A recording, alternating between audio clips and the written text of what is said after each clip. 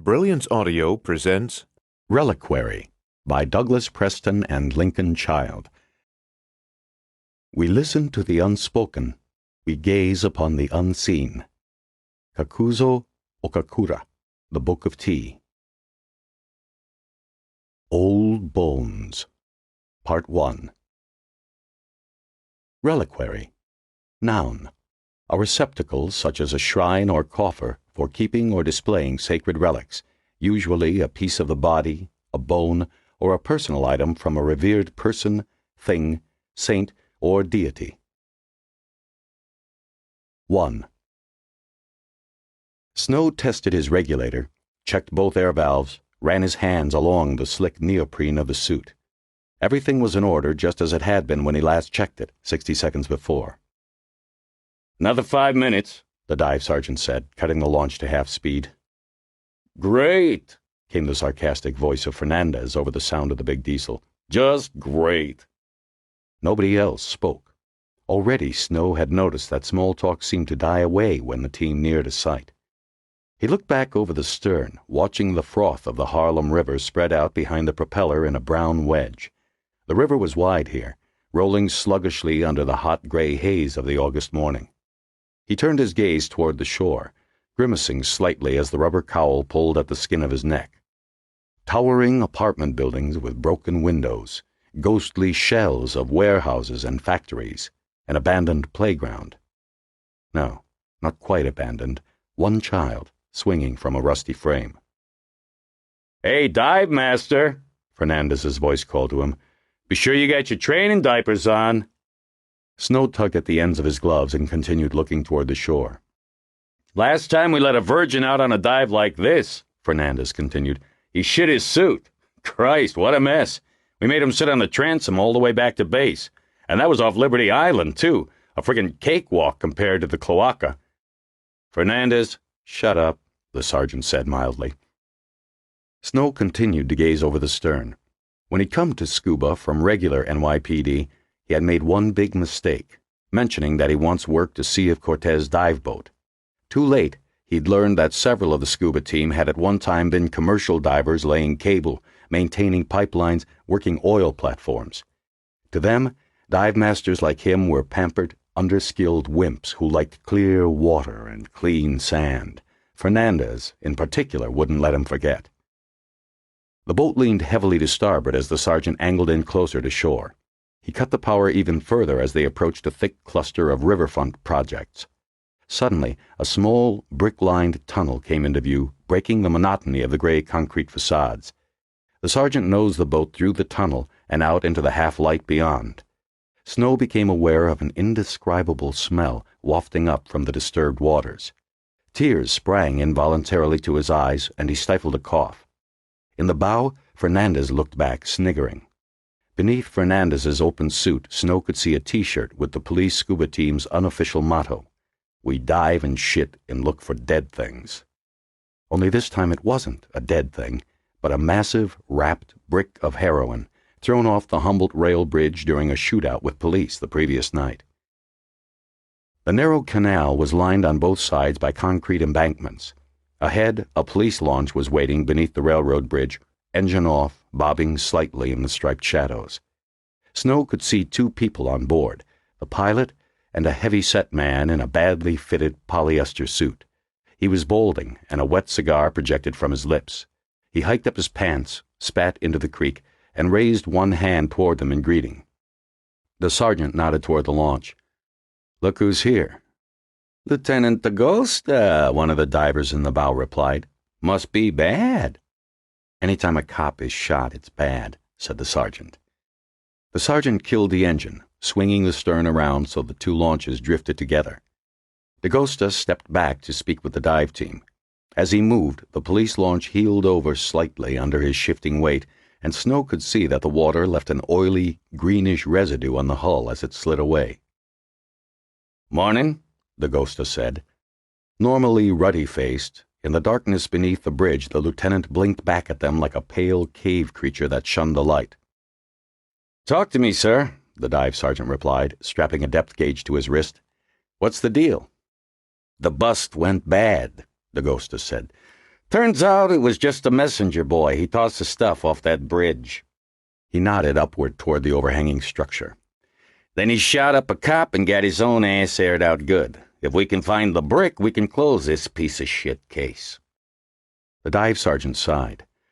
If the guy was killed, why call us out? Dakota shook his head. What? You're gonna leave a 600 grand brick of heroin down there? Snow looked up. Between the blackened girders of the bridge, he could see the burnt facades of buildings. 1,000 dirty windows stared down at the dead river. Too bad, he thought. The messenger had to throw it into the Humboldt Kill, a.k.a. Cloaca Maxima, named after the great central sewer of ancient Rome. The cloaca was so called because of its centuries-old accumulation of shit, toxic sludge, dead animals, and PCBs. A subway lumbered by above, shuddering and screeching. Beneath his feet, the boat quivered, and the surface of the glistening thick water seemed to jiggle slightly, like gelatin that had begun to set. Okay, men, he heard the sergeant say. Let's get wet. Snow busied himself with his suit. He knew he was a first-rate diver. Growing up in Portsmouth, practically living in the Piscataqua River, he'd saved a couple of lives over the years. Later, in the Sea of Cortez, he'd hunted shark, done technical diving below 200 feet. Even so, he wasn't looking forward to this particular dip. Though Snow had never been near it before, the team talked about the cloaca often enough back at the base. Of all the foul places to dive in New York City, the cloaca was the worst. Worse than the Arthur Kill, Hellgate, even the Gowanus Canal. Once, he'd heard, it had been a sizable tributary of the Hudson, cutting through Manhattan just south of Harlem's Sugar Hill. But centuries of sewage, commercial construction, and neglect had turned it into a stagnant, unmoving ribbon of filth, a liquid trash can for everything imaginable. Snow waited his turn to retrieve his oxygen tanks from the stainless steel rack, then stepped toward the stern, shrugging them over his shoulders. He still was not used to the heavy, constricting feel of the dry suit. Out of the corner of his eye, he could see the sergeant approaching. "All set?" came the quiet baritone. "I think so, sir," Snow said. What about the headlamps?" The sergeant stared at him blankly. "Well, these buildings cut out all the sunlight. We'll need lamps if we're going to see anything, right?" The sergeant grinned. "It wouldn't make any difference. The cloaca's about 12 feet deep. Below that, there's 10, maybe 15 feet of suspended silt. As soon as your flippers touch that silt, it balloons out like a dust bomb. You won't be able to see beyond your visor. Below the silt is 30 feet of mud. The brick will be buried somewhere in that mud. Down there, you see with your hands." He looked at Snow appraisingly, hesitating a moment. "Listen," he said in a low voice. "This won't be like those practice dives in the Hudson. I only brought you along because Cooney and Schultz are still in the hospital." Snow nodded. The two divers each had gotten a case of the blastomycosis, a fungal infection that attacked the solid organs, while searching for a bullet-ridden body in a limo at the bottom of the North River the week before. Even with mandatory weekly blood work to screen for parasites, bizarre diseases ruin the health of divers every year. "If you'd rather sit this one out, it's okay," the sergeant continued. "You can stay here on deck, help me with the guide ropes." Snow looked over at the other divers as they strapped on their weight belts, snugged the zippers of their dry suits tight, let the lines over the sides. He remembered the first rule of the scuba team. Every man dives. Fernandez, making a line fast to a cleat, looked back toward them and smirked knowingly. "I'm diving, sir," Snow said. The sergeant stared at him for another long moment. "Remember basic training. Pace yourself. First time down in that muck, divers have a tendency to hold their breath. Don't do it. That's the fastest way to an embolism. Don't overinflate your suit, and for Christ's sake, don't let go of the rope. In the mud, you forget which way is up. Lose the rope and the next body we come looking for will be yours." He pointed to the sternmost guide rope. "That'll be you." Snow waited, slowing his breathing while the suit cowl was slipped over his head and the lines attached. Then, after a final check, he went over the side. Even through the stifling, constrictive dry suit, the water felt strange. Viscous and syrupy, it didn't rush past his ears or eddy between his fingers. Pushing against it was an effort, like swimming in crankcase oil. Tightening his grip on the guide rope, he allowed himself to sink a few feet below the surface. Already the keel of the launch was invisible overhead, swallowed by a miasma of tiny particles that filled the fluid around him. He looked around through the feeble greenish light. Immediately in front of his face, he could see his gloved hand gripping the rope. At a greater distance, he could make out his other hand, outstretched, probing the water.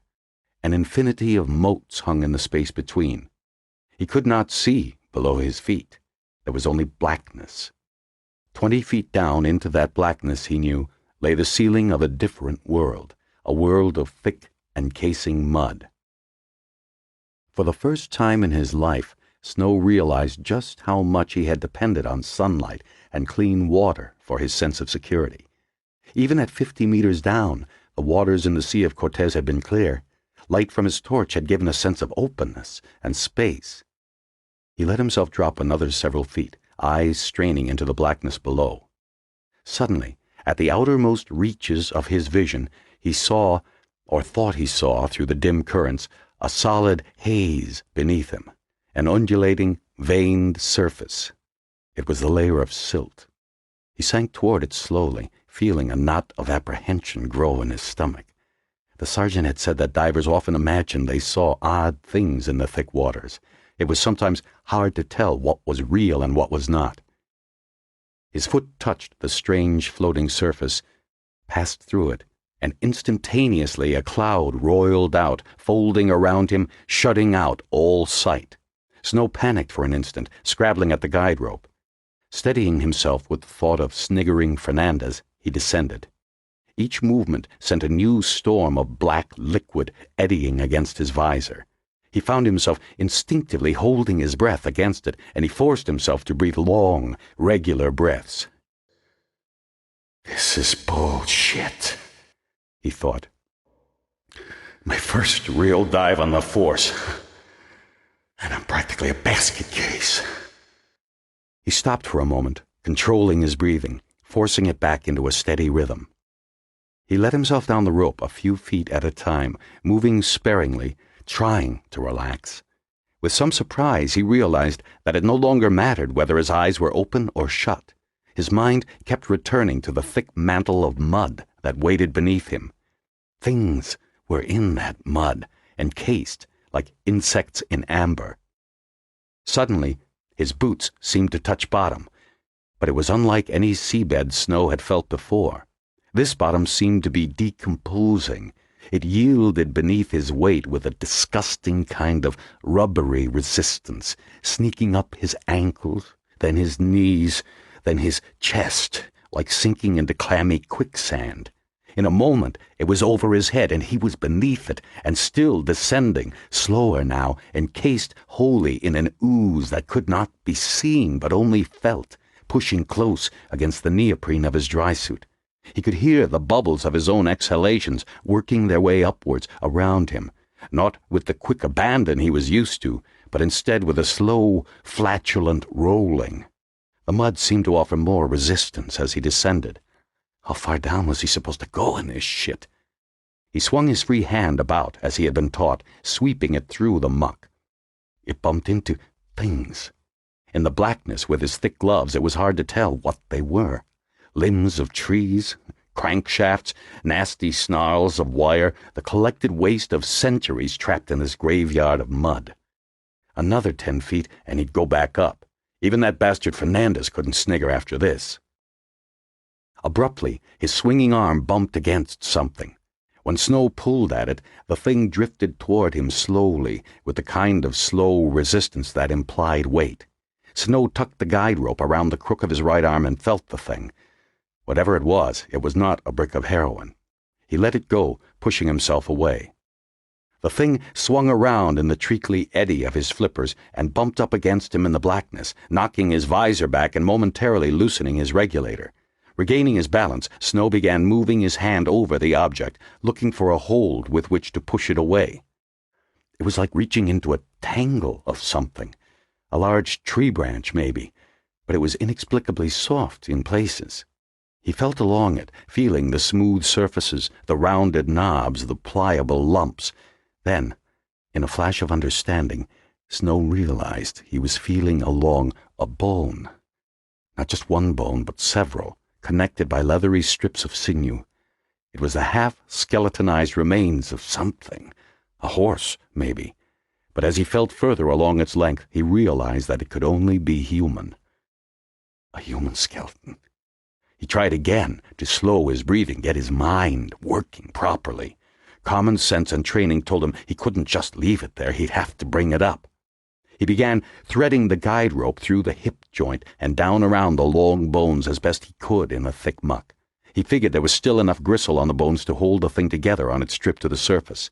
Snow had never tried to tie a knot with gloved fingers in pitch-black mud before. This was something the sergeant hadn't gone into during basic. He hadn't found the heroine, but it was still a stroke of luck. Snow had stumbled onto something important. An unsolved murder, perhaps. Muscle-bound Fernandez would shit a brick when he found out. Yet somehow, Snow felt no exhilaration. All he wanted was to get the hell up and out of this mud. His breath was coming in quick, short pants, and he no longer made any effort to control it. His suit was cold, but he couldn't stop to inflate it now. The rope slipped, and he tried again, holding the skeleton close to him in the ooze to make sure it didn't slip away. Again and again he thought of the yards of mud above his head, the whirlpool of silt above that, the viscous water through which sunlight never penetrated. The rope pulled tight at last, and he gave a mental whimper of thanks. He'd just make sure it was secure, then give 3 tugs on the line, signaling he'd found something. And then he'd climb up the line and out of this black horror, onto the boat and onto dry land, and maybe then he'd shower for 90 minutes, get drunk, and think about getting his old job back. Dive boat season was just a month away. He checked the rope, feeling it tight around the corpse's long bones. His hands moved up, probing for the ribs, the sternum, threading more rope through the bones, ensuring the fit was snug and that the rope would not slip off when they hauled it topside. His fingers continued to travel upward, only to find that the spinal column tapered off into nothing but black muck. No head. Instinctively, Snow jerked his hand away, then realized in a surge of panic that he had let go of the guide rope. He windmilled his arms and bumped against something, the skeleton again. He grabbed at it desperately, almost hugging it with relief. He quickly felt downward for the rope, grasping and feeling along the long bones, trying to remember just where he'd tied it. The rope wasn't there. Had it come loose? No, that was impossible. He tried to shove it, to turn it, looking for the rope, and suddenly felt his air hose catch on something. He jerked back, disoriented again, and felt the seal on his mask loosening. Something warm and thick began trickling underneath. He tried to shake loose and felt his mask pulled aside, a surge of mud flooding his eyes, oozing into his nose, sucking across his left ear. With escalating horror, he realized that he was tangled in a macabre embrace with a second skeleton. And then came blind, mindless, screaming panic. On the deck of the police launch, Lieutenant Dakota watched with detached interest as the novice diver was hauled to the surface. He was a remarkable sight, thrashing around, bubbling yells partly muffled by mud, streams of the ochre-colored stuff bleeding away from his dry suit and staining the water chocolate. The diver must have lost his hold on the rope at some point. He was lucky, very lucky, to find his way back to the surface. Dakota waited patiently while the hysterical diver was brought on board, unsuited, rinsed off, and calmed down. He watched the man vomit over the side. Not on deck, Dakota noted approvingly. He'd found a skeleton. 2 of them, apparently.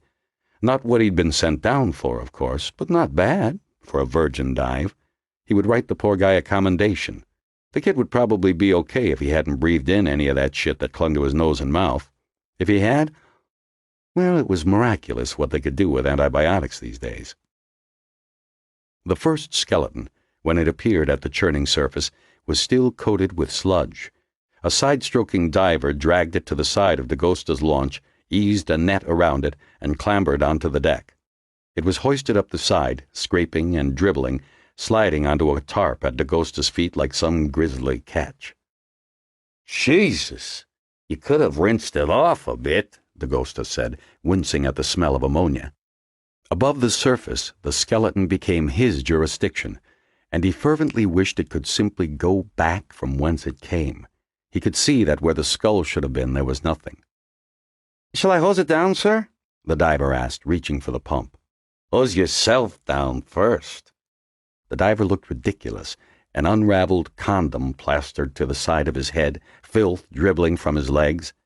Two divers climbed aboard and began gingerly hauling in another rope, while a third diver brought up the other skeleton, buoying it with a free hand. When it landed on the deck and those aboard saw that it, too, had no head, an awful silence fell. Dakota glanced over at the huge brick of heroin, also recovered and safely sealed in a rubber evidence bag. Suddenly, the brick had grown a lot less interesting. He drew thoughtfully on his cigar and looked away, scanning the cloaka. His eyes came to rest on the ancient mouth of the west side lateral drain. A few stalactites dripped from the ceiling like small teeth. The west side lateral was one of the biggest in the city, draining practically the entire upper west side. Every time Manhattan got a hard rain, the lower Hudson sewage treatment plant hit capacity and shunted thousands of gallons of raw sewage out the west side lateral right into the cloaka. He tossed the remains of his cigar over the side. "You guys are gonna have to get wet again," he said, exhaling loudly. "I want those skulls." 2. Louis Podolsky, assistant medical examiner for the city of New York, glanced at the clock, feeling his gut rumble. He was, quite literally, starving. He'd had nothing but slim-curved shakes for 3 days, and today was his day for a real lunch. Popeye's fried chicken. He ran his hand over his ample gut, probing and pinching, thinking that there might be less there. Yep, definitely less there. He took a gulp from his 5th cup of black coffee and glanced at the ref sheet. At last, something interesting, not just another shooting, stabbing, or OD. The stainless steel doors at the end of the autopsy suite banged open, and the ME nurse, Sheila Rocco, rolled in a brown corpse and laid it out on a gurney. Podolsky glanced at it, looked away, glanced back again. Corpse was the wrong word, he decided. The thing on the gurney was little more than a skeleton, covered with shreds of flesh. Podolsky wrinkled his nose.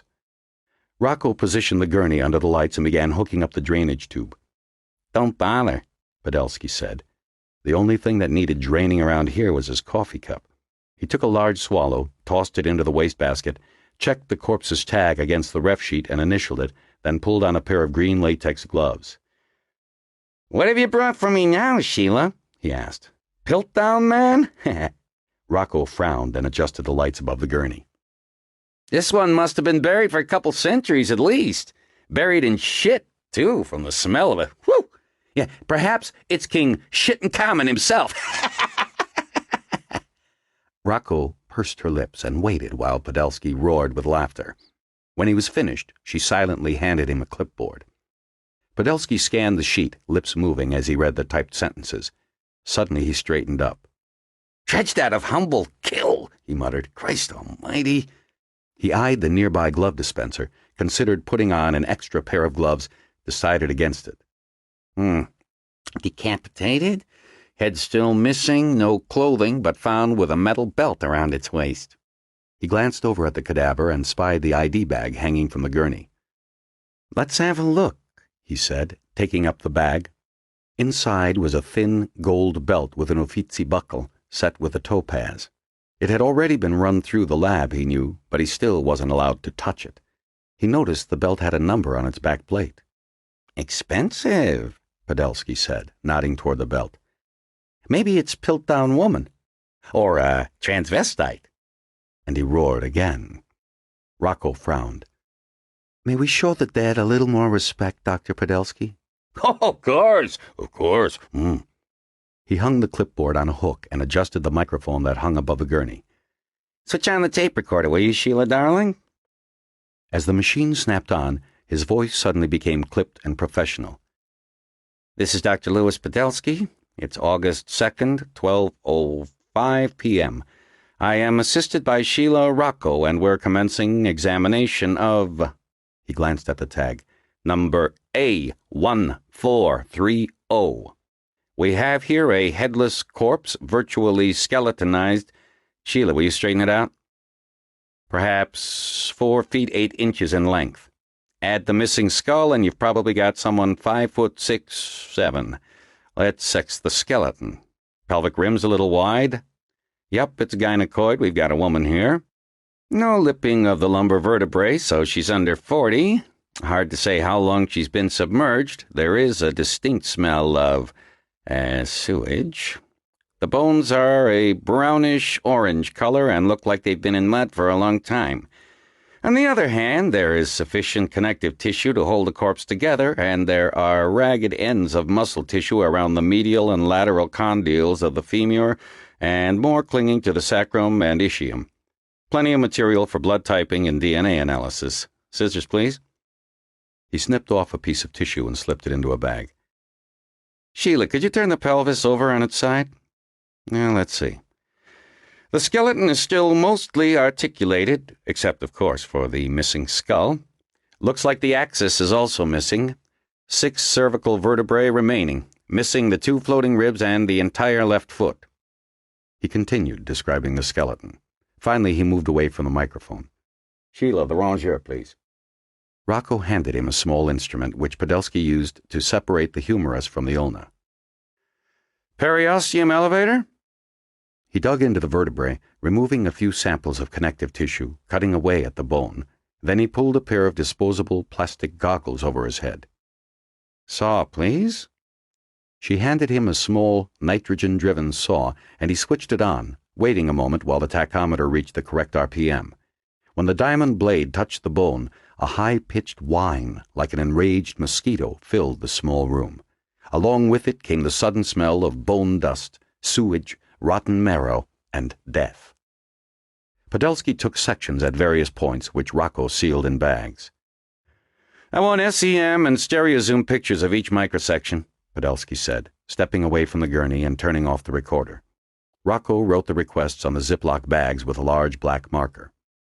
A knock sounded at the door. Sheila went to answer, stepped outside for a moment, then poked her head back in. They have a tentative ID from the belt, Doctor, she said. It's Pamela Wisher. Pamela Wisher? The society girl? Asked Podolsky, taking off the goggles and backing off a little. Jeez. And there's a second skeleton, she continued, from the same place. Podolsky had moved to a deep metal sink, preparing to remove his gloves and wash up. Second one? He asked irritably. Why the hell didn't they bring it in with the first? I should have been looking at them side by side. He glanced at the clock. 1:15 already. God damn it. That meant no lunch until at least 3. He felt faint with hunger. The doors banged open, and the second skeleton was wheeled under the bright light. Podolsky turned the tape recorder back on and went to pour himself yet another cup of coffee while the nurse did the prep work. This one's headless, too, Rocco said. You're kidding, right? Podolsky replied. He walked forward, glanced at the skeleton, then froze, coffee cup to his lips. What the? He lowered the cup and stared, open-mouthed. Laying the cup aside, he stepped up quickly to the gurney and bent over the skeleton, running the tips of his gloved fingers lightly over one of the ribs. Dr. Podolsky? Rocco asked. He straightened, went back to the tape recorder, and brusquely switched it off.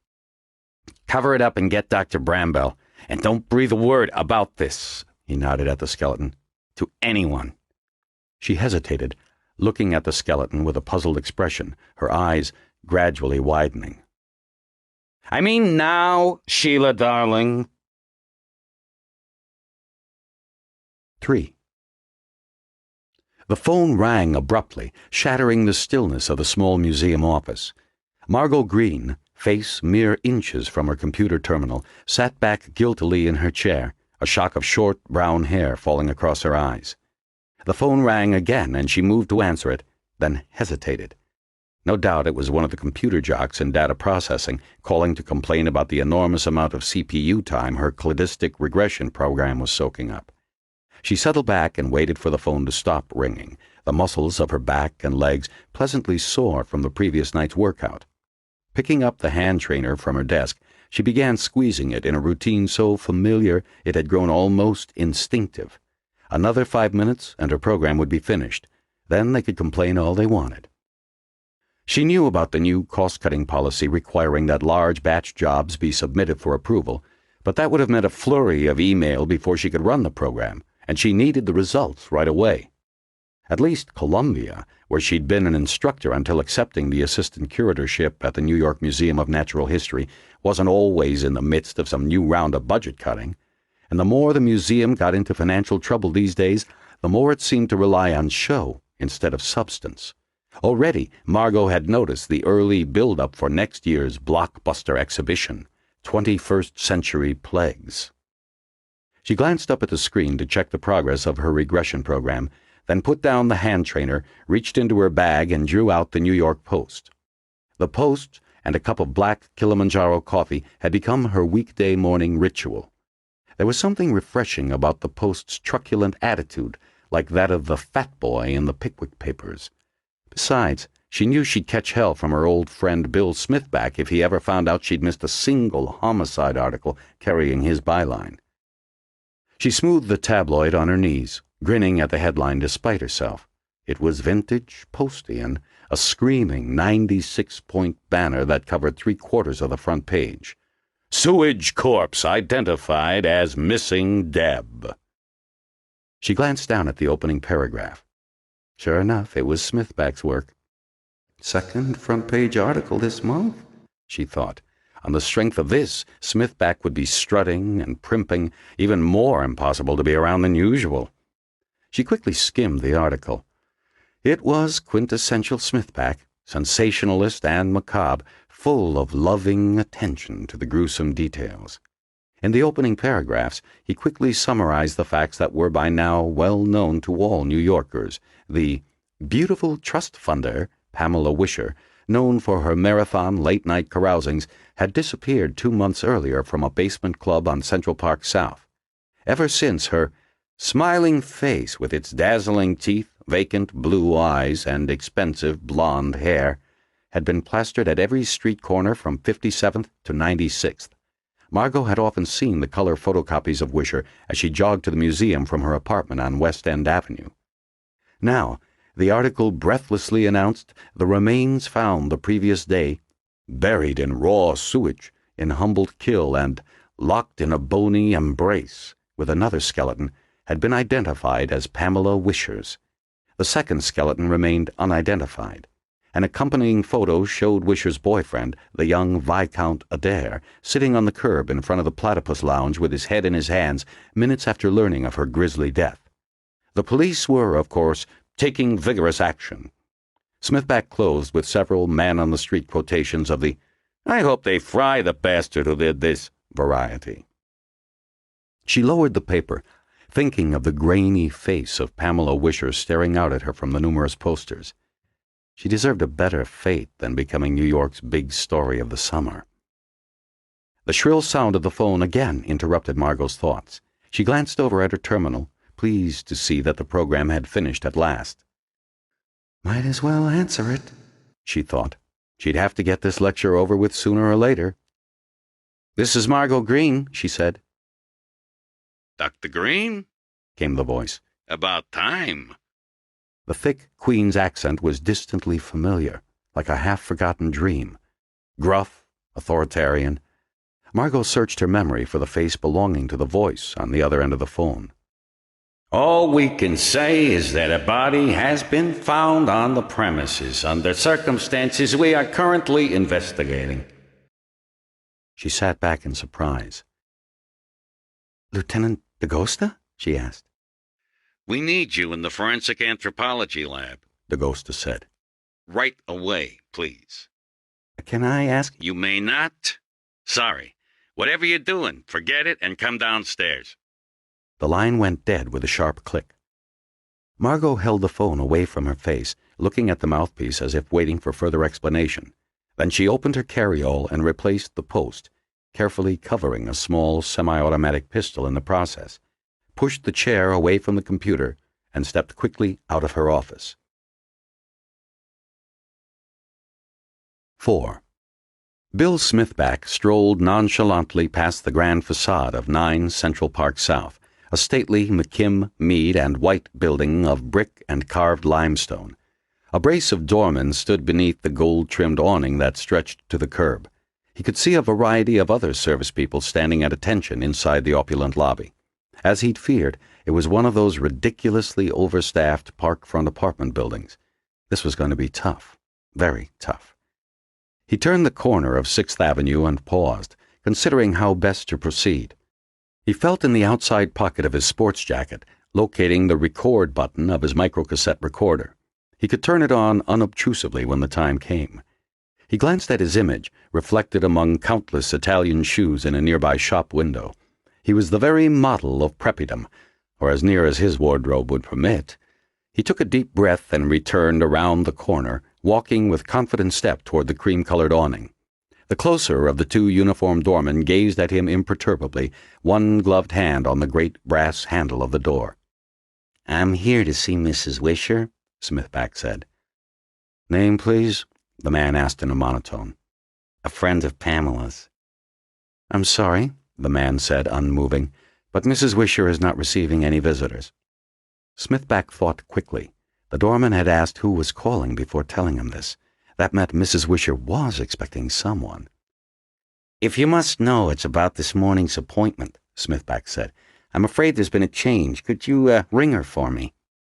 The doorman hesitated a moment, then opened the door, leading Smithback across the gleaming marble floor. The journalist looked around. The concierge, a very old and very gaunt-looking man, was standing behind a bronze construction that looked more fortress than front desk.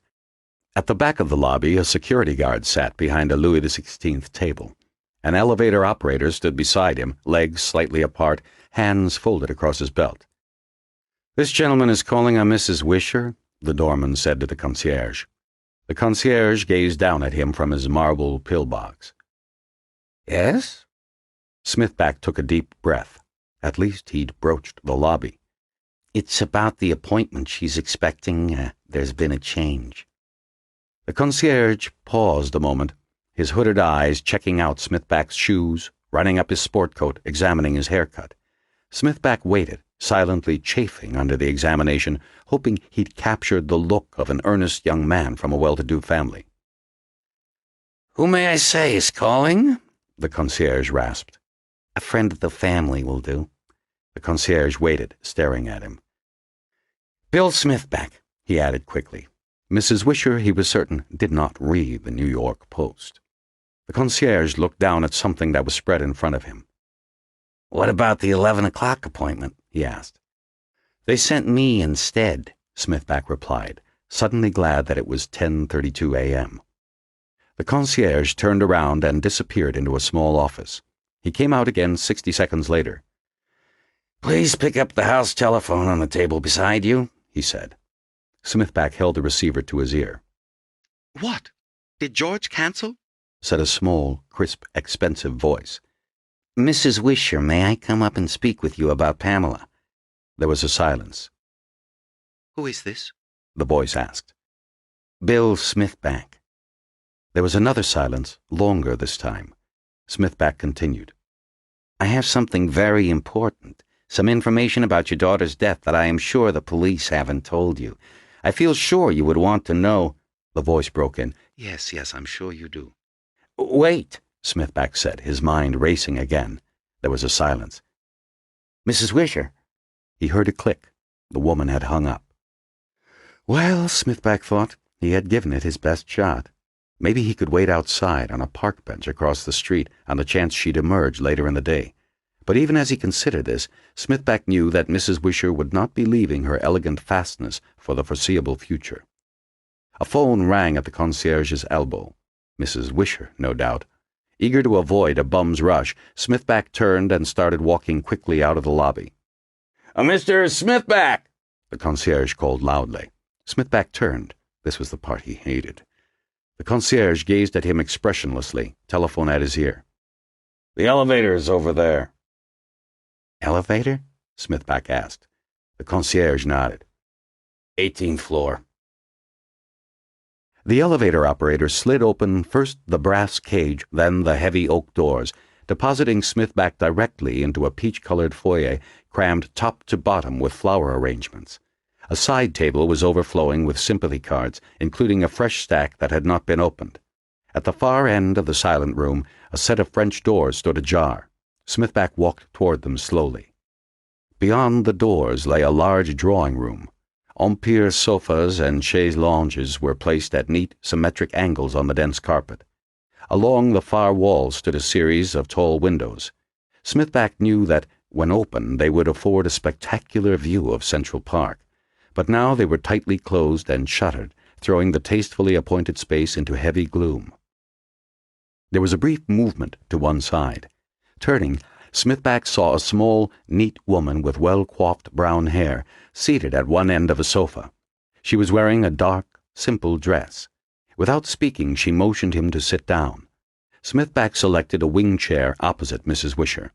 A tea service had been laid out on a low table between them, and the journalist's eye roved over the array of scones, marmalades, dishes of honey, and clotted cream. The woman made no move to offer any, and Smithback realized the setting had been for the intended appointment. A brief uneasiness came across him at the thought that George, no doubt the real 11 o'clock arrival, might appear at any moment. Smithback cleared his throat. Mrs. Wisher, I'm very, very sorry about your daughter, he said. As he spoke, he realized he might actually mean it. Seeing this elegant room, seeing how little all this wealth mattered in the face of ultimate tragedy, somehow brought the woman's loss forcefully home to him. Mrs. Wisher continued to gaze back, hands folded in her lap. She may have made a barely perceptible nod, but Smithback couldn't be sure in the dim light. Time to get the show on the road, he thought, reaching casually into his jacket pocket and slowly pressing the record button. Turn off that tape recorder, said Mrs. Wisher quietly. Her voice was thin and a little strained, but remarkably commanding. Smithback jerked his hand out of the pocket. I'm sorry? Please remove the recorder from your pocket and place it here where I can see that it's turned off. Yes, of course, Smithback said, fumbling with the machine. Have you no sense of decency? The woman whispered. Smithback, placing the recorder on the low table, felt his ears begin to burn.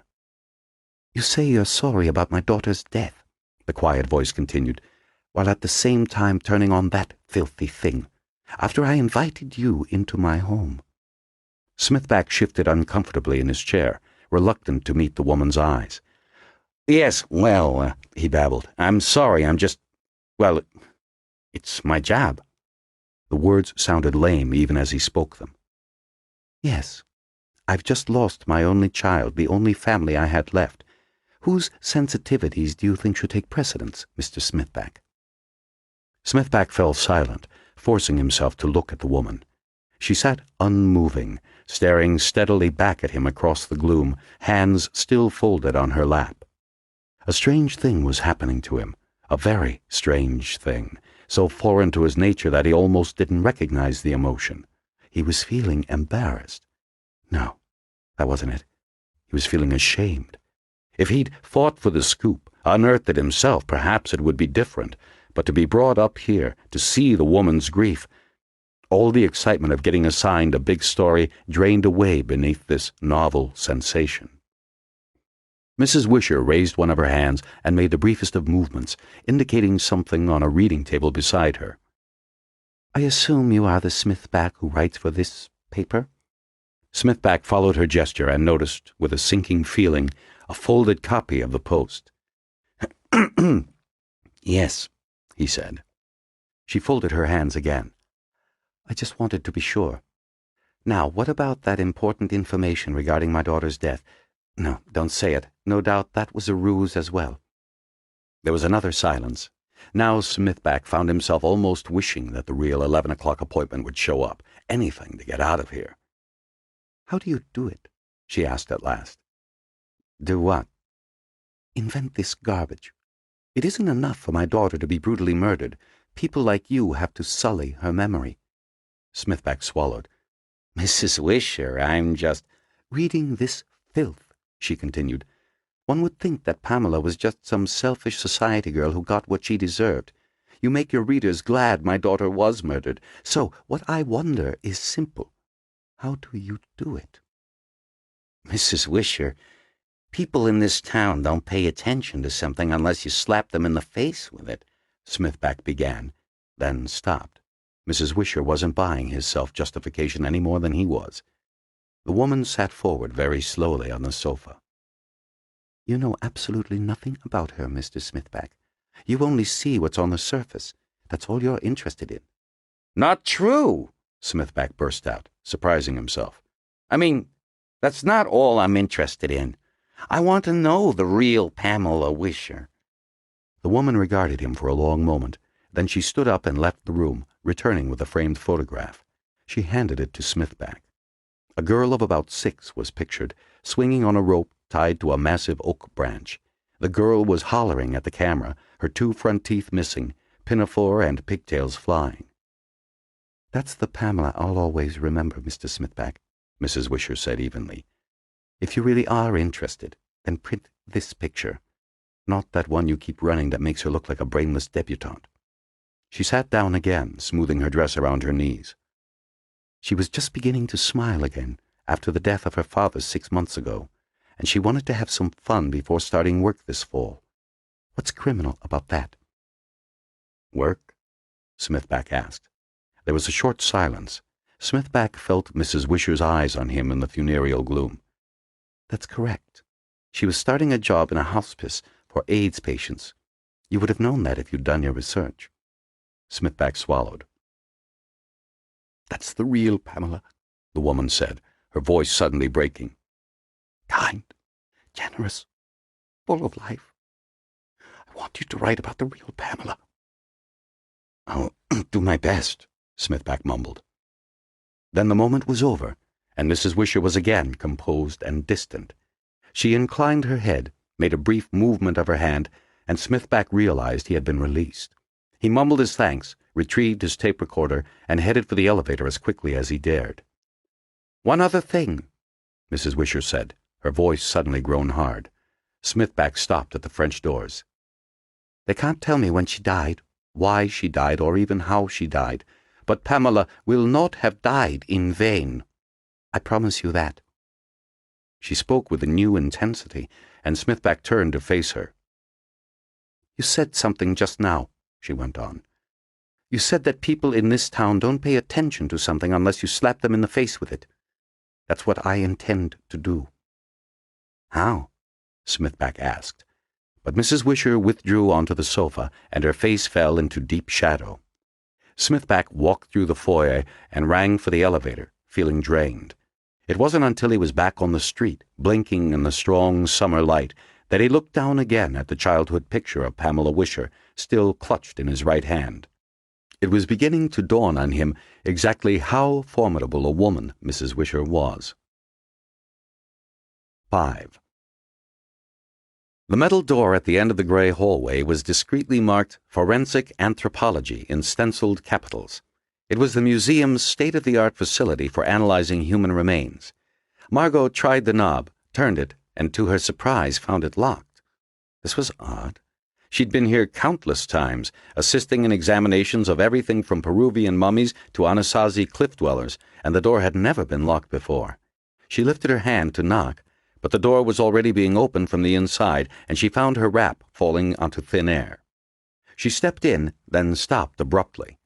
The lab, normally brightly lit and bustling with grad students and curatorial assistants, looked dim and strange. The bulky electron microscopes, X-ray viewers, and electrophoresis apparatus sat against the walls, silent and unused. The window that normally boasted a panoramic view of Central Park was covered by a heavy curtain. A single pool of brilliant light illuminated the center of the room. At its edge, a semicircle of suited figures stood among the shadows. In the center of the light lay a large specimen table. Something brown and knobby lay on it, along with the blue plastic sheet covering some other long, low object. As she stared curiously, Margot realized that the knobby object was a human skeleton, decorated with desiccated strips of sinew and flesh. There was a faint but unmistakable odor of corpse reek. The door closed and locked behind her. Lieutenant Vincent Dacosta, wearing what looked like the same suit she remembered from the museum beast murders of 18 months before, walked back to join the group, nodding briefly at her as he passed. He seemed to have shed a few pounds since she'd last seen him. Margot noticed that his suit matched the dirty brown color of the skeleton. Margot scanned the row of figures as her eyes adjusted to the dim light. To Dacosta's left was a nervous man in a lab coat, a cup of coffee gripped in his pudgy hand. Next came the tall, thin form of the museum's new director, Olivia Merriam. Another figure stood farther back in the shadows, too dim for Margot to make out anything but a vague outline. The director gave Margot a wan smile. "Thank you for coming, Dr. Green. These gentlemen," she waved vaguely in Dacosta's direction, "have asked for our help." There was a silence. Finally, Dacosta sighed irritably. "We can't wait for him any longer. He lives way the hell out in Mendham and didn't seem too thrilled about coming in when I telephoned last night." He looked at each person in turn. "You saw the Post this morning, right?" The director looked at him with distaste. "No." "Let me backtrack a bit, then." Dacosta gestured toward the skeleton on the stainless steel table. "Meet Pamela Wisher, daughter of Annette and the late Horace Wisher. No doubt you've seen her picture all over town. She disappeared around 3 a.m. on the morning of May 23rd. She spent the evening at the Wine Cellar, one of those basement clubs off Central Park South. Went to make a phone call and never came back. At least not until yesterday, when we found her skeleton, minus the skull, in the Humboldt Kill. Apparently it was flushed out of a West Side storm drain, probably during a recent heavy rain." Margot looked again at the remains on the table. She had seen countless skeletons before, but none belonging to anyone she'd known, or even heard of. It was difficult to believe that this grisly assemblage of bones had once been the pretty blonde woman she had been reading about barely 15 minutes before. "And with the remains of Pamela Wisher, we also found this." Dacosta nodded at the thing lying beneath the blue plastic sheet. "So far, the press knows only that a second skeleton was found. Thank God." He glanced at the figure standing apart in the shadows. "I'll let Dr. Simon Bramwell, Chief Medical Examiner, do the talking."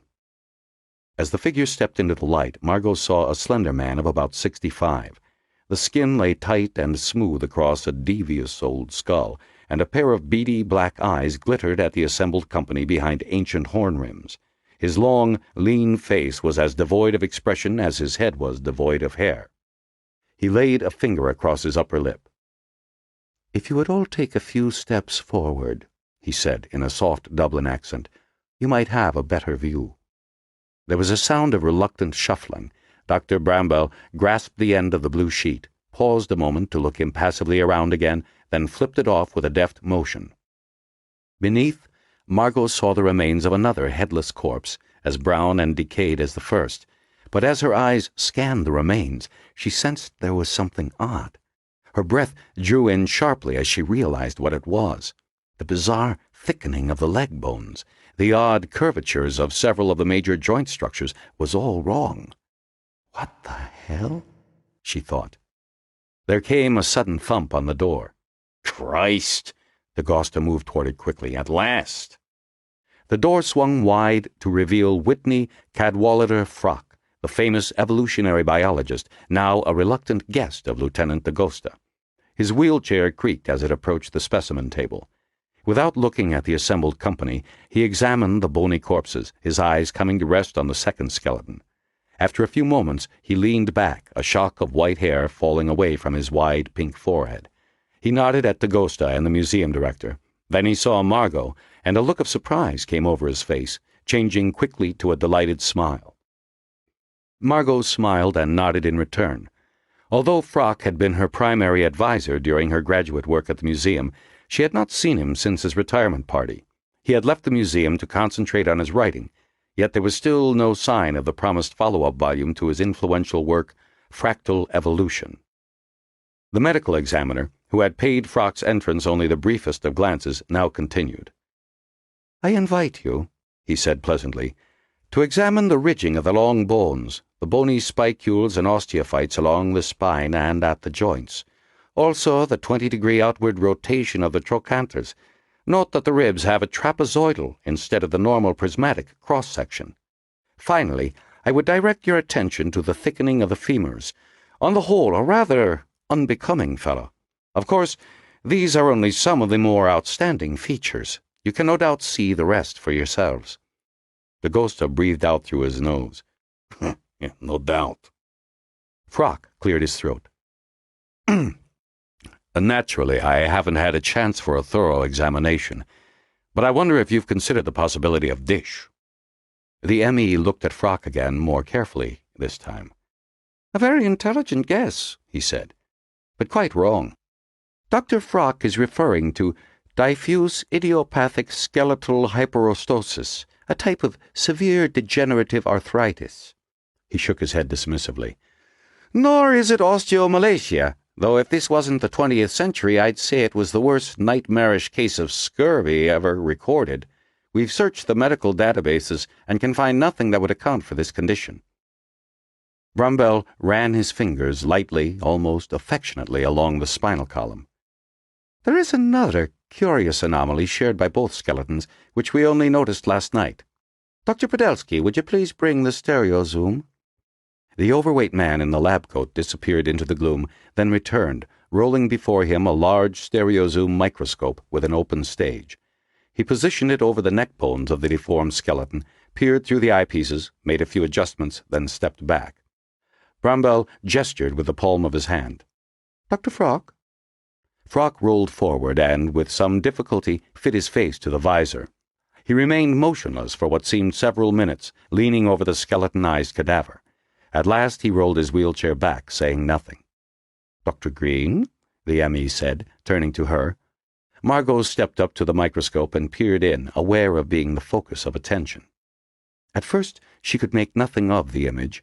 Then she realized that the stereo zoom was focused on what appeared to be a cervical vertebra. There were several shallow, regular scores along one edge. Some foreign, brownish matter clung to the bone, along with bits of cartilage, strings of muscle tissue, and a greasy bulb of adipocere. Slowly she straightened up, feeling the old familiar fear return, unwilling to consider what those scores along the bone reminded her of. The M.E. raised his eyebrows. "Your opinion, Dr. Green?" Margot drew in her breath. "If I were to guess, I'd say they look like teeth marks." She and Frock exchanged glances. She knew now, they both knew, exactly why Frock had been called to this meeting. Brambell waited while the others took turns staring through the microscope. Then, wordlessly, he wheeled the stereo zoom over to Pamela Wisher's skeleton, focusing this time on the pelvis. Again, Frock took up a position at the microscope, followed by Margot. No denying it this time. Margot noticed that some of the marks had punctured the bone and penetrated into the marrow spaces. Frock blinked in the cold white light. "Lieutenant Dakota told me these skeletons came out of the west side lateral drain." "That's right," said Dakota. "Flushed out by the recent storm?" "That's the theory." "Perhaps feral dogs worried our couple while their dead bodies lay in the drain system." "That's one possibility," said Brambell. "I would estimate the pressure required to make the deepest of those pressure marks at around 1200 psi. A bit high for a dog, don't you think?" "Not for, say, a Rhodesian Ridgeback," said Frock. Brambell inclined his head. "Or the Hound of the Baskervilles, Professor?" Frock frowned at the sarcasm. "I'm not convinced those marks are as powerful as you believe." "Alligator," said Dakota. All heads turned toward him. "Alligator," he repeated, almost defensively.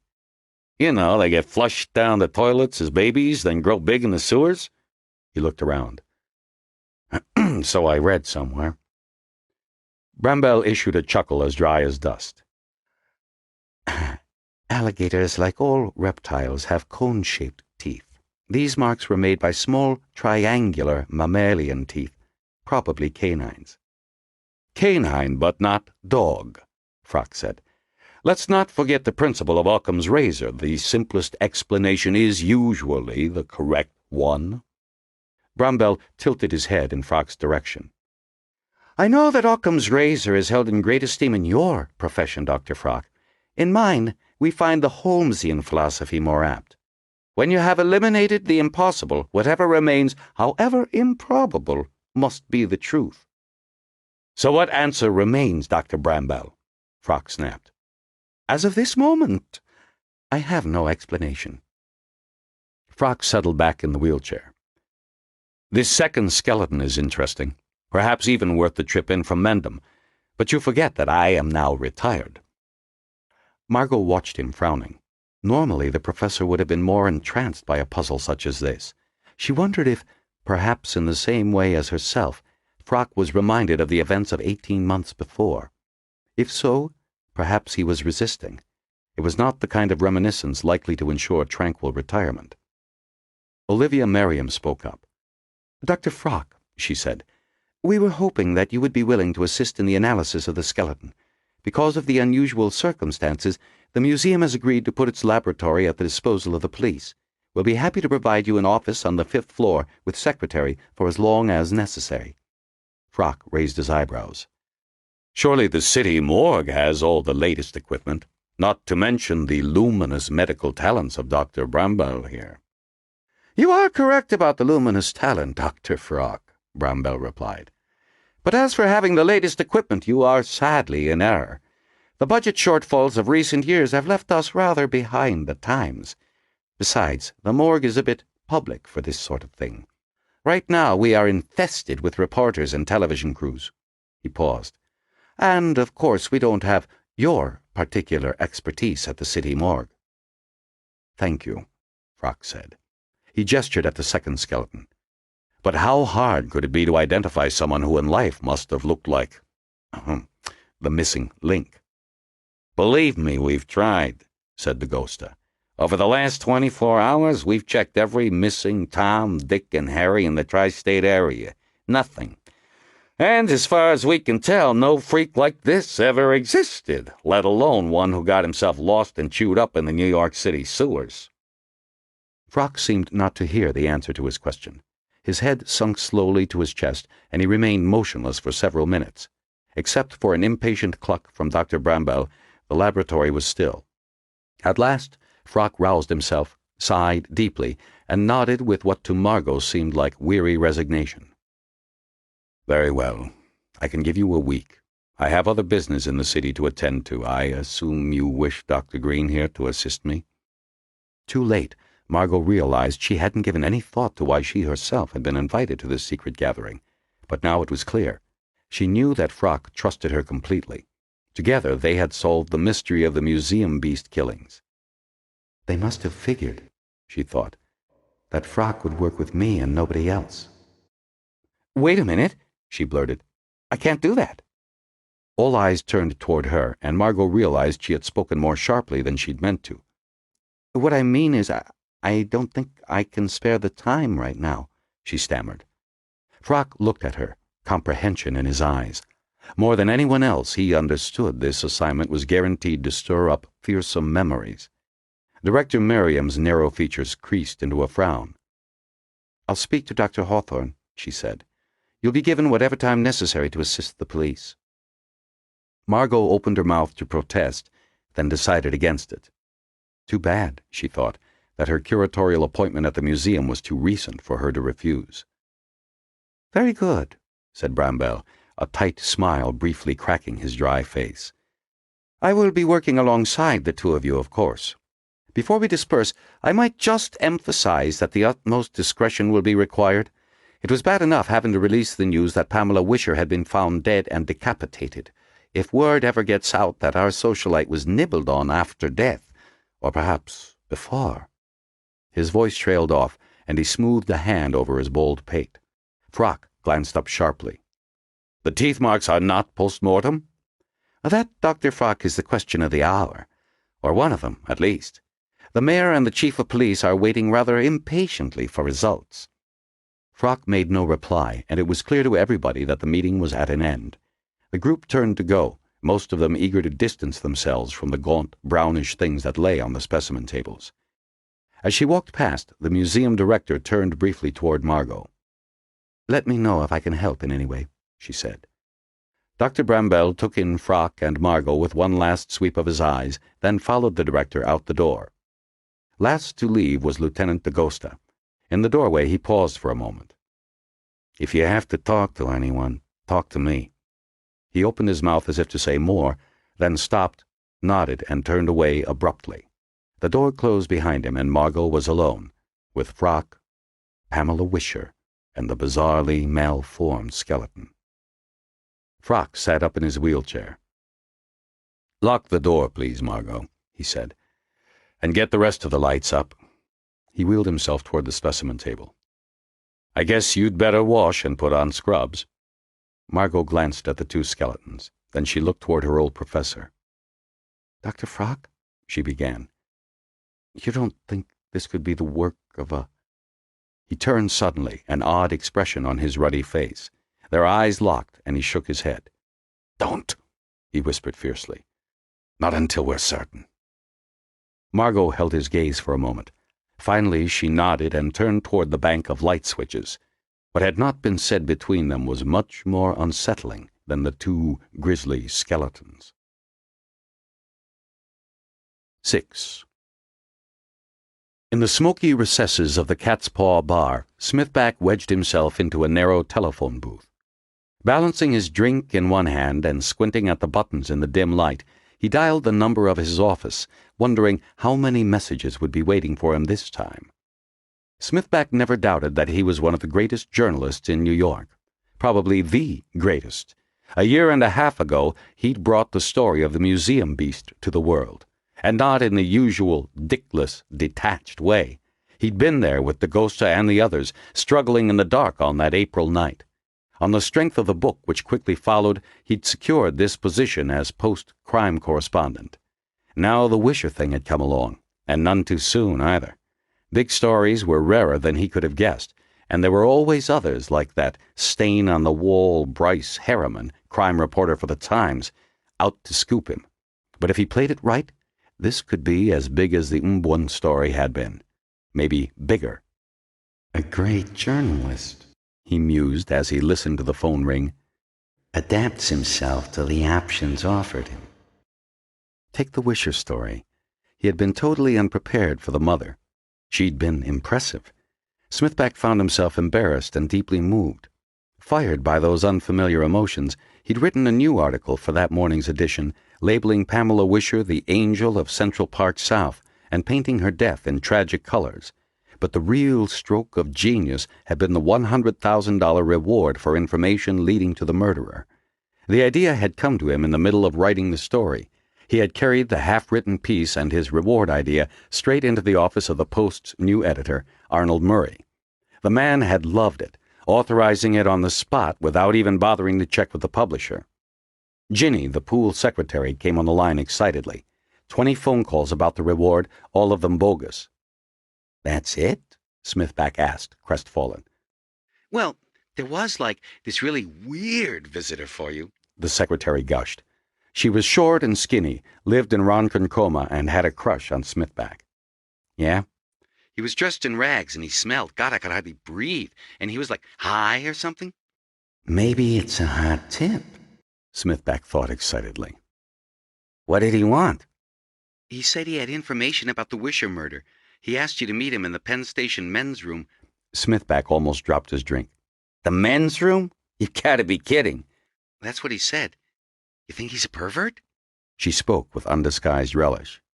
"Which men's room?" He heard papers shuffling. I've got it right here. North end, lower level, just to the left of the Track 12 escalator. At 8 o'clock tonight. "What information exactly?" That was all he said. "Thanks." He hung up and checked his watch. 7:45. The men's room in Penn Station? "I'd have to be crazy or desperate," he thought, "to follow up a lead like that." Smithback had never been inside a men's room at Penn Station before. Nobody he knew would ever go in one either. As he opened the door into a vast, hot room, suffocating with the stench of urine and old diarrhea, he thought that, in fact, he'd rather piss his pants than use a Penn Station men's room. He was 5 minutes late. "Probably the guy's gone already," Smithback thought gratefully. "Assuming he'd ever been here in the first place."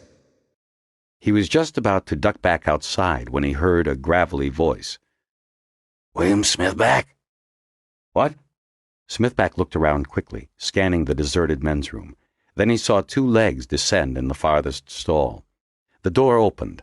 A small, skinny man stepped out and walked up to him unsteadily, his long face grimy, his clothes dark with grease and dirt, his hair matted and knotted into alarming shapes. A beard of indescribable color descended to twin points near his belly button, which was exposed through a long ragged tear in his shirt. William Smithback? The man repeated, peering at him through filmy eyes. Who else? Without another word, the man turned and moved back toward the rear of the men's room. He stopped at the open last stall, then turned, waiting. You have some information for me? Smithback asked. Come with me. He gestured back toward the stall. No way, said Smithback. If you want to talk, we can talk out here, but I'm not going in there with you, pal. The man gestured again. But this is the way to go. Go where? Down. Cautiously, Smithback approached the stall. The man had stepped inside and was standing behind the toilet, prying back a large piece of painted sheet metal that, Smithback now saw, covered a ragged hole in the dirty tile wall. In there? Smithback asked. The man nodded. Where does it go? Down, the man repeated. Forget it, said Smithback. He started to back away. The man held his gaze. I'm supposed to bring you to Mephisto, he said. He has to talk to you about the murder of that girl. He knows important things. Give me a break. The man continued to stare at him. You can trust me, he said simply. Somehow, despite the filth and the drugged eyes, Smithback found himself believing the man. What things? You have to talk to Mephisto. Who's this Mephisto? He's our leader. The man shrugged as if no other information was necessary. Our? The man nodded. The Route 666 community. Despite his uncertainty, Smithback felt a tangle of excitement. An organized community underground? That would make good copy all by itself. And if this Mephisto really knew something about the Wisher murder... Where exactly is this Route 666 community? He asked. Can't tell you, but I'll show you the way. And your name? He asked. They call me Tail Gunner, the man said, a small gleam of pride flaring in his eyes. Look, said Smithback, I'd follow you, but you can't expect me to just crawl into a hole like this. I could get ambushed, mugged, anything. The man shook his head vehemently. I'll protect you. Everyone knows I'm Mephisto's chief runner. You'll be safe. Smithback stared at the man. Roomy eyes, running nose, dirty wizard's beard. He had come all the way to the offices of the Post. That was a lot of trouble for a guy who looked both broke and homeless. Then the image of Bryce Harriman's smug face filled his mind. He imagined Bryce's editor at the Times asking him again how come that hack Smithback had gotten the story first. He liked that image. The man known as Tail Gunner held back the large piece of tin while Smithback clambered through. Once they were both inside, he carefully maneuvered it back into place, propping it closed with some loose bricks. Looking around, Smithback found himself in a long, narrow tunnel. Water and steam pipes ran overhead like thick gray veins. The ceiling was low, but not so low that a man as tall as Smithback couldn't stand upright. Evening light filtered in through ceiling grates spaced at 100-yard intervals. The reporter followed the stooped, low figure, moving ahead of him in the dim light. Once in a while, the rumble of a nearby train would fill the dank space. Smithback could feel the sound more in his bones than in his ears. They began walking northward along what seemed to be an endless tunnel. After 10 or 15 minutes, Smithback began to feel a nagging worry. "Excuse me," he said, "but why the long walk?" "Mephisto keeps the nearest entrances to our community secret." Smithback nodded, making a wide detour around the swollen body of a dead dog. It wasn't surprising these tunnel dwellers were a little paranoid, but this was getting ridiculous. They'd walked far enough north to be under Central Park. Soon, the tunnel began to curve gently to the right. Smithback could make out a series of steel doors set into the thick concrete wall. Overhead, a large pipe ran, water dripping from its padded covering. A sign on the padding read, "Danger, contains asbestos fibers. Avoid creating dust. Cancer and lung disease hazard." Stopping and digging one hand into his rags, Tail Gunner extracted a key and placed it in the lock of the closest door. "How'd you get that key?" Smithback asked. "We have many skills in our community," the man replied, pulling open the door and ushering the journalist through. As the doors shut behind Smithback, the blackness of night rushed forward to meet him. Realizing how much he'd instinctively relied on the dim light that had filtered down from the grates, Smithback had a sudden feeling of panic. "Don't you have a flashlight?" he stammered. There was a scratching sound, then the flaring of a wooden match. In the flickering illumination, Smithback saw a series of cement steps leading downward as far as the matchlight penetrated. Tail Gunner snapped his wrist and the match went out. "Satisfied?" came the dull, monotonic voice. No, Smithback replied quickly. "Light another." "When it is necessary."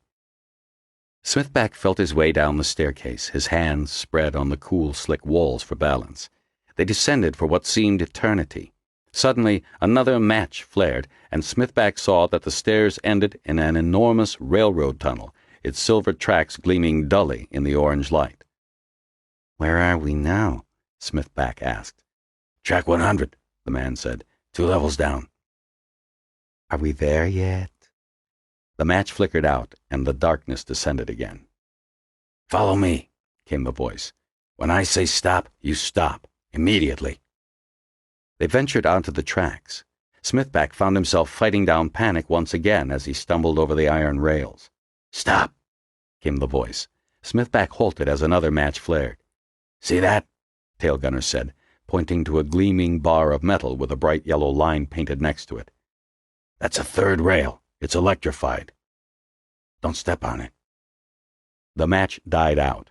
Smithback heard the man take a few steps in the close, humid darkness. light another, he cried.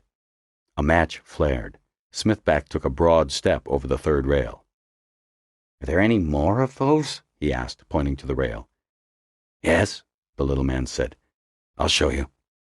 "Jesus," said Smithback as the match died. "What happens if you step on one?" "The current explodes your body, blows off your arms, legs, and head," the disembodied voice said. There was a pause. "It's always better not to step on it." A match flared again, illuminating another yellow-painted rail. Smithback stepped gingerly over it, then watched as Tail Gunner pointed to a small hole in the far wall, about 2 feet high and 4 across, chiseled out of the bottom of an old archway that had been bricked up with cinder block. "We go down there," Tail Gunner said. Smithback could feel a hot draft coming up from below, tinged with a foul odor that made his gorge rise. Interwoven with the stench, Smithback thought he caught, for a moment, the smell of wood smoke. "Down?" he asked in disbelief, turning his face away. "Again? What, you mean slide in there on my belly?" But his companion was already wriggling his way through. no way, Smithback called out, squatting down near the hole. "Listen, I'm not going down there. If this Mephisto wants to talk, he has to come up here." There was a silence, and then Tail Gunner's voice echoed out of the gloom on the far side of the cinder block. "Mephisto never comes higher than level 3. he's going to have to make an exception then. Smithback tried to sound more confident than he felt.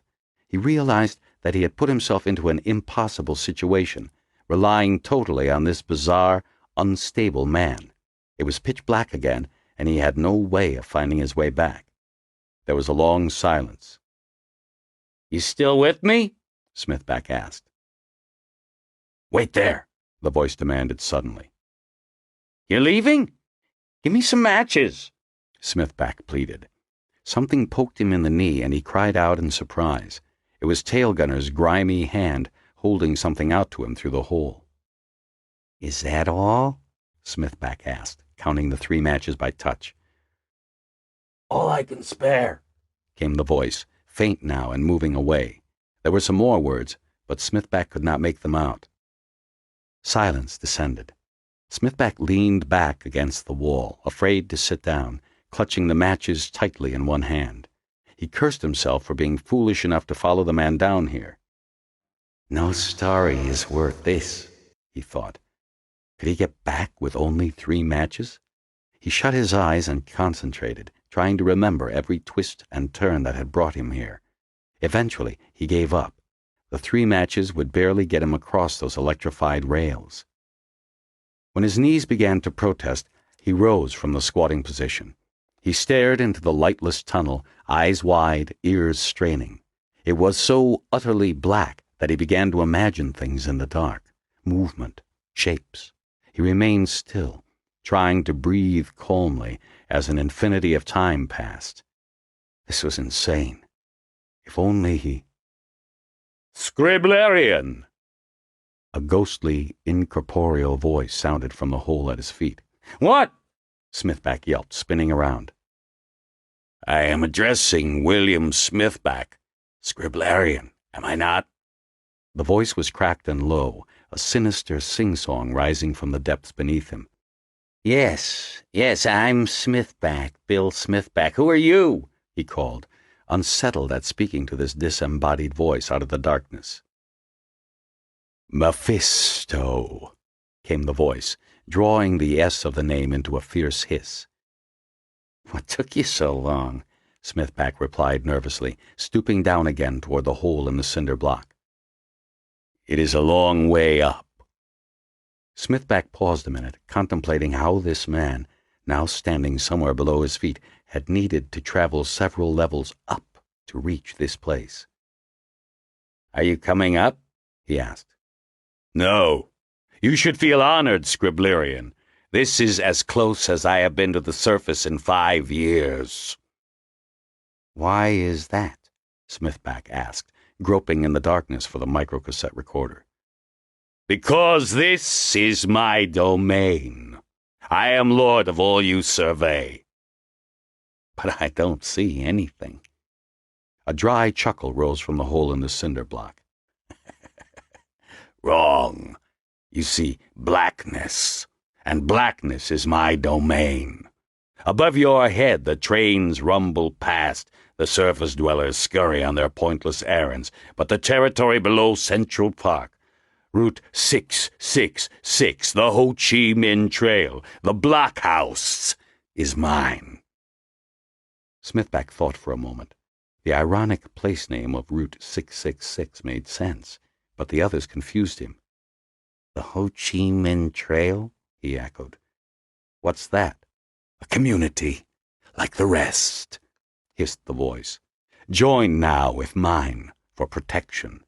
Once upon a time, we knew the trail well. Many of us here fought in that cynical struggle against an innocent backward nation, and were ostracized for it. Now, we live our lives down here in self-imposed exile, breathing, mating, dying. Our greatest wish is to be left alone. Smithback fingered the tape recorder again, hoping it was catching everything. He'd heard of the occasional vagrant retreating to subway tunnels for shelter, but an entire population. So, all your citizens are homeless people? He asked. There was a pause. We do not like that word, Scriblarian. We have a home, and were you not so timid, I could show it to you. We have everything we need. The pipes provide water for cooking and hygiene. The cables provide electricity. What few things we require from the surface, our runners supply. In the blockhouse, we even have a nurse and a school teacher. Other underground spaces, like the West Side rail yards, are untamed, dangerous. But here, we live in dignity. School teacher? You mean there are children down here? You are naive, Scriblarian. Many are here because they have children, and the evil state machine is trying to take them away and put them in foster care. They choose my world of warmth and darkness over your world of despair, Scriblarian. Why do you keep calling me that? The dry chuckle rose again from the hole in the cinder block. That is you, is it not? William Smithback, scriblarian. Yes, but For a journalist, you are ill-read. Study Pope's The Dunciad before we speak again. It began to dawn on Smithback that there was more to this person than he had originally supposed. who are you, really? He asked. I mean, what's your real name? There was another silence. I left that, along with everything else, upstairs, The disembodied voice hissed. Now, I am Mephisto. Never ask me, or anyone, that question again. Smithback swallowed. Sorry, he said. Mephisto seemed to have grown angry. His tone became sharper, cutting through the darkness. You were brought here for a reason, he said. The Wisher murder? Asked Smithback eagerly. Your articles have described her and the other corpse as being headless. I am here to tell you that being headless is the least of it. His voice broke into a rasping, mirthless laugh. What do you mean? Smithback asked. You know who did it? To a certain extent, yes, Mephisto hissed. They are the same that have been preying on my people. The Wrinklers. Wrinklers? Smithback said. I don't understand. Then be silent and mark me scriblarian. I have said my community is a safe haven, and so it has always been, until 1 year ago. Now, we are under attack. Those who venture beyond the safe areas disappear or are murdered in the most horrific ways. Our people have grown afraid. My runners have tried time and again to bring this matter to the police. The police! There was an angry spitting sound, then the voice rose in pitch. The corrupt watchdogs of a society grown morally bankrupt. To them, we are filth to be beaten and rousted. Our lives mean nothing. How many of our people have died or disappeared? Fat Boy, Hector, Dark Annie, Master Sergeant, others. But one shiny thing in silks gets her head torn off, and the entire city grows enraged. Smithback licked his lips. He was beginning to wonder just what information this Mephisto had. What do you mean exactly under attack? He asked. There was a silence. From outside, came the whispered answer at last. Outside? Smithback asked. What do you mean? Outside meaning out here? He looked around the blackness wildly. No, outside Route 666, outside the blockhouse, came the answer.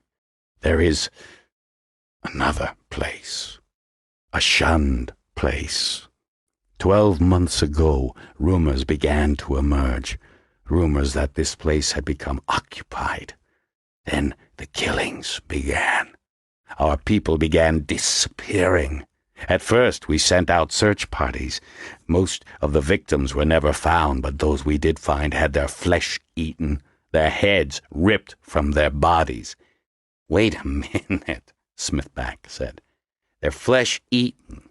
You mean there's a group of cannibals down here, murdering people and stealing their heads? Perhaps Mephisto was nuts after all. Once again, Smithback began to wonder how he would return to the surface. I do not appreciate the doubting tone in your voice, scriblarian, Mephisto replied. That is exactly what I mean. Tail gunner? Yes, said a voice in Smithback's ear. The journalist jumped to one side, neighing in surprise and fright. How did you get back here? Smithback gasped. There are many ways through my kingdom, came the voice of Mephisto. And living here, in lovely darkness, our night vision becomes acute. Smithback swallowed. Look, he said, it isn't that I don't believe you. I just... Be silent, Mephisto warned. We have spoken long enough. Tail gunner, return him to the surface. But what about the reward? Smithback asked, surprised. Isn't that what you brought me here? "Have you heard nothing I told you?" came the hiss. "Your money means nothing to me. It is the safety of my people I care about. Return to your world. Write your article. Tell those on the surface what I have told you. Tell them that whatever killed Pamela Wisher is also killing my people. And the killings must stop." The disembodied voice seemed farther away now, echoing through the dark corridors beneath Smithback's feet. "Otherwise," he added with a fearful intensity, "we will find other ways to make our voices heard." "But I need—" Smithback began. A hand closed around his elbow. "Mephisto is gone," came the voice of Tailgunner beside him. "I'll take you topside." 7.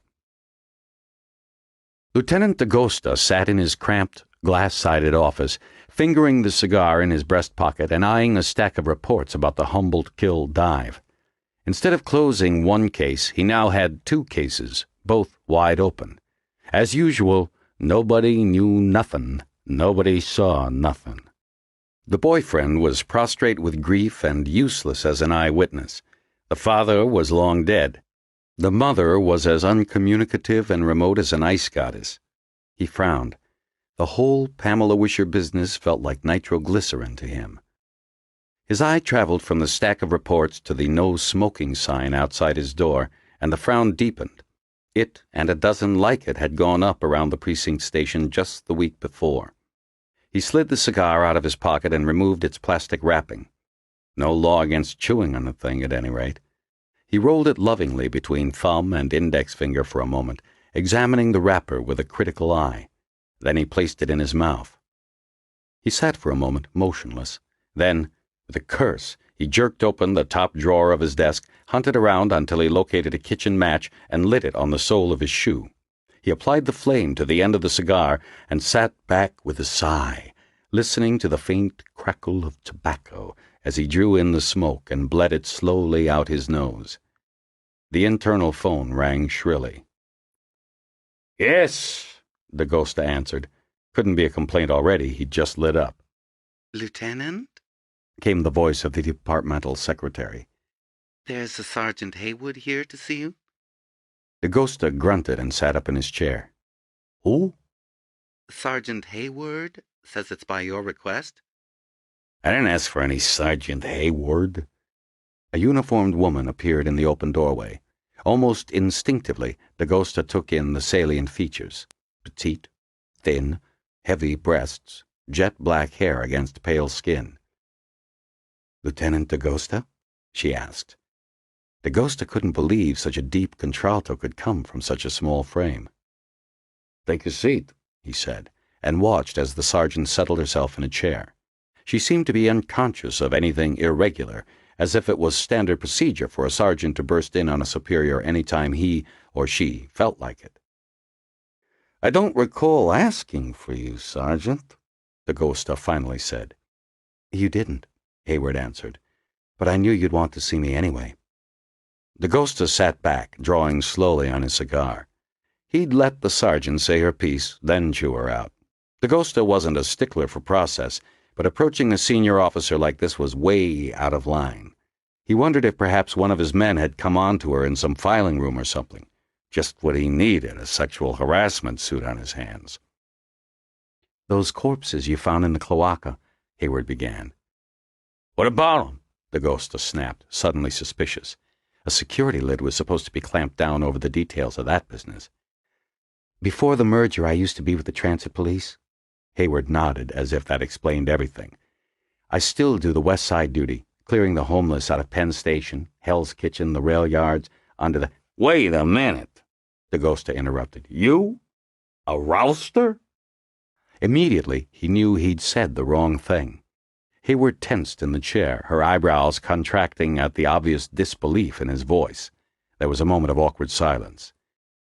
"We don't like that term, Lieutenant," she said at last. Dakota decided he had enough to worry about without humoring this uninvited guest. "It's my office," he said, shrugging. Hayward looked at him a moment, and in those brown eyes Dagosta could almost see her good opinion of him falling away. "Okay," she said, "if that's how you want to play it." She took a deep breath. "When I heard about these skeletons of yours, they rang a bell. Reminded me of some recent homicides among the moles." "Moles?" "Tunnel people, of course," she said, with a condescending look Dagosta found irritating. "Underground homeless. Anyway, then I read that article in today's Post, the one about Mephisto." Dagosta grimaced. Trust that scandal hound Bill Smithback to whip readers into a frenzy, make a bad situation worse. The two of them had been friends, after a fashion, but now that Smithback was a homicide reporter, he'd grown almost intolerable, and Dagosta knew better than to give him the slightest speck of the inside information he was always demanding. "The life expectancy of a homeless person is very short," Hayward said. "It's even worse for the moles. But that journalist was right. Lately, some of the killings have been unusually nasty. Heads missing, bodies ripped up. I thought I'd better come to you about it." She shifted in her seat and gave Dagosta an unsettling gaze with her clear brown eyes. "Maybe I should have saved my breath." Dagosta let that pass. "So how many headless bodies we talking about, Hayward?" he asked. 2? 3? Hayward paused. "More like half a dozen," she said at last. Dagosta looked at her, cigar halfway to mouth. "Half a dozen?" "That's what I said. Before coming up here, I looked through the files. 7 murders among the moles in the last 4 months match this M.O. Dagosta lowered the cigar. "Sergeant, let me get this straight. You got some kind of underground Jack the Ripper here, and nobody's on top of it?" "Look, it was just a hunch on my part, okay?" Hayward said defensively. "Back off me. These aren't my homicides." So why didn't you go through channels and report this to your superior? Why are you coming to me? "I did go to my boss, Captain Waxy. Know him?" Everyone knew Jack Waxy, the fattest, laziest precinct captain in the city, a man who had reached his position by doing nothing and offending nobody. A year earlier, Dagosta had been up for promotion to captain himself, thanks to a grateful mayor. Then there was the election. Mayor Harper was thrown out of office, and a new mayor rode into City Hall on promises of tax cuts and reduced spending. In the resulting fallout at One Police Plaza, Waxy got a captainship and a precinct, but Dagosta was passed over. Some world. Hayward crossed one leg over the other.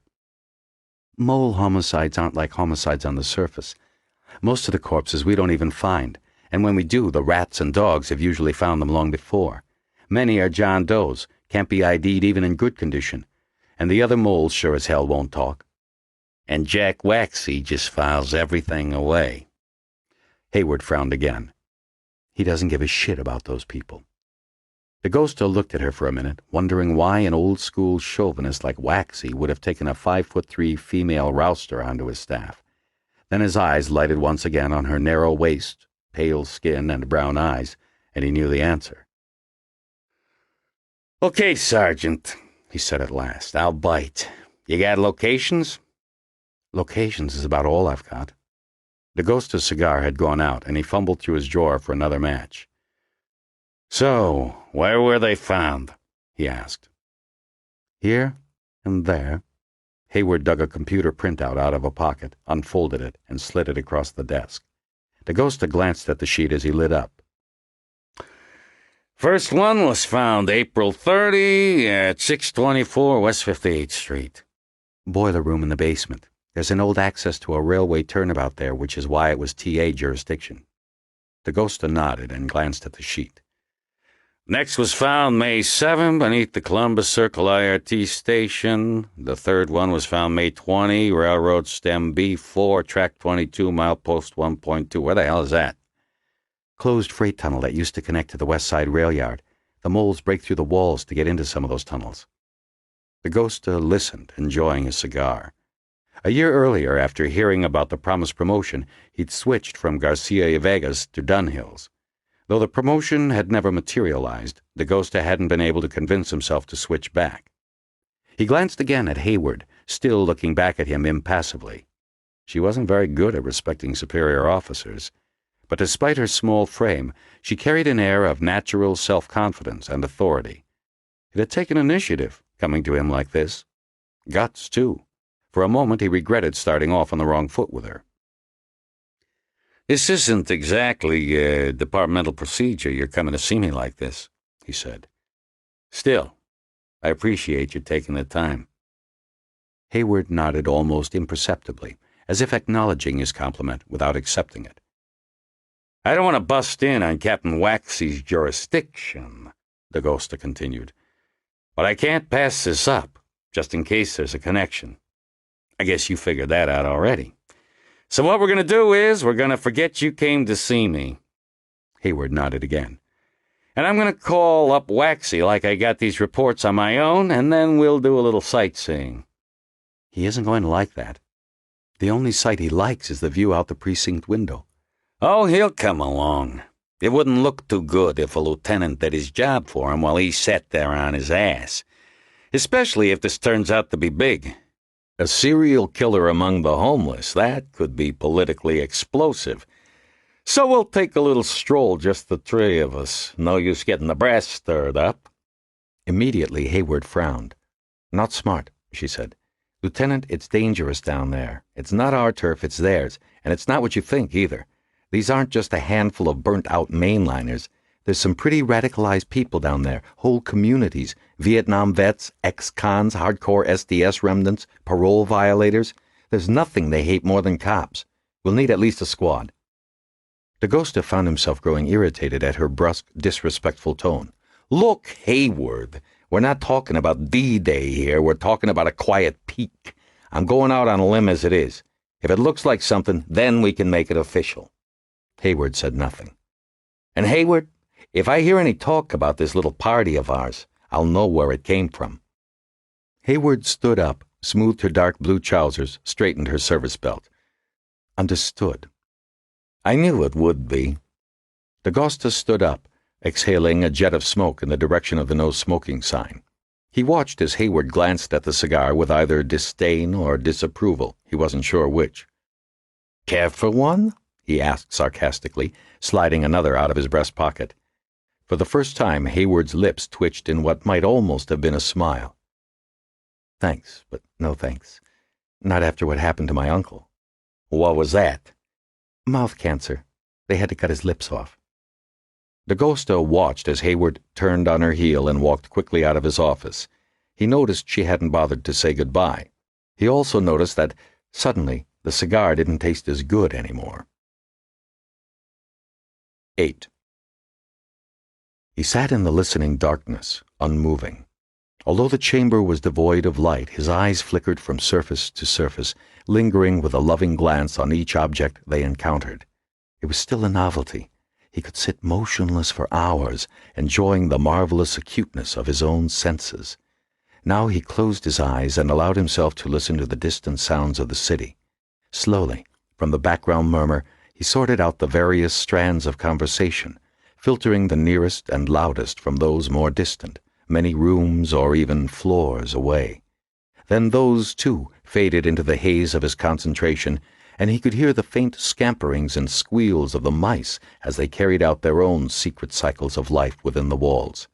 At times, he thought he could hear the sound of the earth itself, rolling and churning, swathed in its atmosphere.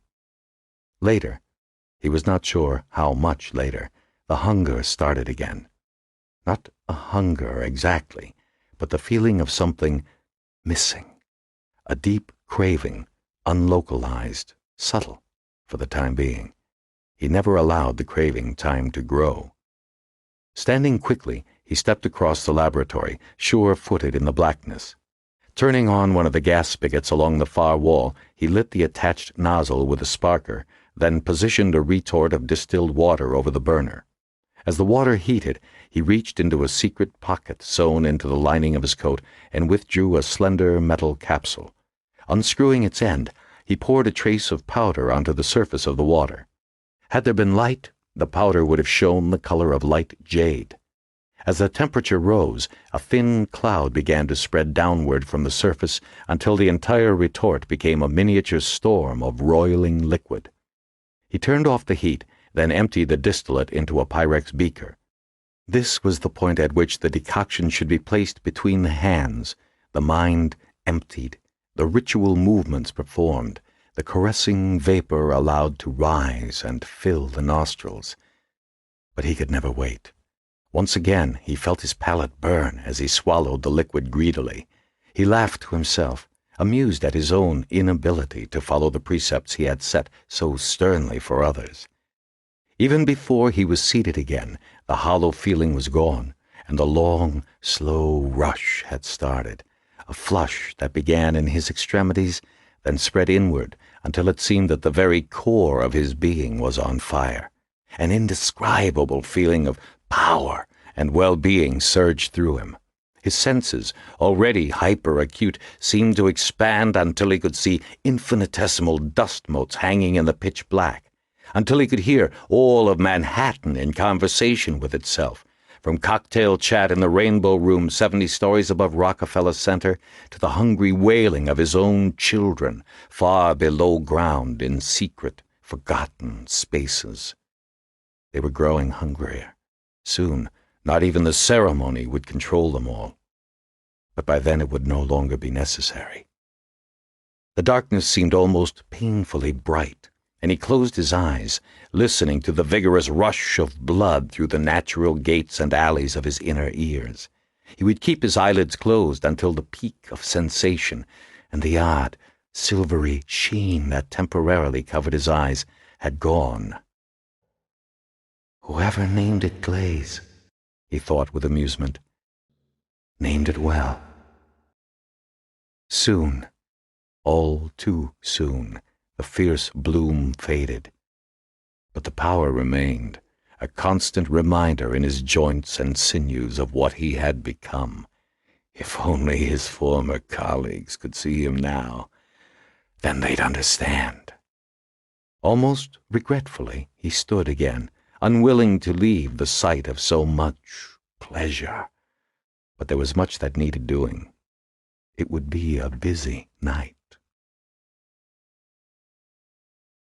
9. Margot approached the door, noting with distaste that it was as dirty as ever. Even in a museum known for its high dust tolerance, the door to the physical anthropology lab, or skeleton room, as the staff universally referred to it, was almost unbelievably grimy. This can't have been washed since the turn of the century, she thought. A patina of hand oils coated the knob and the surrounding area like a shiny varnish. She considered getting a tissue out of her carryall, then dismissed the thought, grabbed the knob tightly, and turned. As usual, the room was dimly lit, and she had to squint to make out the tiers of metal drawers that rose to the ceiling like the stacks of some vast library. Each of the 12,000 drawers contained, either whole or in part, the remains of a human skeleton. Although most belonged to native peoples of Africa and the Americas, Margot was interested in the subset of skeletons that had been collected for medical rather than anthropological purposes. Dr. Frock had suggested that, as a first step, they examine the remains of people with acute bone disorders. Perhaps, he'd hypothesized, the victims of such ailments as acromegaly and Proteus syndrome could help shed some light on the bizarre skeleton that waited for them under the blue plastic sheet in forensic anthropology. As she threaded her way between the giant stacks, Margot sighed. She knew the impending encounter would be unpleasant. Cy Hagedorn, administrator of the physical anthropology lab, was almost as old and desiccated as the skeletons he watched over. Along with Curly manning the staff entrance, Emmeline Spragg of invertebrate biology, and a few others, Cy Hagedorn was the last remnant of the museum old guard. Despite the museum's computerized collection database, and despite the high-tech laboratory that lay just beyond the skeleton room, he steadfastly refused to bring his cataloging methods into the 20th century. When her erstwhile colleague, Greg Kawakita, had made his office in the lab, he'd had to endure Hagedorn's withering scorn every time he opened up his laptop. Behind Hagedorn's back, Kawakita had nicknamed the administrator Stumpy. Only Margot and a few of Frock's other graduate students had known the name referred not to Hagedorn's diminutive size, but to Stumpiniceps troglodytes, a particularly mundane kind of bottom feeder that populated the oceans of the Carboniferous period. At the thought of Kawakita, Margot frowned guiltily. He'd left a message on her answering machine maybe 6 months before, apologizing for dropping out of touch, saying he needed to speak to her, that he'd try again the same time the following evening. When her phone had rung again at the appointed time 24 hours later, Margot had reached for it automatically, then frozen, her hand inches from the handset. Nobody left a message when the machine picked up, and she had drawn her hand back slowly, wondering exactly what instinct had prevented her from answering Kawakita's call. But even as she'd done so, she'd known the answer. Kawakita had been a part of it all, along with Pendergast, Smithback, Lieutenant Dakota, even Dr. Frock. His extrapolation program had been the key that helped them understand Mbun, the creature that had terrorized the museum and that still roamed her uneasy dreams.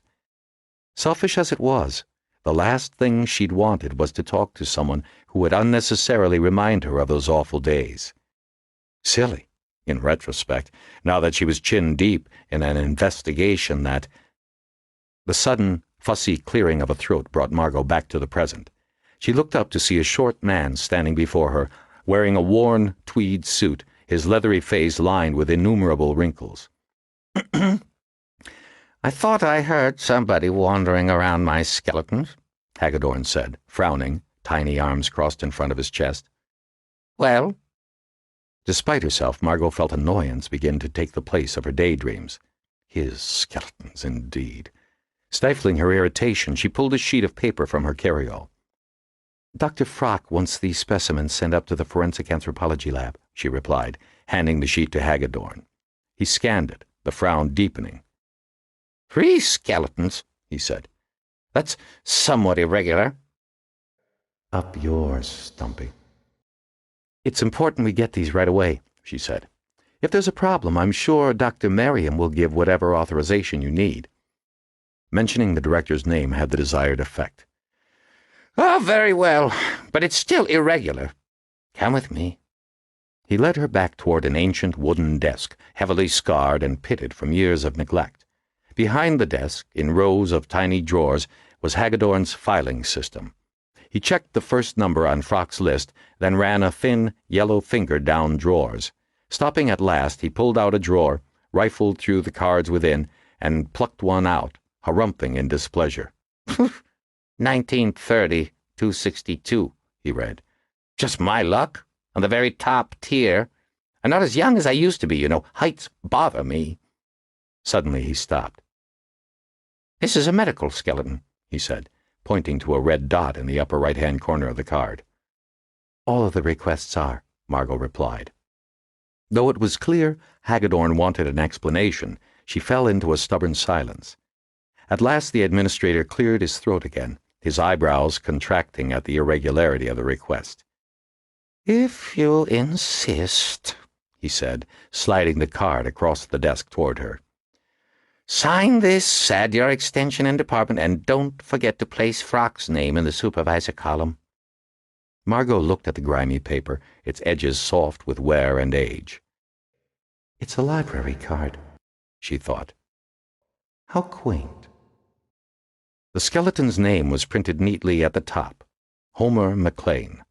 That was one of Frock's requests, all right, a victim of neurofibromatosis, if she remembered correctly. She bent forward to scroll her name in the first blank row, then stopped abruptly. There, 3 or 4 names up the list of previous researchers, was the jagged scroll she remembered so well. G.S. Kawakita, Anthropology. He'd taken this very skeleton out for research 5 years earlier. Not surprising, she supposed. Greg had always been fascinated by the unusual, the abnormal, the exception to the rule. Perhaps that's why he'd been attracted to Dr. Frock and his theory of fractal evolution. She remembered how Greg had been notorious for using this very storage room for fly-casting practice, snapping nymphs down the narrow rows during practically every coffee break. When Hagedorn was not around, of course. She suppressed a grin. That does it, she thought. I'll look up Greg's number in the phone book this evening. Better late than never. There was a high-pitched, rattling wheeze, and she looked up from the card into the small, impatient eyes of Hagedorn. "It's just your name I want," he said waspishly. "Not a line of lyric poetry, so stop thinking so hard and let's get on with it, shall we?" 10. The broad, ornate front of the Polyhymnia Club squatted on West 45th Street, its marble and sandstone bulk heaving outward like the stern of some Spanish galleon. Above its awning, a gilt statue of the club's namesake, the Muse of Rhetoric, stood on one foot as if poised to take flight. Beneath it, the club's revolving door did a brisk Saturday evening business, although patronage was limited to members of the New York press, that still let in, as Horace Greeley once complained, half the unemployed young dogs south of 14th Street. Deep within its oak fastness, Bill Smithback stepped up to the bar and ordered a Cowl Isla without ice. Though he was for the most part uninterested in the club's pedigree, he was very interested in its unique collection of specially imported Scotch whiskey.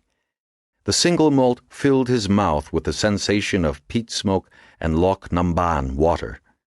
He savored it for a long moment, then glanced around, ready to drink in the congratulating nods and admiring glances of his fellow pressmen. Getting the Wisher assignment had been one of the biggest breaks of his life. Already it had netted him 3 front-page stories in less than a week. He'd even been able to make the ramblings and vague threats of the homeless leader, Mephisto, seem incisive and pertinent. Just that afternoon, as Smithback was leaving the office, Murray had thumped him heartily on the back.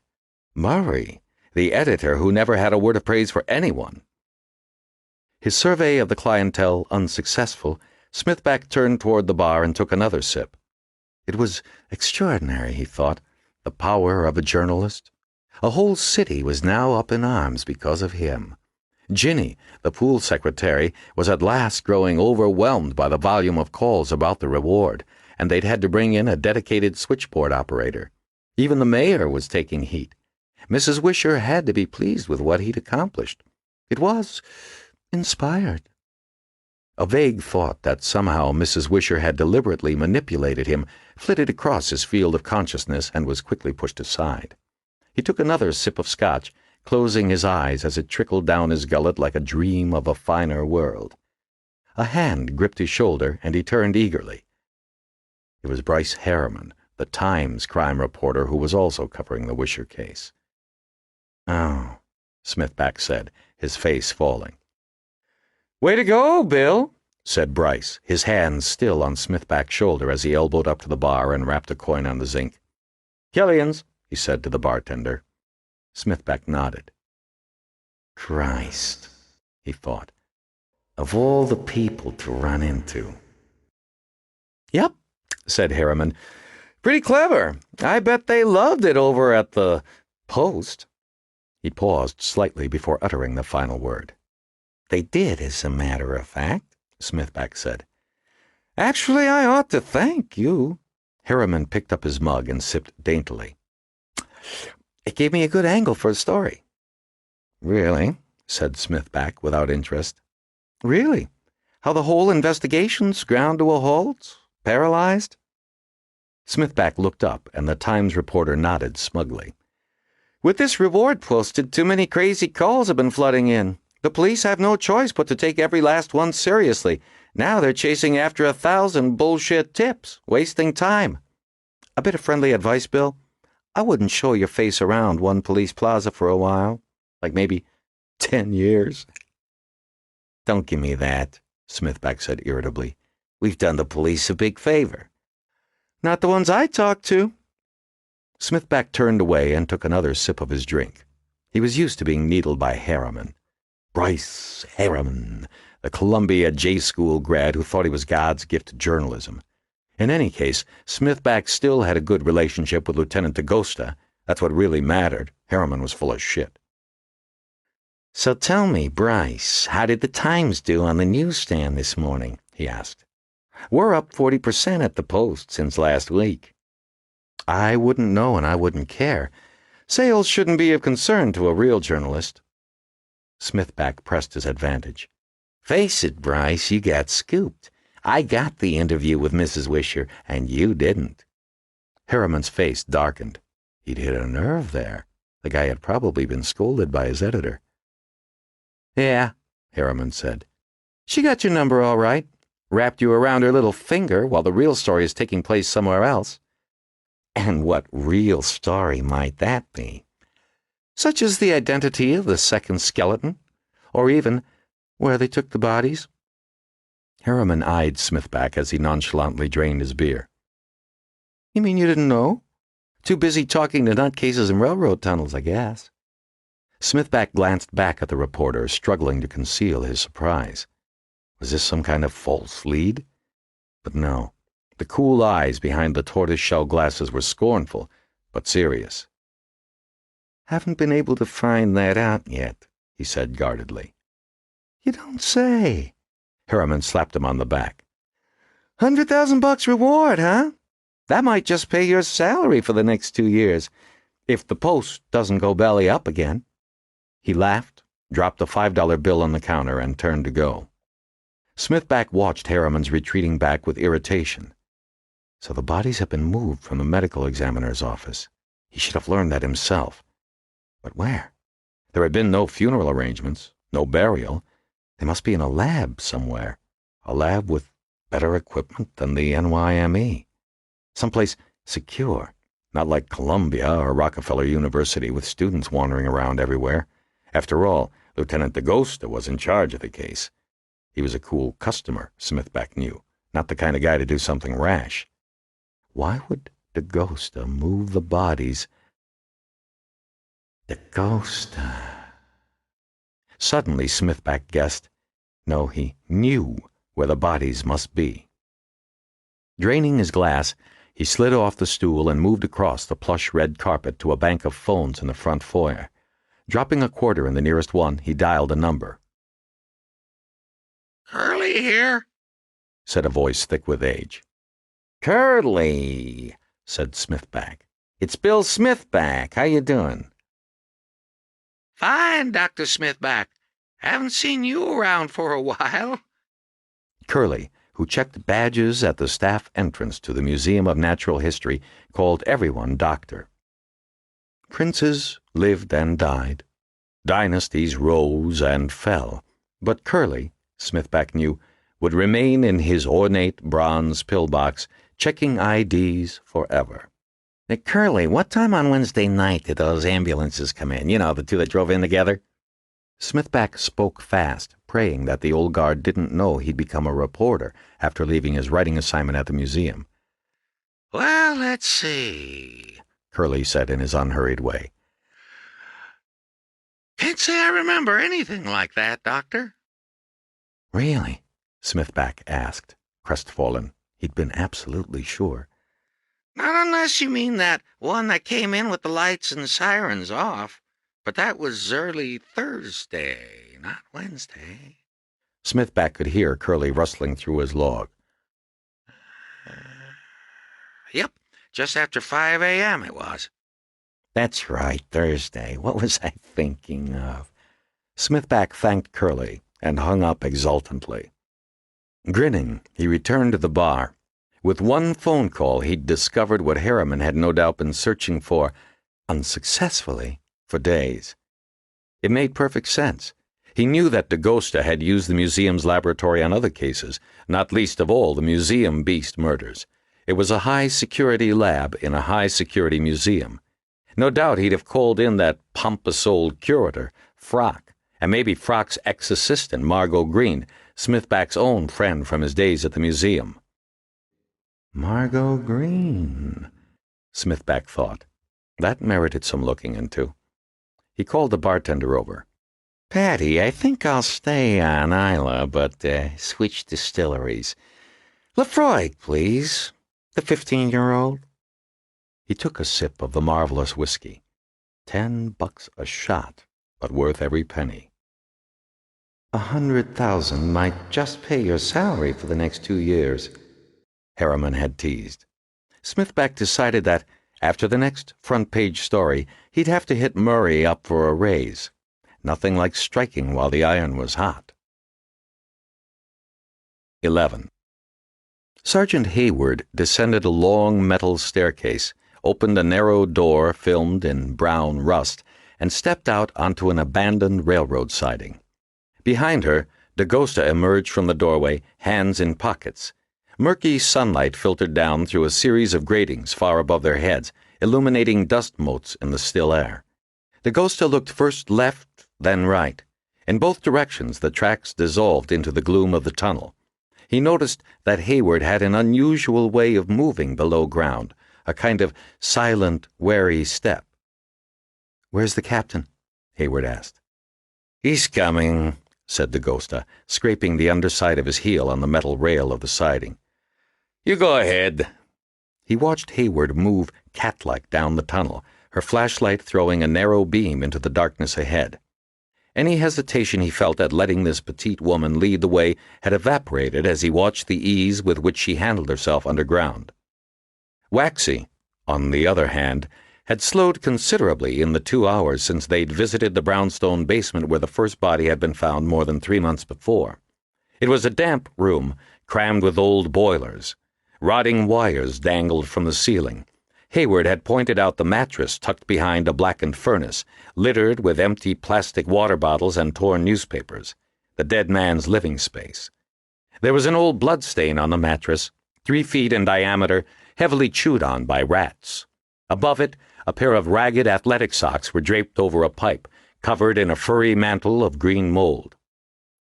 The body found there had been Hank Jasper, Hayward said. No witnesses, no known relatives or friends. The case file had been equally useless. No photographs or scene reports, just some routine paperwork, a brief report referring to extensive lacerations and a badly crushed skull, and the notice of a quick burial at Potter's Field on Hart Island. Nor had they found much of anything in the defunct Columbus Circle Station bathroom, where the second body had been discovered. A lot of trash, and a half-hearted attempt to clean up the red blizzard of blood that clung to the ancient tile sinks and cracked mirrors. No ID on that one at all. The head was missing. There was a stifled curse behind him, and Dakota turned to see the round form of Captain Waxy emerging from the rusted door. He looked around distastefully, his pasty visage shining unnaturally in the half-light. "Jesus, Vinny," he said, picking his way over the tracks toward Dakota. "What the hell are we doing? I told you before, this isn't any job for a police captain, especially on a Sunday afternoon." He nodded his head in the direction of the dark tunnel. "That cute little thing put you up to this, didn't she? Amazing set of knockers. You know, I offered her a job as my personal assistant. Instead, she chose to stay on rousting detail, dragging bums out of holes. Go figure." Funny thing about that, Dakota thought, imagining what life under Waxy would be like for a woman as attractive as Hayward. "And now my damn radio's gone on the fritz," Waxy said irritably. Dakota pointed upward. "Hayward tells me they don't work underground. Not reliably, anyway." "Great. How are we supposed to call for backup?" "We don't. We're on our own." "Great," Waxy repeated. Dakota looked at Waxy. Beads of sweat had sprung up along his upper lip, and his dough-colored jowls, usually firm, were starting to sag. "This is your jurisdiction, not mine," Dakota said. "Just think how good it will make you look if this turns out to be big. Taking charge right away, visiting the scene personally, for a change." He fingered his jacket pocket for a cigar, then decided against it. "And think how bad it will look if these deaths are connected somehow, and the press starts talking about how you just looked the other way." Waxy scowled at him. "I'm not running for mayor, Vinny." "I'm not talking about being mayor. All I know is when the rain of shit begins to fall like it always does, your ass will be covered." Waxy grunted, looking somewhat mollified. Dakota could see Hayward's light playing down the tracks toward them, and soon the woman appeared again out of the gloom. "Almost there," she said. "It's one more down." "Down?" said Waxy. "Sergeant, I thought this was the lowest level." Hayward said nothing. "So, how are we supposed to go down?" Dakota asked her. Hayward nodded in the direction from which she'd come. "North along the tracks, about 400 yards, there's another staircase along the right wall." "What if a train comes?" Waxy asked. This is a deserted stem, Hayward said. No trains have come along here in a long time. How do you know? Hayward silently played her beam along the rails beneath their feet, illuminating the thick orange rust. Dakota's eyes traveled up the flashlight beam until they reached Hayward's face. She did not look very happy. "Is there anything unusual about the next level?" Dakota asked quietly. Hayward was silent for a moment. Ordinarily, we only sweep the upper levels, but you hear stories. They get crazier the lower you go. She paused. That's why I suggested backup, she said pointedly. "People living down here?" Waxy asked, sparing Dakota the necessity of a reply. Of course. Hayward made a face as if Waxy should know better. Warm in the winter, no rain or wind. Only people they have to worry about down here are the other moles. So when was the last time they rousted that level? They don't rouse the lower levels, Captain. Why not? There was a silence. Well, for one thing, you can't find the deeper moles. They've got night vision living in the dark. You hear something, and by the time you've turned around, they're gone. They only do a couple random sweeps a year with dogs trained to find bodies, and even they don't go that deep. Besides, it's very dangerous.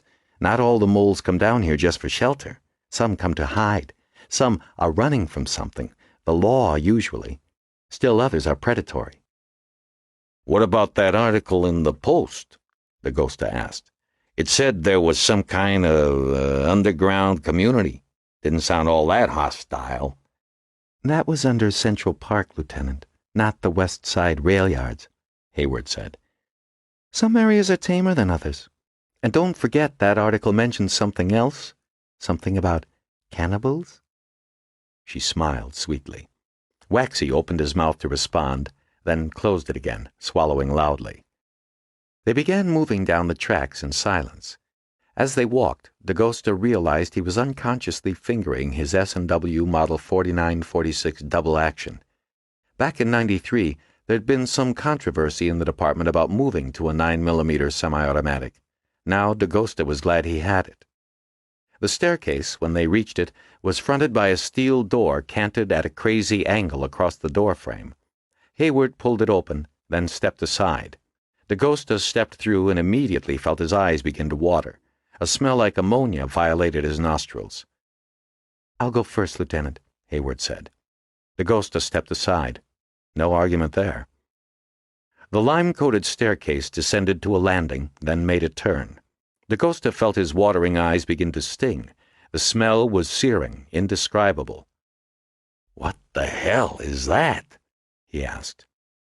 Piss, said Hayward matter-of-factly. Mostly, plus other things you don't want to hear about. Behind them, Waxy's wheezing became more pronounced. They stepped through a ragged opening into a dark, humid space. As Hayward played her light about, Dakota saw that they were in what looked like the cavernous end of an old tunnel.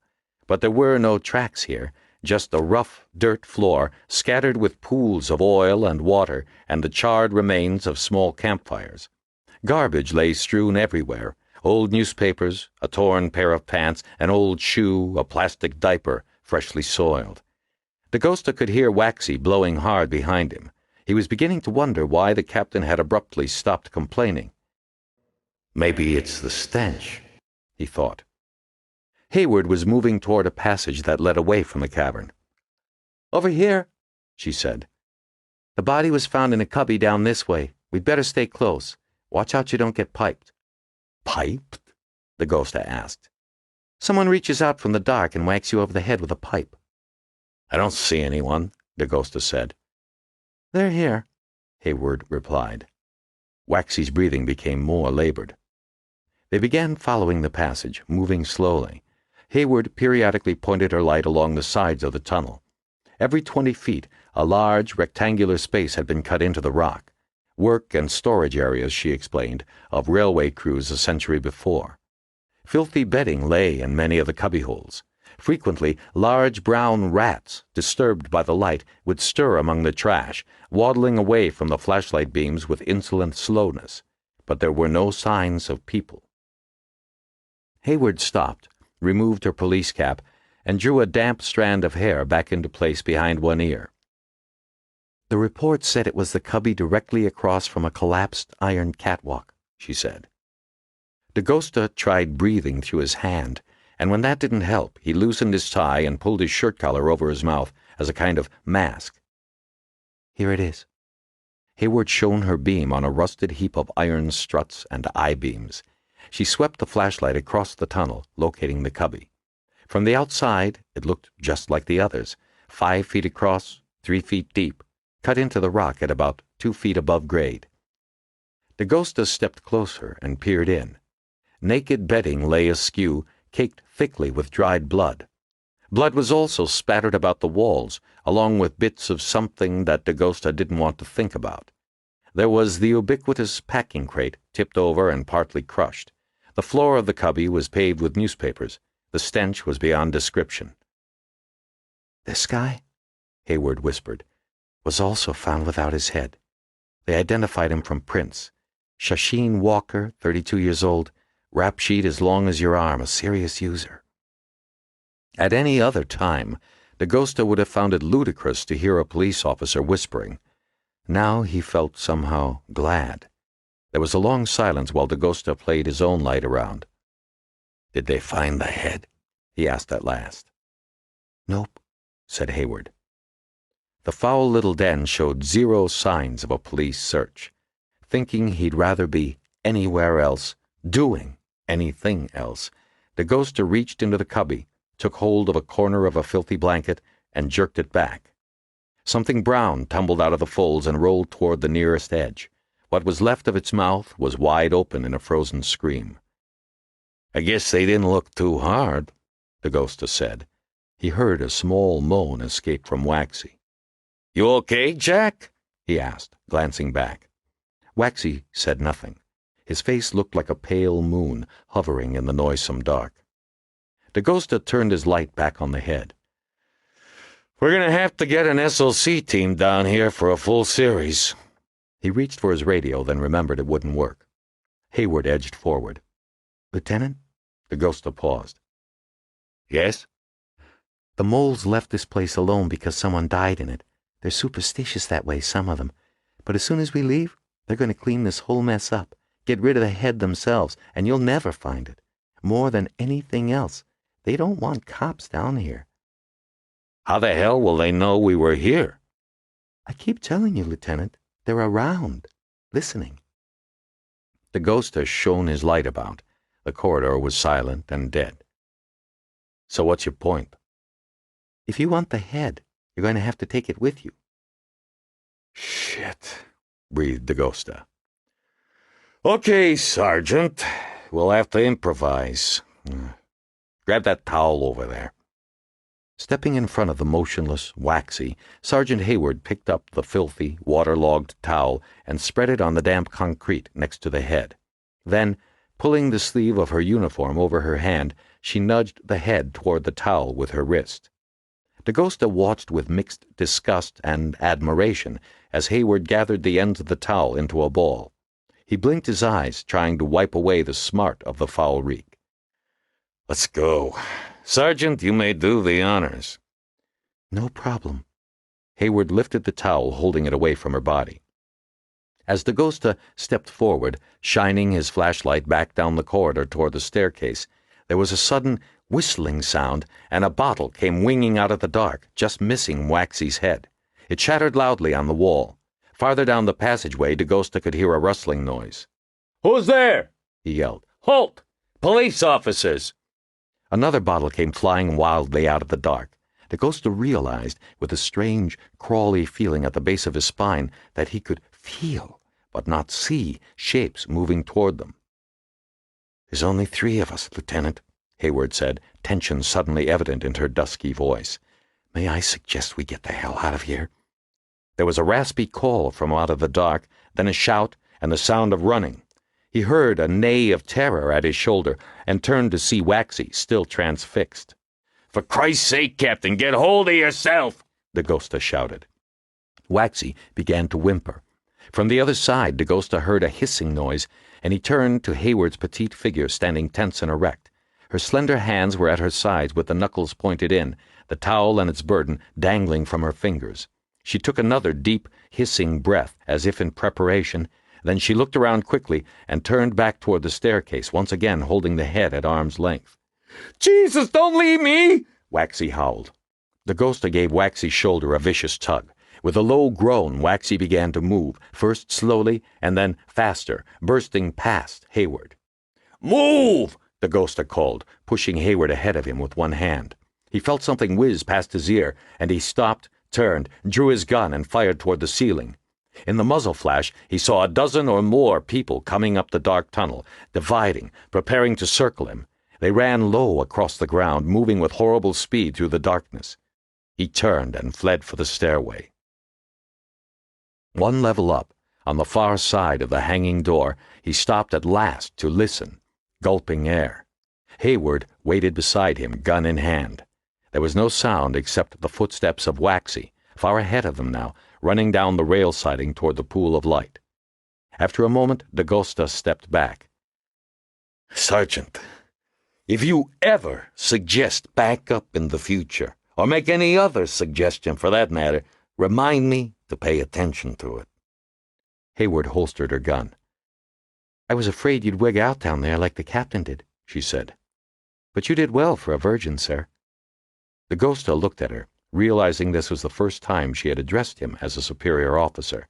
He thought about asking just what the hell that weird breathing of hers had been about, but decided against it. Still got it? He said instead. Hayward raised the towel. Then let's get the hell out. We'll see the rest of the sights some other time. On the way to the surface, the image that kept returning to Dakota was not the circling mob or the endless, dank tunnel. It was the freshly soiled baby's diaper. 12. Margot washed her hands in the deep metal sink of the forensic anthropology lab, then dried them on a coarse hospital cloth.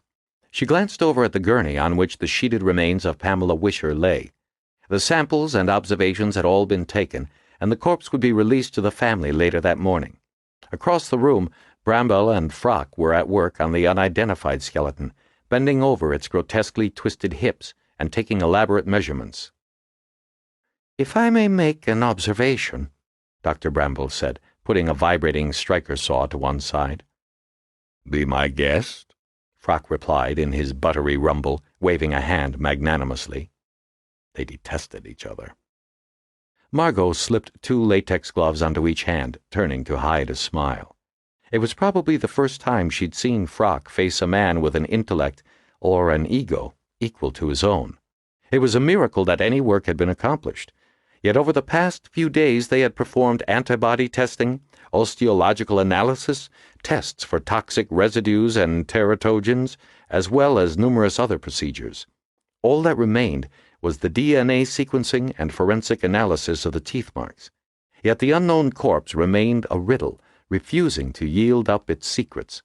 Margot knew this only added to the highly charged atmosphere within the lab. "It should be obvious to the meanest intelligence," Bramble was saying, his high Irish voice trembling with irritation, "that the puncture cannot have originated on the dorsal side. Otherwise, the transverse process would have been clipped." I fail to see what clipping has to do with anything, muttered Frock. Margot tuned out the argument, most of which was uninteresting to her anyway. Her specialty was ethnopharmacology and genetics, not gross anatomy. She had other problems to solve. She leaned over the latest gel electrophoresis run on tissue from the unidentified corpse, feeling her trapezius muscles cry out in protest as she reached forward. 5 sets of 10 reps with the upright rows the night before instead of her normal 3. She'd upped her workout routine dramatically over the last several days. She would have to be more careful not to overdo it. 10 minutes of close scrutiny confirmed her suspicions.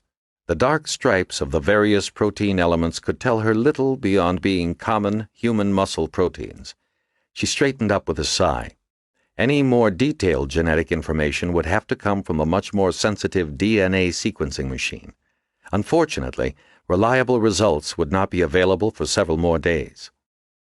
As she placed the gel strips to one side, rubbing her shoulder thoughtfully, she noticed a manila envelope lying next to the Spark 10 workstation. X-rays, she thought. They must have arrived first thing this morning.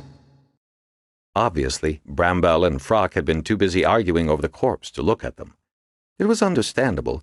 With a body that was almost completely skeletonized already, X-rays weren't likely to tell them very much. Margot? Frock called. She walked over to the examining table. My dear, Frock said, pushing his wheelchair away and gesturing toward the microscope. Please examine this groove running down the right femur. The stereo zoom was on lowest power, yet it was still like gazing into another world. The brown bone leaped into view, revealing the ridges and valleys of a miniature desert landscape.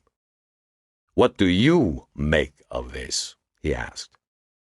It wasn't the first time Margot had been called to give an opinion in a dispute, and she didn't relish the role. It looks like a natural fissure in the bone, she said, keeping her voice neutral. Part of the suite of bone spurs and ridges that seem to have affected the skeleton. I wouldn't necessarily say it was caused by a tooth. Frock settled back in his wheelchair, not quite able to mask a smile of triumph. Bramble blinked. "I'm sorry?" he asked in disbelief. "Dr. Green, I don't mean to contradict you, but that's a longitudinal tooth mark if ever I saw one." "I don't mean to contradict you, Dr. Bramble." She switched the stereo zoom to higher power, and the small fissure immediately turned into a vast canyon. "But I can see some natural pores along the inside. Here." Bramble bustled over and looked into the eyepieces, holding his old horn rims to one side. He stared at the image for several moments, then stepped away much more slowly than he had approached. He said, replacing his glasses. "It pains me to say it, Frock, but you may have a point." "You mean Margot may have a point," said Frock. "Yes, of course. Very good, Dr. Green." Margot was spared a reply by the ringing of the lab phone. Frock wheeled over and answered it energetically. Margot watched him, realizing that this was the first time she had really stopped to look at her old advisor since Dagosta's call brought them back together the week before. Though still portly, he seemed thinner than she remembered from their days together at the museum. His wheelchair, too, was different, old and scuffed. She wondered, in sudden sympathy, if her mentor had fallen on hard times. Yet if so, it hadn't seemed to affect him adversely. If anything, he looked more alert, more vigorous than during his tenure as anthropology department chairman. Frock was listening, clearly upset about something. Margot's gaze drifted away from him and up to the laboratory window and its gorgeous view of Central Park. The trees were rich with the dark green foliage of summer, and the reservoir shimmered in the brilliant light. To the south, several rowboats drifted lazily across the pond. She thought how infinitely preferable it would be in one of those boats, basking in the sun, instead of here in the museum, pulling apart rotten bodies. "That was Dagosta," Frock said, hanging up with a sigh. "He says our friend here is going to have some company. Close the blinds, will you? Artificial light is preferable for microscope work." "What do you mean, company?" Margot asked sharply. "That's how he put it. Apparently they discovered a badly decomposed head during a search of some railroad tunnels yesterday afternoon. They're sending it over for analysis." Dr. Bramble muttered something in fervent Gaelic. "Does the head belong—" Margot began, then nodded in the direction of the corpses. Frock shook his head, a somber expression on his face. "Apparently it's unrelated." Silence descended on the lab for a moment. Then, as if on cue, the two men slowly returned to the unidentified skeleton.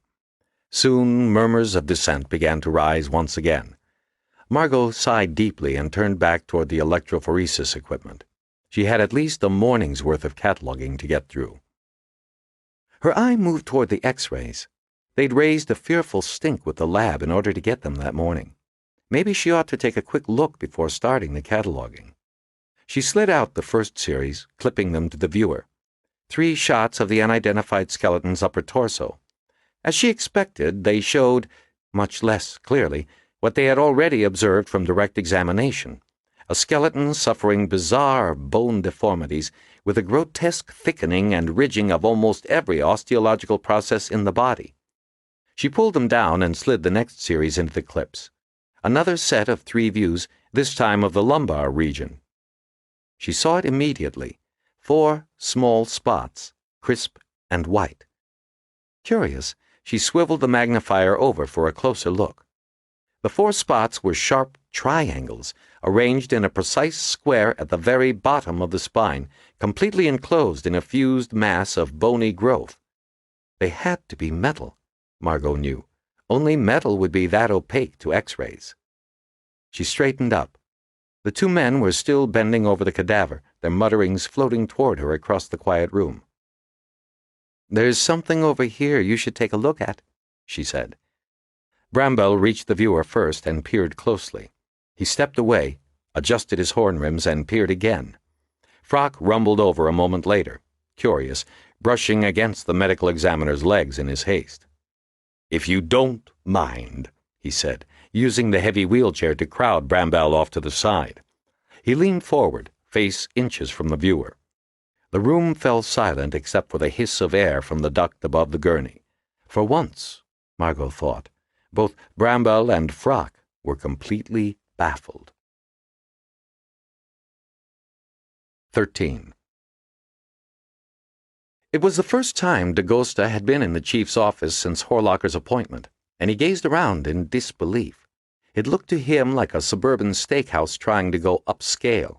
The heavy, fake mahogany furniture, the low lighting, the thick drapes, the cheap Mediterranean-style ironwork fixtures with the ripply yellow glass. It was so perfect it made him want to ask a waiter to bring him a Gibson. Chief Redmond Horlocker sat behind a vast desk absolutely bare of paper. In the nearest wing chair, Waxy had settled his bulk comfortably and was describing their movements of the previous day. He had just gotten to the point where the 3 of them had been set upon by a mob of enraged homeless, and he, Waxy, was holding them at bay so that Dakota and Hayward could escape. Horlocker listened, his face impassive. Dakota's gaze fastened on Waxy, growing ever more animated as he talked. He considered speaking up himself, but long experience told him it wouldn't make any difference. Waxy was a precinct captain. He didn't get many chances to come down to one police plaza and impress the head honcho. Maybe the end result would be more manpower allocated to the case. Besides, a little voice in the back of Dakota's head said, this was going to be one of those cases where the shit rain would fall especially hard. Even though he was officially in charge, it didn't hurt to let Waxy take some credit. The more visible you were at the beginning, the closer they mowed your ass at the end. Waxy finished his story, and there was a silence as Horlocker let a bit of gravitas build up in the room. Then he cleared his throat. "Your take, Lieutenant?" he asked, turning to Dakota. Dakota straightened up. "Well, sir, it's too early to tell whether there's a connection or not. It bears looking into, though, and I could use some extra manpower to—" The antique phone jangled, and Horlocker picked up the receiver, listening for a moment. "It can wait," he said curtly, then hung up and turned back to Dakota. "You a Post reader?" he asked. "Sometimes," Dakota replied. He knew where this was leading. "And you know this Smithback who's writing all the garbage?" "Yes, sir," said Dakota. "He's a friend of yours?" Dakota paused. "Not exactly, sir." "Not exactly," the chief repeated. "In that book of his about the museum beast, Smithback made it seem like you 2 were bosom buddies. To hear him tell it, the pair of you single-handedly saved the world during that little problem at the Museum of Natural History." Dakota kept quiet. The role he'd played in the disastrous opening night party for the Superstition exhibition was ancient history, and nobody in the new administration wanted to give him any credit for it. "Well, you're not exactly pal Smithback is running us ragged, chasing down all the crank calls his reward offer has generated. That's where your extra manpower has gone. You should know that better than anyone." The chief shifted irritably in his huge leather throne. "So you're telling me that the homeless murders and the Wisher murder have the same M.O.? Dakota nodded. "Okay. Now, we don't like homeless being murdered here in New York. It's a problem. It doesn't look good. But when we get socialites being murdered, then we got a real problem. You get my drift?" "Absolutely," said Waxy. Dakota said nothing. What I'm saying is, we're concerned about the homeless murders, and we're going to try to take care of it. But look, Dakota, we've got homeless dying every day. Between you and me, they're a dime a dozen. We both know it. On the other hand, I got a whole city on my butt about this headless debutante.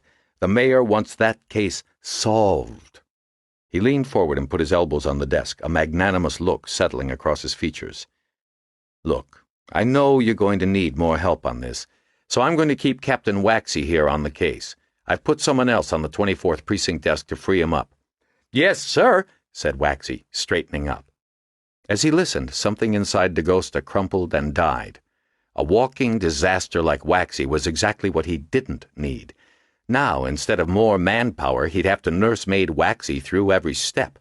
He'd better put him on some peripheral assignment where he couldn't screw up. But that led to a whole new chain of command problem, putting a precinct captain on a case being run by a lieutenant in the homicide division. Just how the hell was that going to fall out? Dakota, the chief snapped. Dakota looked up. What? I asked you a question. What's going on at the museum? They've completed tests on the Wisher corpse and have released it to the family, Dakota replied. And the other skeleton? They're still trying to identify it. What about the teeth marks? There seems to be some disagreement about their origin. Horlocker shook his head. Jesus, Dakota. I thought you said those people knew what they were doing. Don't make me sorry I took your advice and moved those corpses out of the morgue.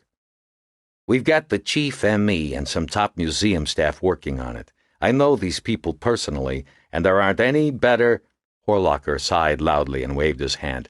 I don't care about their pedigrees. I want results. Now that you've got Waxy on the case, things should move faster. I want something by the end of the day tomorrow. Got that, Dakota? Dakota nodded.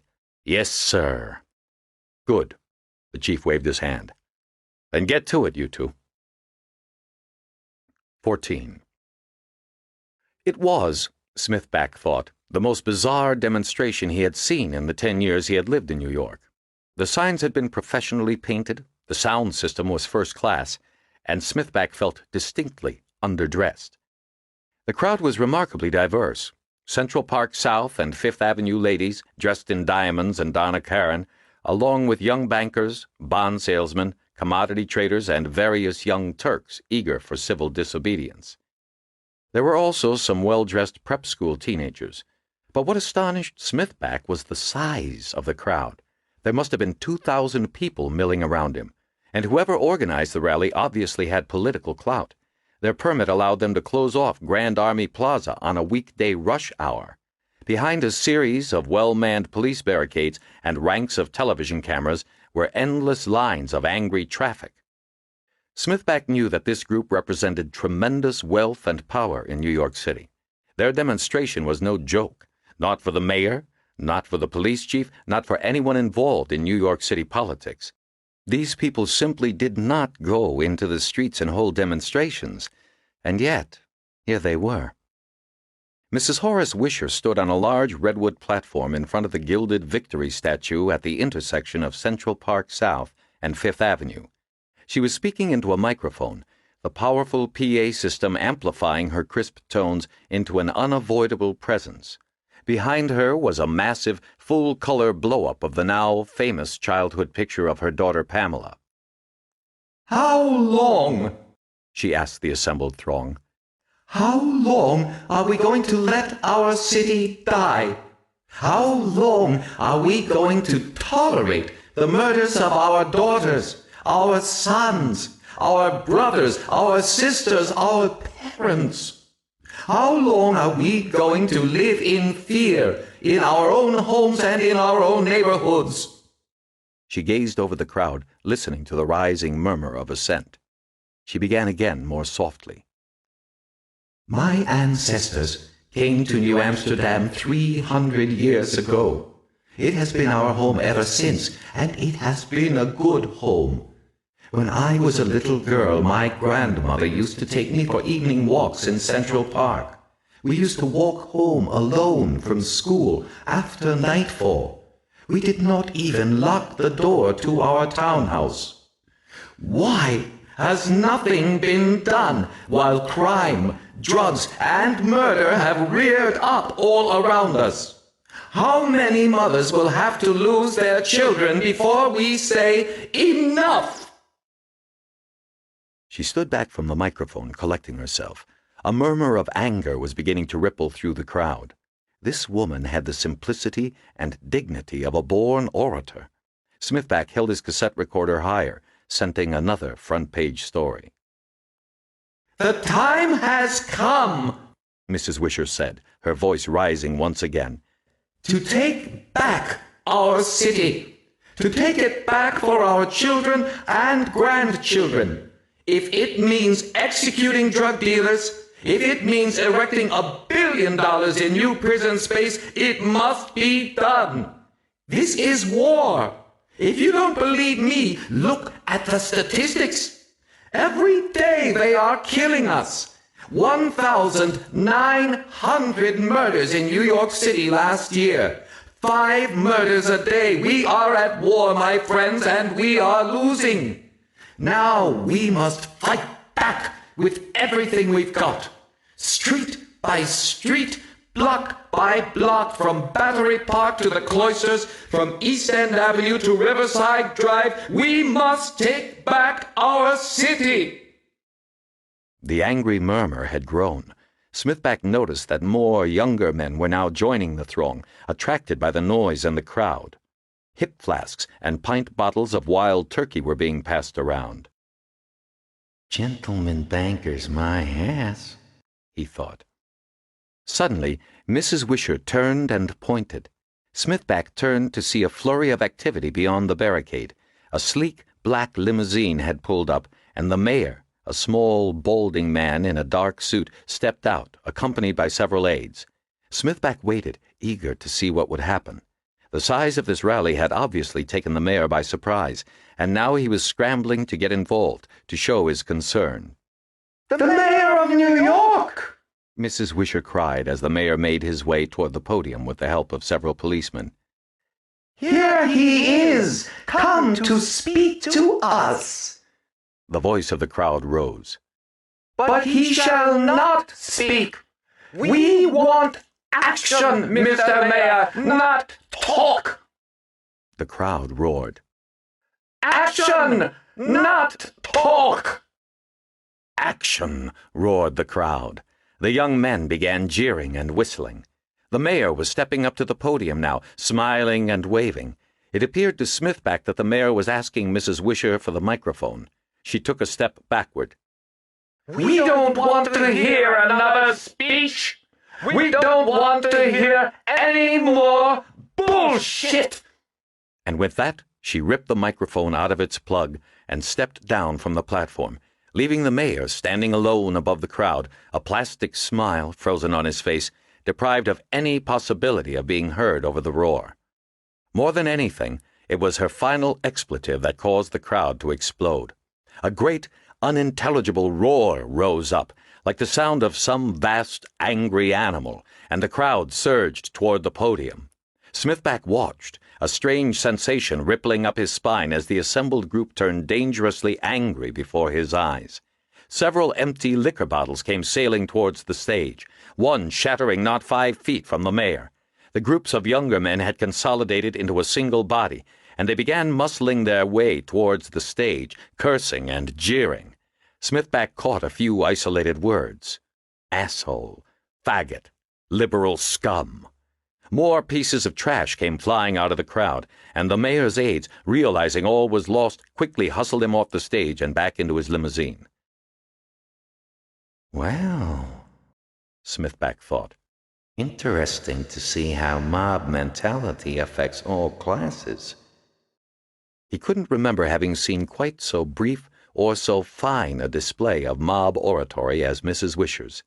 As the sense of menace faded and the crowd began dissolving into seething knots, the journalist threaded his way toward a park bench to jot down his impressions while they were fresh. Then he checked his watch. 5:30. He stood up and began trotting northwest through the park. Better get in position, just in case. 15. As Margot jogged around the corner onto 65th Street, her Walkman radio tuned to an all-news channel, she stopped short, surprised to see a familiar, lanky form lounging against the front railing of her apartment building, cowlick rearing above the long face like a brunette antler. "Oh," she panted, snapping off the Walkman and tugging the speakers from her ears. "It's you." Smithback reared back, mock incredulity flooding his features. Can it be? How sharper than a serpent's tooth indeed is a thankless friend. All we've been through together, all that vast shared reservoir of memories, and I merit just an "oh, it's you"? I keep trying to put that vast reservoir of memories behind me, Margot said, stuffing the Walkman into her carryall and bending forward to massage her calves. Besides, whenever you run into me these days, it's to talk about one subject, my career and how great it is. Ooh, a hit! A palpable hit! Smithback shrugged. Fair enough. So let's pretend I'm here to make amends, Lotus Blossom. Let me buy you a drink. He eyed her appreciatively. My, you're looking good these days. Going for the Miss Universe title? Margot straightened up. I've got things to do. He caught hold of her arm as she maneuvered past him toward the door. Café des Artistes? He said teasingly. Margot stopped and sighed. Very well, she said with a slight smile, disengaging her arm. I'm not cheap, but I guess I can be had. Give me a few minutes to shower and change. They entered the venerable cafe through the lobby of the Hôtel des Artistes. Smithback nodded at the maître d'hôtel, and they made their way toward the quiet old bar. Looks good, Margot said, nodding toward the quiche tray that was waiting to make its rounds among the tables. Hey, I said a drink, not an 8-course dinner. Smithback selected a table, positioning himself beneath the Howard Chandler Christie painting of naked women frolicking tastefully in a garden. I think the redhead likes me, he said, winking and pointing his thumb at the painting. An ancient waiter, his face creased by wrinkles and a perpetual smile, came by and took their drink orders.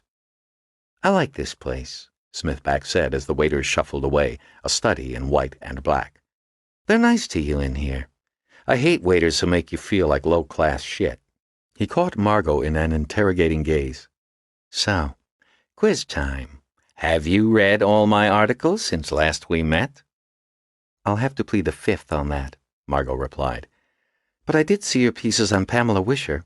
I thought the second article was especially well done. I liked the way you made her out to be a real human being, not just something to exploit. New tack for you, isn't it? That's my Margot, Smithback said.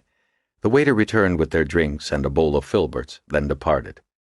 I just came from the rally, actually, Smithback continued. That Mrs. Wisher is a formidable woman. Margot nodded. I heard about it on NPR just now. Sounds wild.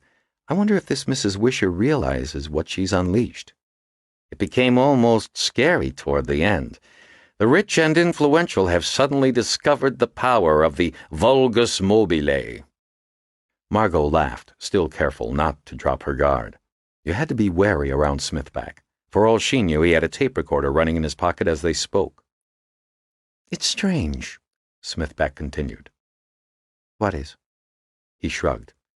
How little it takes, a few drinks, maybe the stimulant of being part of a mob, to strip a group of its upper-class veneer, make it ugly and violent. If you knew about anthropology, Margot said, you wouldn't be so surprised. Besides, from what I heard, that crowd wasn't as uniformly upper crust as some of the press likes to think. She took another sip from her drink and sat back. Anyway, I assume this isn't just a friendly drink. I've never known you to spend money without an ulterior motive. Smithback put down his glass, looking genuinely wounded. I'm surprised. I really am. That doesn't sound like the Margot I knew. I hardly see you these days. When I do, you talk this kind of trash.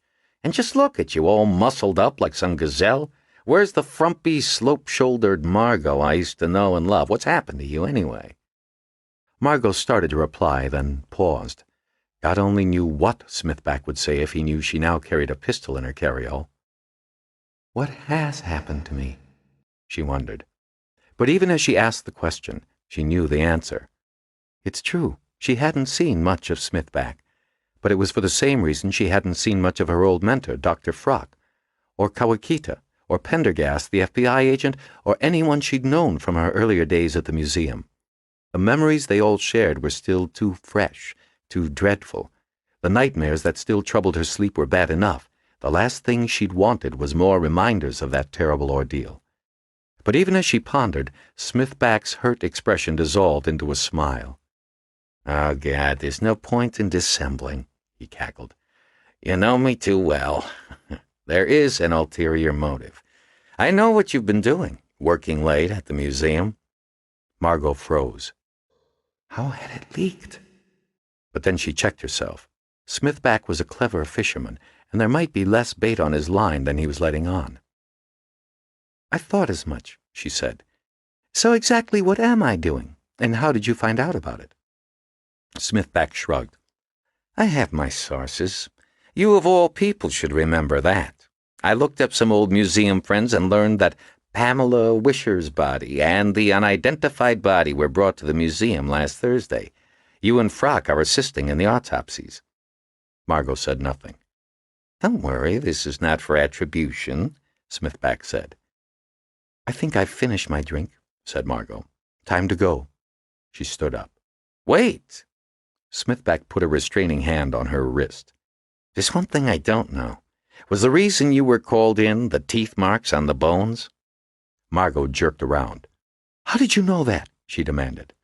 Smithback grinned in triumph, and Margot realized, with a sinking feeling, how expertly she had been baited. He'd been guessing after all, but her reaction had confirmed it. She sat down again. "You're a real bastard, you know that?" The journalist shrugged. "It wasn't all guesswork. I knew the bodies had been brought to the museum, and if you read my interview with Mephisto, the underground leader, you know what he said about cannibals living beneath Manhattan."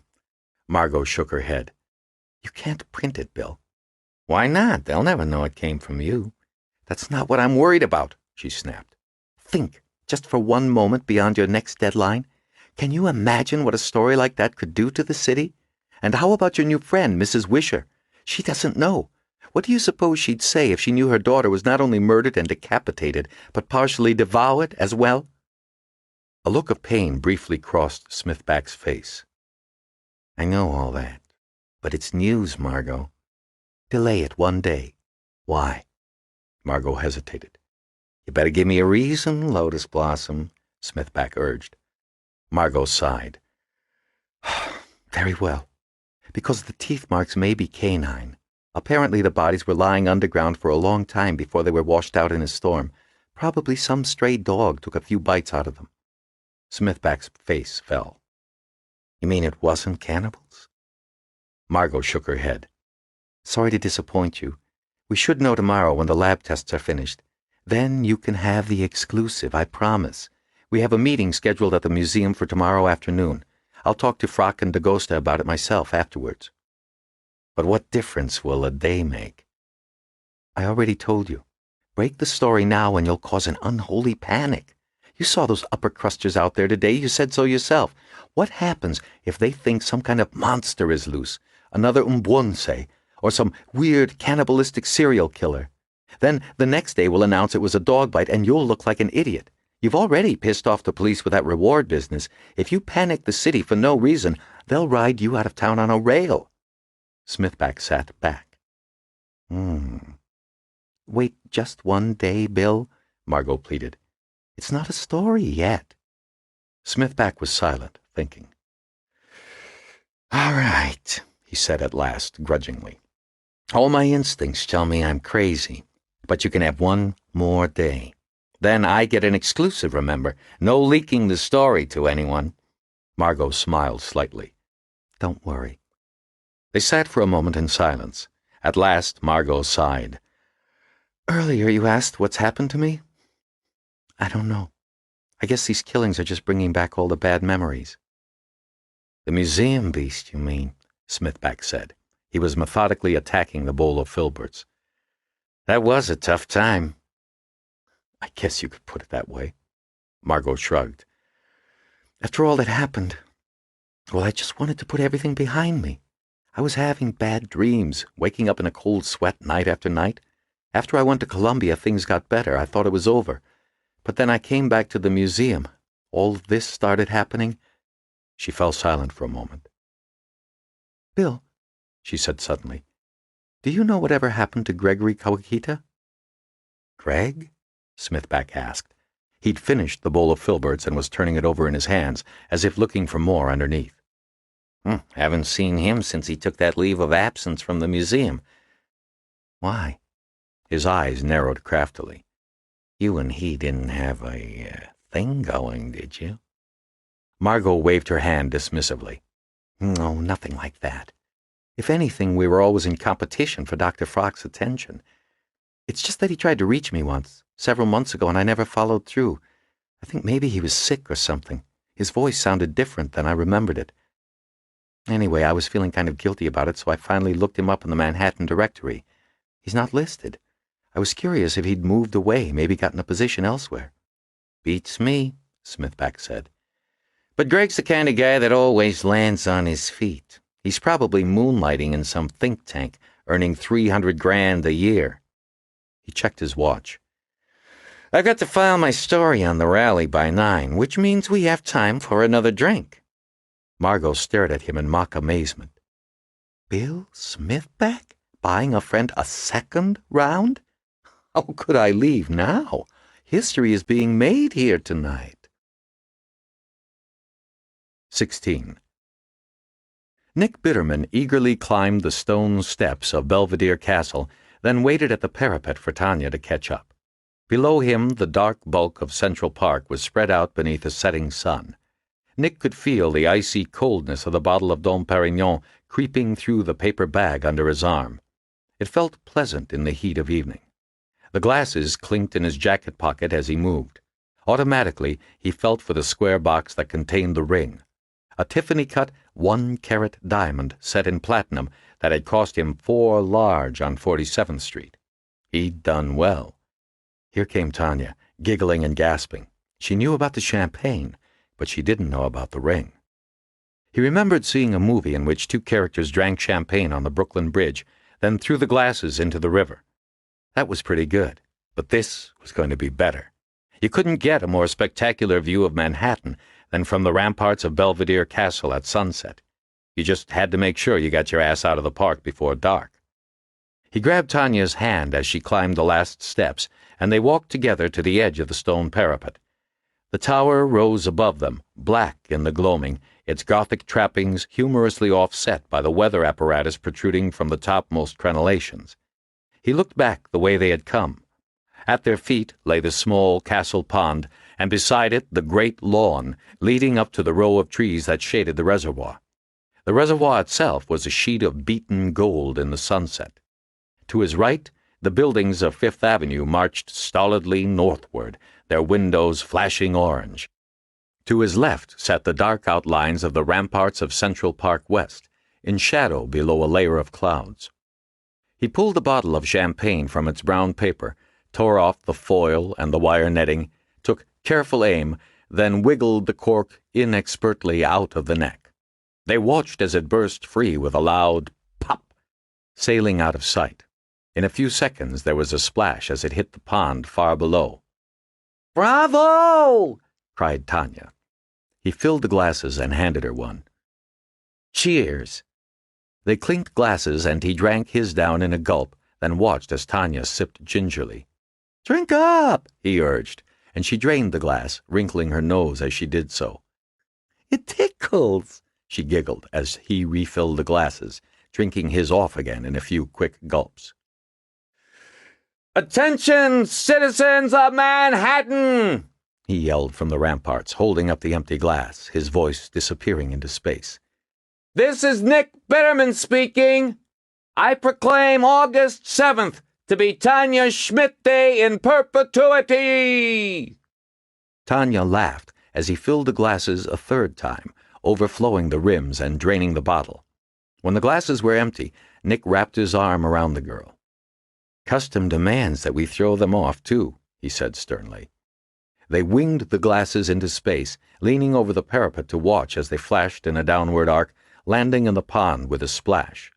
As he watched, Nick noticed that the sunbathers, roller skaters, and various park lounges were now gone, and the base of the castle was deserted. He'd better get the show on the road. Plunging his hand into his jacket pocket, he removed the box and handed it to her. He stepped backwards, watching proudly as she opened it. Nick! My God! She cried. It must have cost a fortune! You're worth a fortune, Nick replied.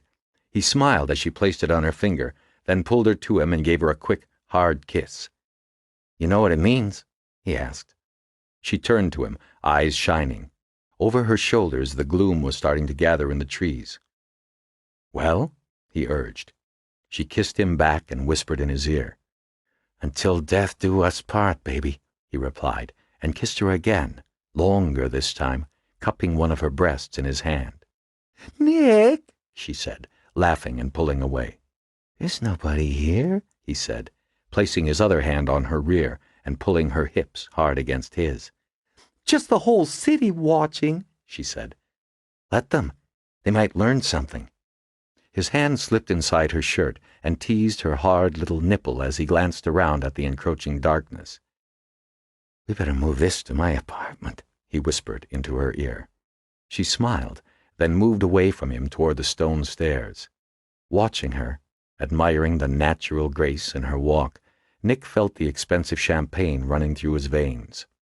Nothing like a champagne buzz. Goes straight to the head. Straight to the bladder, too. Hold on, he said aloud. I gotta drain the main vein. She turned to wait as he walked to the tower. There were restrooms hidden on its back side, he remembered, beside the metal maintenance staircase that led up to the weather equipment and down to the pond. Under the shadow of the tower it was still. The sounds of the traffic on the East Drive seemed muffled and distant. He located the men's room door and pushed through, unzipping his fly as he crossed the scuffed tile, past the row of dark stalls toward the bank of urinals. The room was deserted, as he knew it would be. He leaned against the cool porcelain and closed his eyes.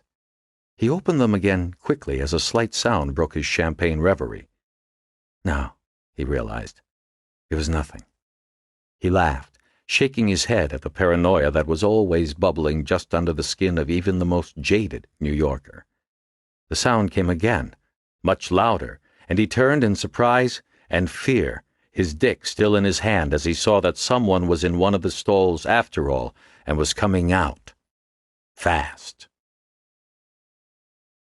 Tanya waited, standing at the parapet, the night breeze quickening on her face. She felt the engagement ring, heavy and foreign on her finger. Nick was taking his sweet time. The park was dark now, the great lawn deserted, the bright lights of Fifth Avenue winking off the surface of the pond.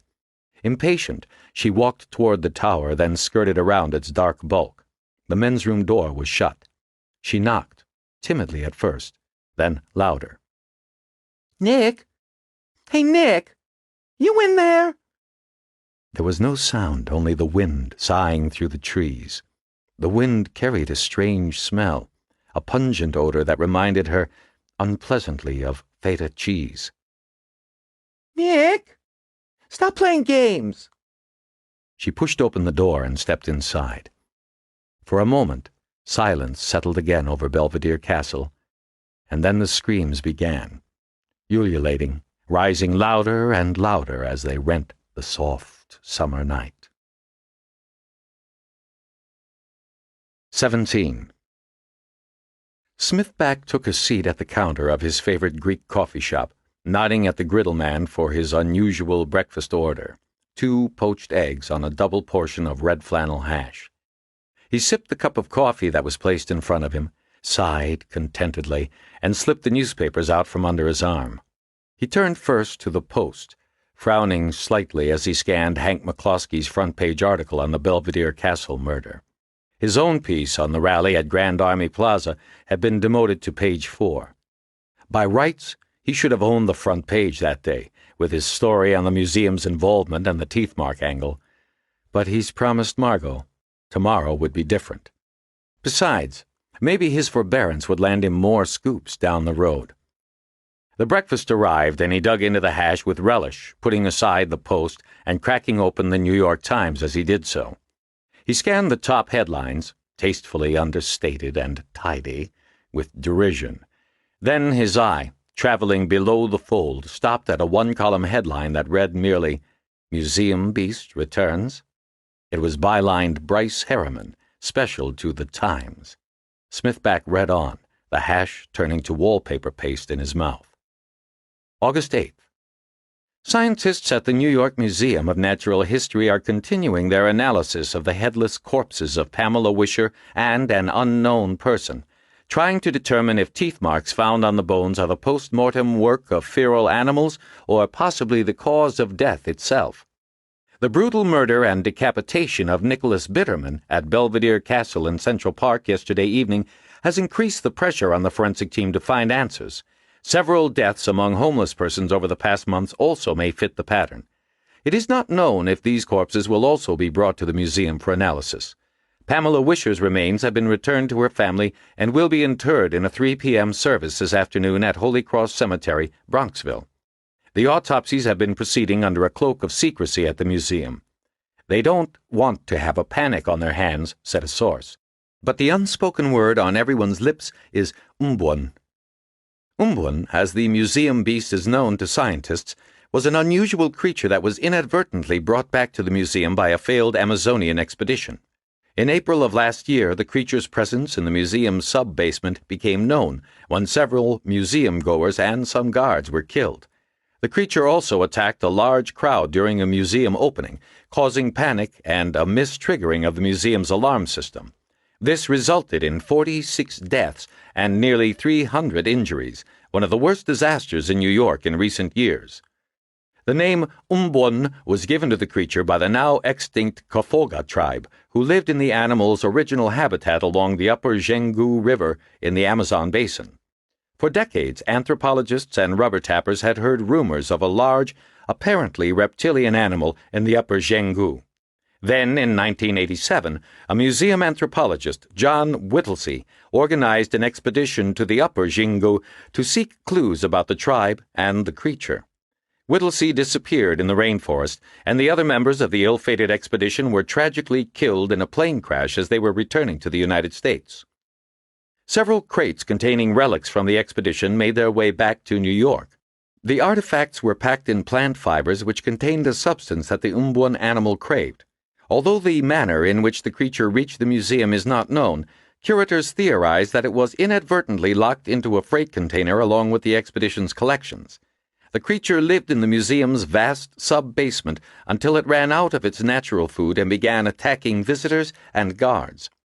The animal was killed during the resulting melee, and its carcass was removed by authorities and destroyed before detailed taxonomic research could be performed. Although there are still many mysteries about the creature, it was determined that it lived on an isolated plateau in the Amazon called a tepui. Recent hydraulic gold mining in the upper Zhengu has severely impacted the area and probably caused the extinction of the species. Professor Whitney Cadwallader Frock of the museum's anthropology department, author of Fractal Evolution, believed the creature to be an evolutionary aberration produced by its isolated rainforest habitat. It was suggested by the source that the recent killings might be the work of a second Umbwan animal, perhaps the mate of the original. That, it seems, is also the unspoken worry of the New York City Police Department. Apparently, the police have asked the museum laboratory to determine if the teeth marks on the bones are consistent with a feral dog or something far more powerful, something like Umbwan. Smithback pushed the uneaten eggs away with a hand that was trembling with rage. He didn't know what was worse, having that prick Harriman scoop him, or the knowledge that he, Smithback, already had the story and allowed himself to be talked out of running it. Never again, Smithback vowed. Never again. On the 15th floor of one police plaza, Dakota put aside the same newspaper with a withering expletive. The NYPD public affairs spin doctors were going to have to work overtime to avert hysteria. Whoever had leaked this, he thought, was going to have his barbecued butt served up on a rotisserie. At least, he thought, this time it wasn't his pain-in-the-ass friend Smithback. Then he reached for the telephone and dialed the office of the chief of police. While on the subject of asses, he'd better take care of his own while he still had one. With Horlocker, it was always better to call than be called. All he got was the voicemail of the chief's secretary. Dakota reached for the newspaper again, then pushed it away, frustration welling up inside him. Waxy would be here in a minute, no doubt bawling about the Belvedere Castle murder and the chief's deadline. At the thought of seeing Waxy, Dakota shut his eyes involuntarily, but the feeling of weariness that surged over him was so great that he immediately opened them up again. He'd only had 2 hours of sleep and was bone-tired after spending much of the night clambering over Belvedere Castle in the aftermath of the Bitterman murder. He stood up and walked over to the window. Below, amidst the gray urban sprawl, he could make out a small square of black, the playground of PS 362. The tiny shapes of young kids were racing around it, playing tag and hopscotch, no doubt screeching and hollering their way through mid-morning recess. God, he thought, what he wouldn't give to be one of them now. As he turned back to the desk, he noticed that the edge of the newspaper had knocked over the framed photograph of his 10-year-old son, Vinny Jr. He righted it carefully, smiling involuntarily at the face that smiled back at him. Then, feeling a little better, he dug into his coat pocket and pulled out a cigar.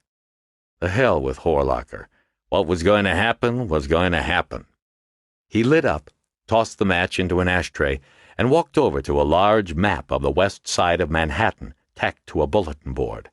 The precinct board was pocked with white and red pins. A legend taped to one corner showed that the white pins indicated disappearances over the last 6 months, while the red pins indicated deaths that fit the suspect M.O. Dakota reached into a plastic tray, pulled out a red pin, located Central Park Reservoir on the board, and carefully pressed the pin directly to its south. Then he stood back, staring at it, trying to see the pattern through the visual noise. The white pins outnumbered the red pins 10-1. Of course, many of those wouldn't pan out. People disappeared for a lot of reasons in New York. Still, it was an unusually high number, over 3 times the norm for a 6-month period, and a remarkable number seemed to be in the region of Central Park. He kept staring. The dots didn't look random somehow. His brain told him there was a pattern, but he hadn't any idea what it was. "Daydreaming, Lieutenant?" came the familiar, dusky voice. Dakota jumped in surprise, then turned around. It was Hayward, now officially on the case, along with Waxy.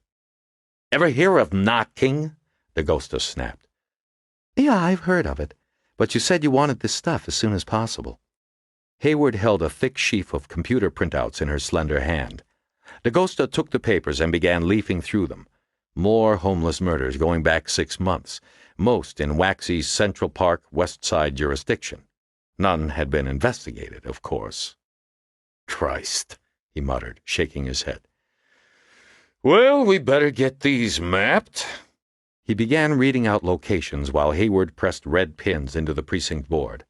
Then he paused for a moment, glancing up at her shock of dark hair, her pale skin. Though he hadn't let her know it, of course, Dakota was secretly glad Hayward was assisting him. Her imperturbable self-assurance was like a calm haven at the center of a howling storm. And he had to admit she didn't hurt the eyes either. From the hall came the sound of running and raised voices. Something heavy fell over with a crash. Frowning, Dakota nodded for Hayward to check it out. Soon there was more yelling, and Dakota heard his own name being spoken in a whiny, high-pitched voice. Curious, he poked his head out the door. An almost unbelievably filthy-looking man was standing in the homicide lobby, struggling with 2 cops who were trying to subdue him. Hayward was on the sidelines, her small frame tensed as if awaiting an opportunity to wade in.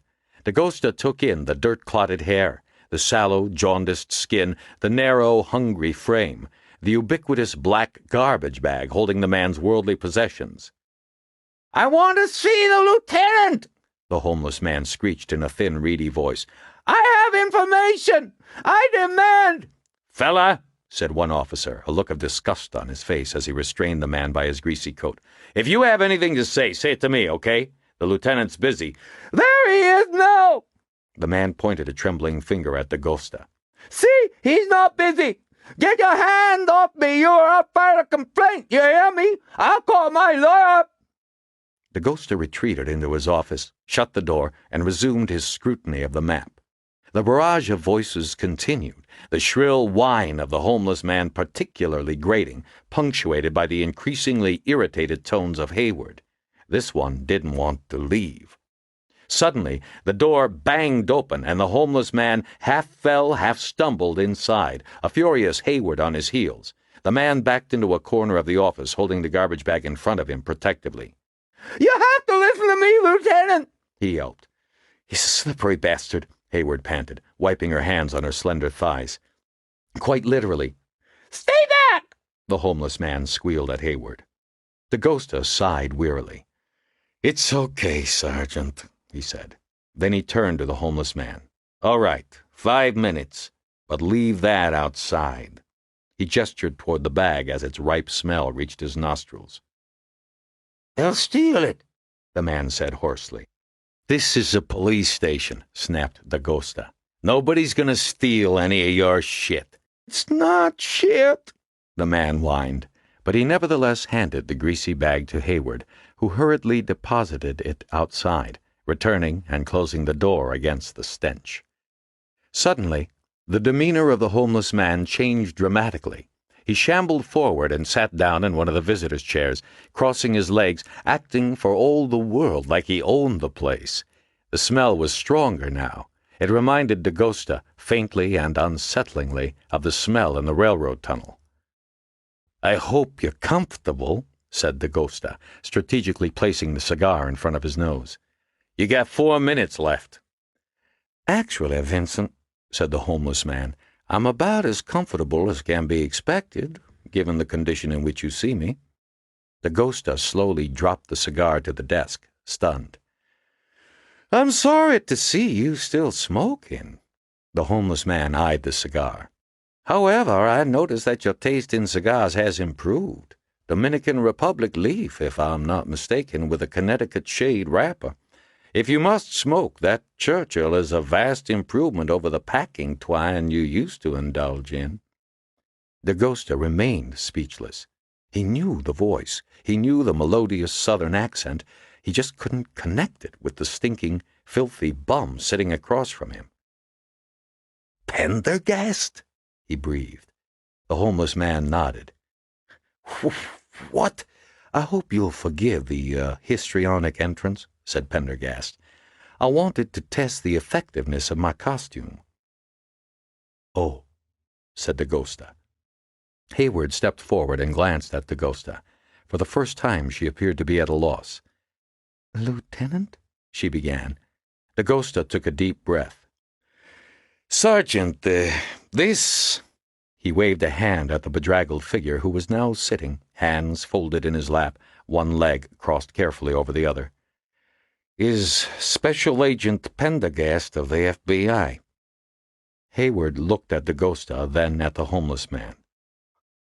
"Bullshit," she said simply. Pendergast laughed delightedly. He placed his elbows on the arms of the chair, tented his hands, rested his chin on his fingertips, and looked at Hayward. "Delighted to meet you, Sergeant. I would offer to shake hands, but—" "Don't bother," said Hayward hastily, a lingering look of suspicion on her face. Suddenly, Dagosta stepped over and crushed the visitor's slender, grubby hands in his. "Christ, Pendergast, it's good to see you. I wondered what the hell happened to your skinny ass.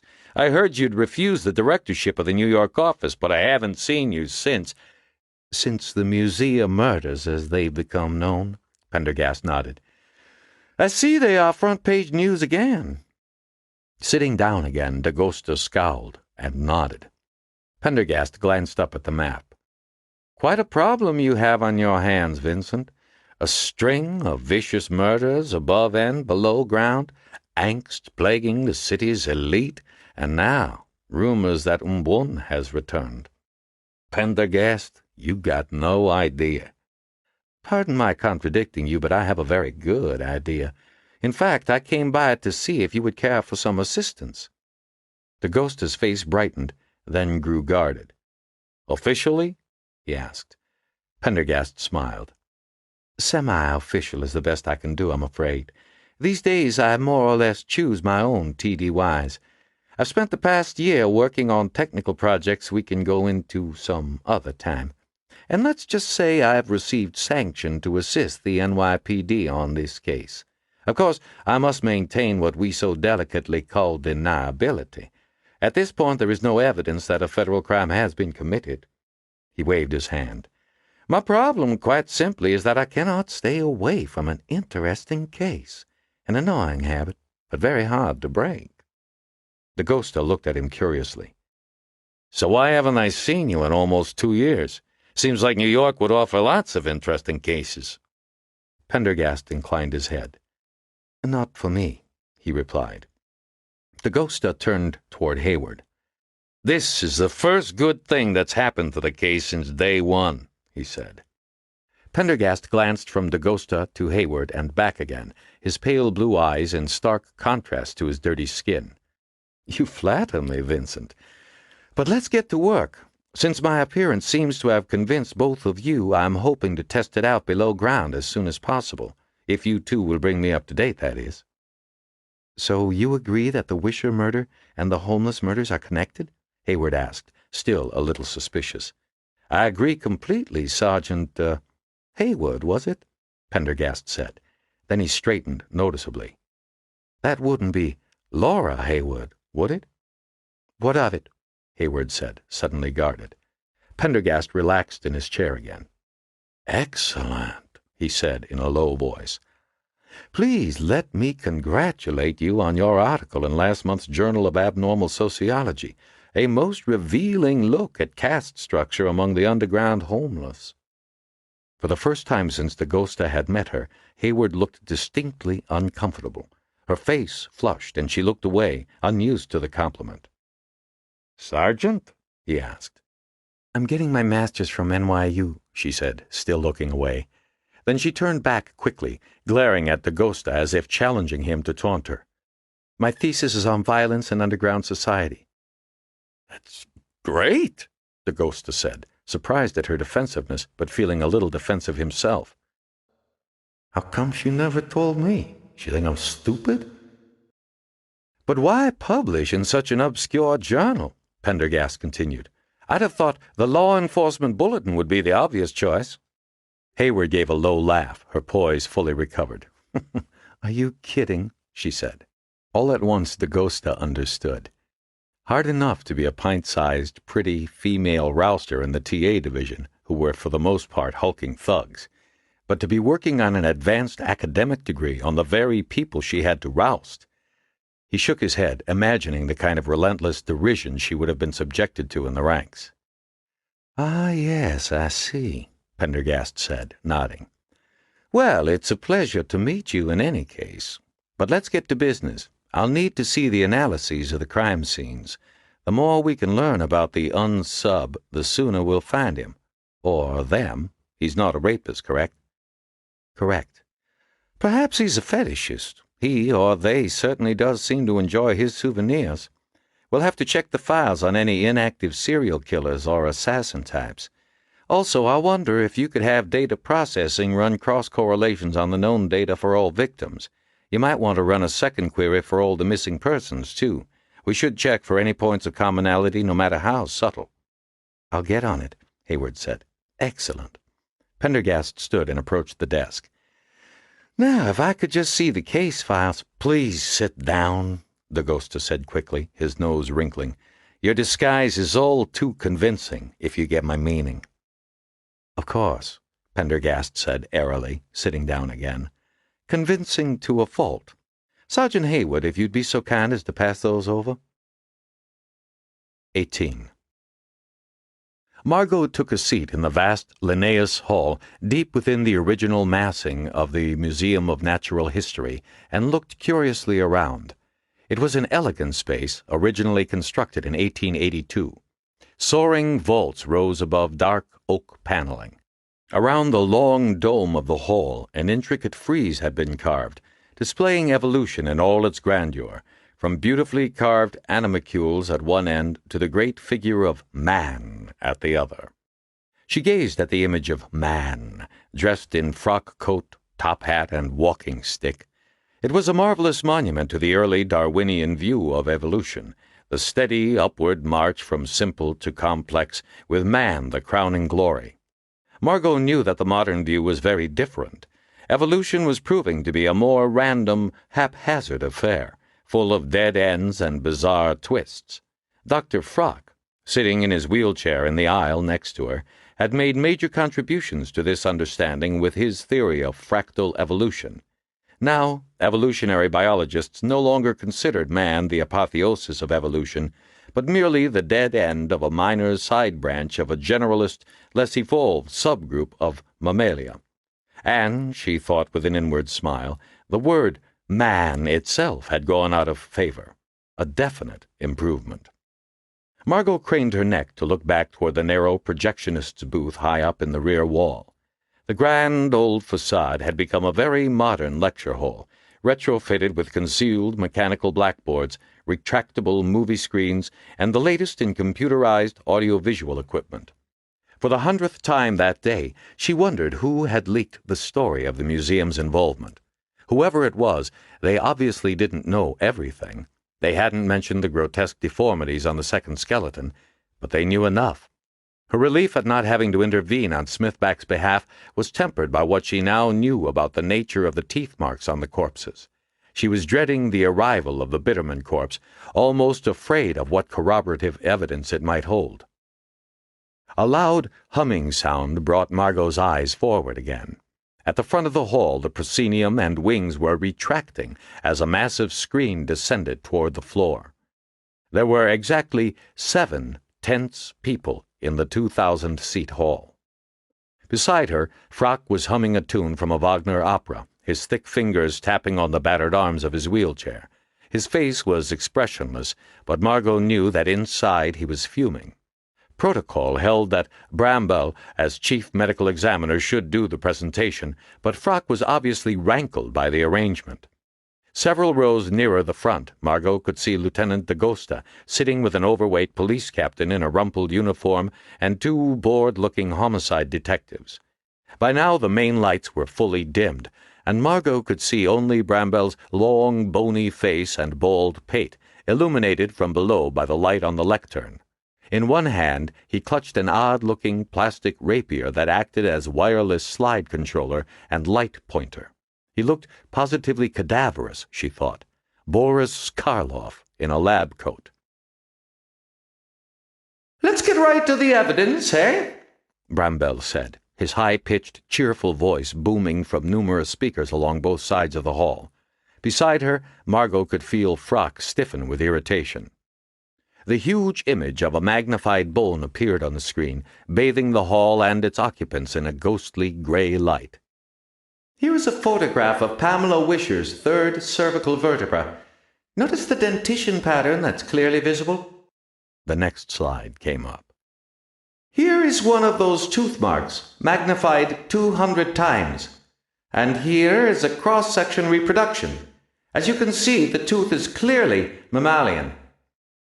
The next series of slides displayed results of lab tests done on a variety of bones from the 2 corpses, recording the pressures per square inch needed to make marks of varying depths.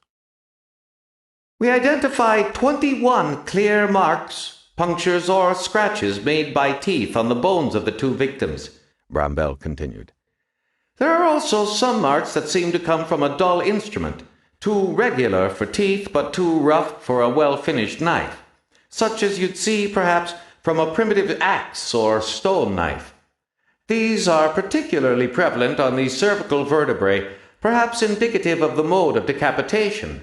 In any case, the pressure required to make the teeth marks," Bramble indicating the results with his electronic pointer, "vary from 500 to about 900 pounds per square inch.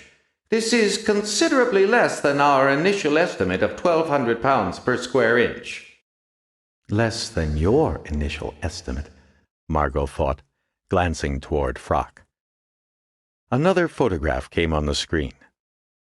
"Our detailed study of thin bone sections here, around the marks, shows blood leakage through the interstitial areas of the bone and into the marrow itself.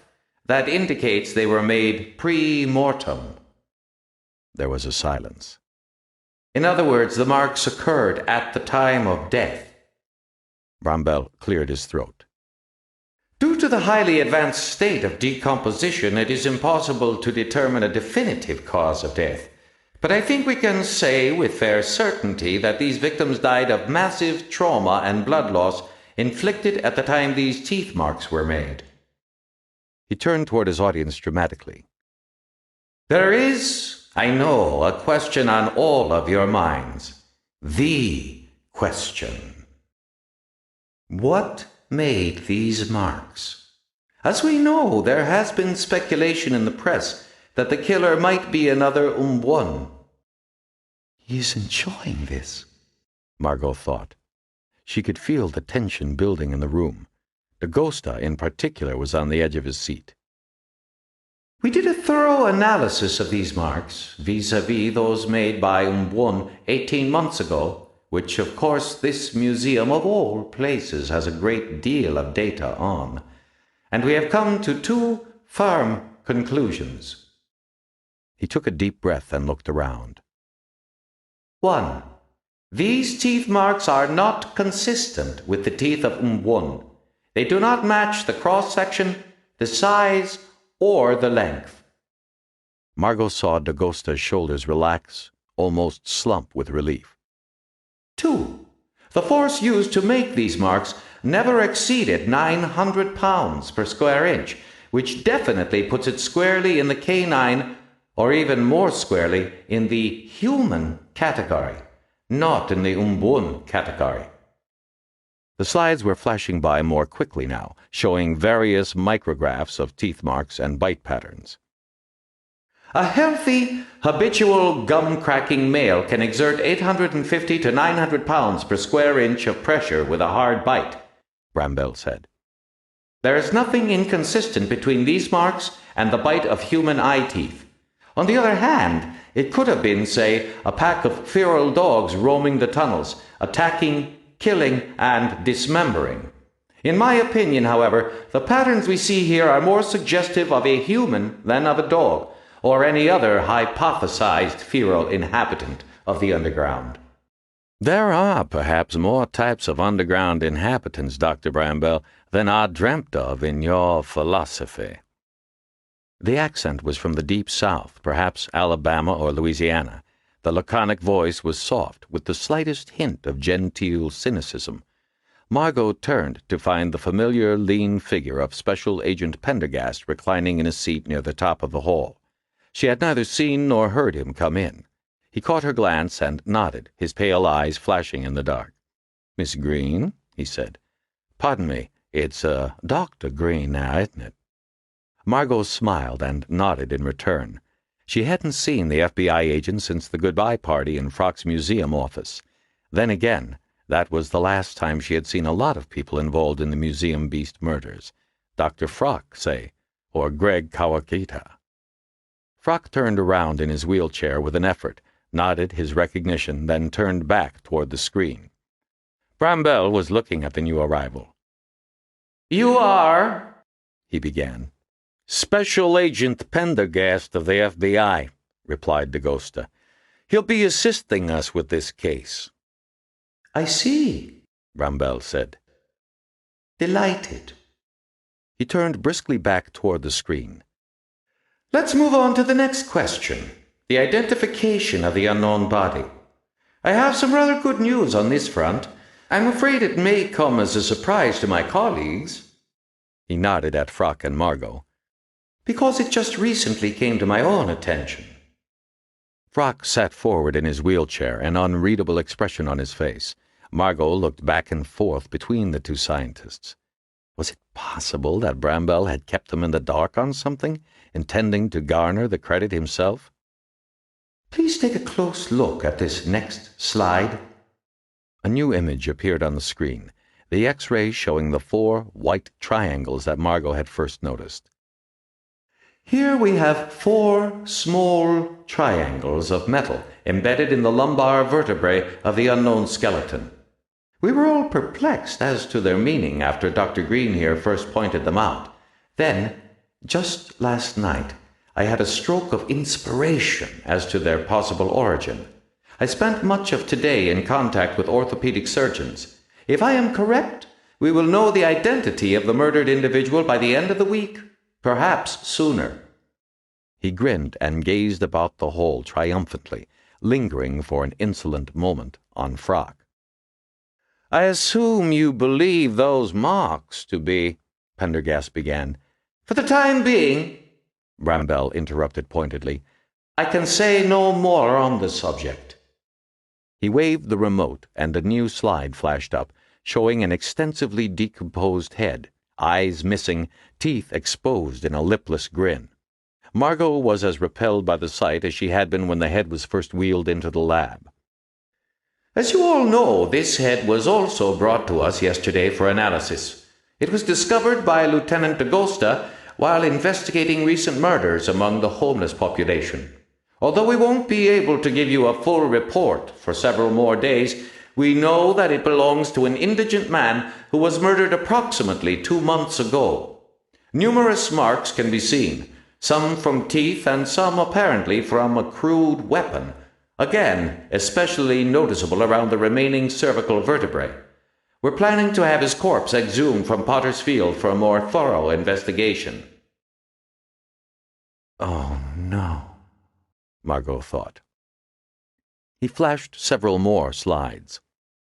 "We studied the excoriation of the neck and concluded that, again, the force used was most consistent with a human attacker.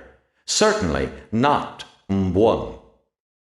The screen flashed to white, and Bramble placed the pointing remote on a table next to him. As the lights came up, Dakota rose from his seat. "That's a bigger relief than you'll ever know," he said. "But let me get this straight. You're saying that a person made those bite marks?" Bramble nodded. "Not a dog, or some other animal that might be living down in the sewers?"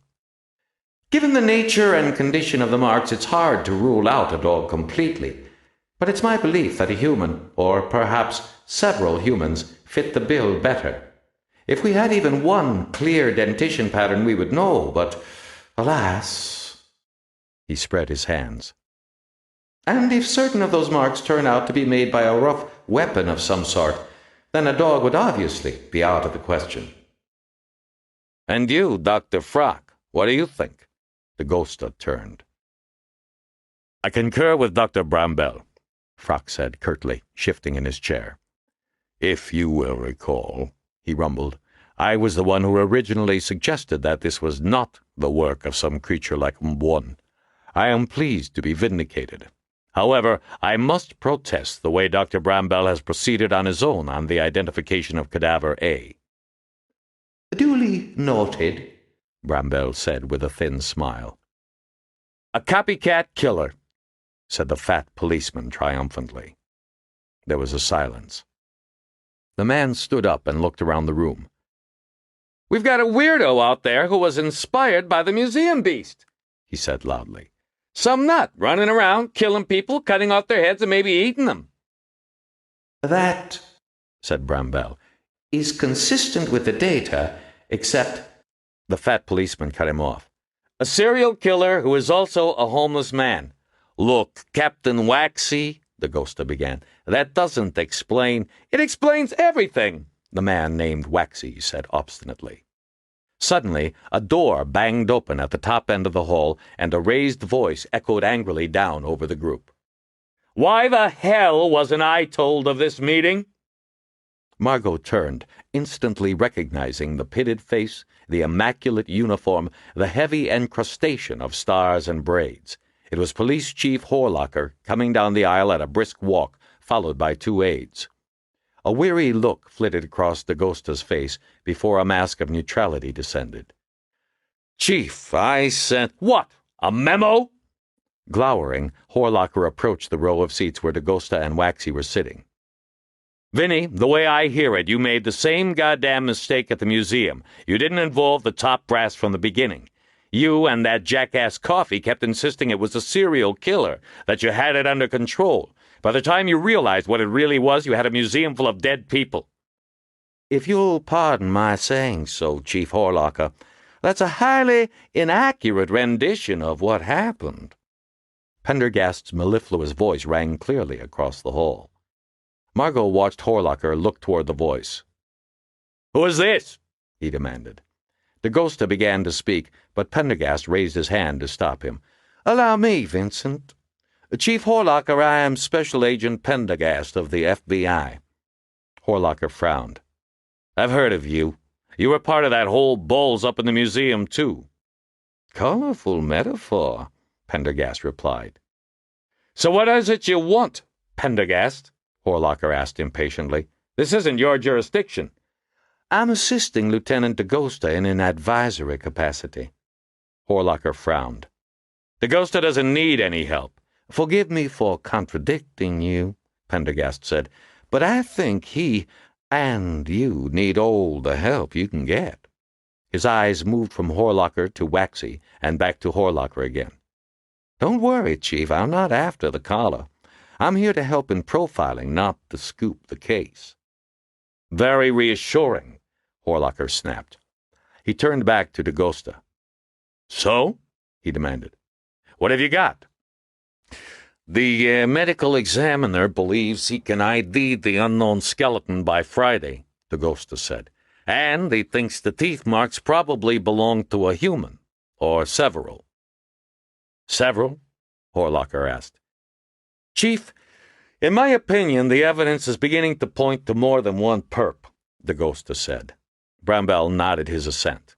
Horlocker looked pained. "What? You think we've got two cannibalistic cycles running around? For Christ's sake, Vinny, use your head. What we got is a homeless serial killer who's preying on his own kind, and once in a while a real person wanders into the wrong place at the wrong time, like Pamela Wisher or that guy Bitterman, and gets their ass killed." "A real person," Pendergast murmured. "You know what I mean. A productive member of society, somebody with an address." Horlocker frowned, turning to Dakota. "I gave you a deadline, and I expected a lot more than this." Waxy heaved himself up from his chair. "I'm convinced this is the work of a single perpetrator." "Exactly," said Horlocker, looking around the room, waiting for a challenge. "Now, we've got a homeless man, out of his gourd, probably living in Central Park somewhere, who thinks he's the museum beast. And with this damn Times article, half the city's going apeshit." He turned to Dakota. "So how are you planning to handle it?" Do calm, Chief," Pendergast said soothingly.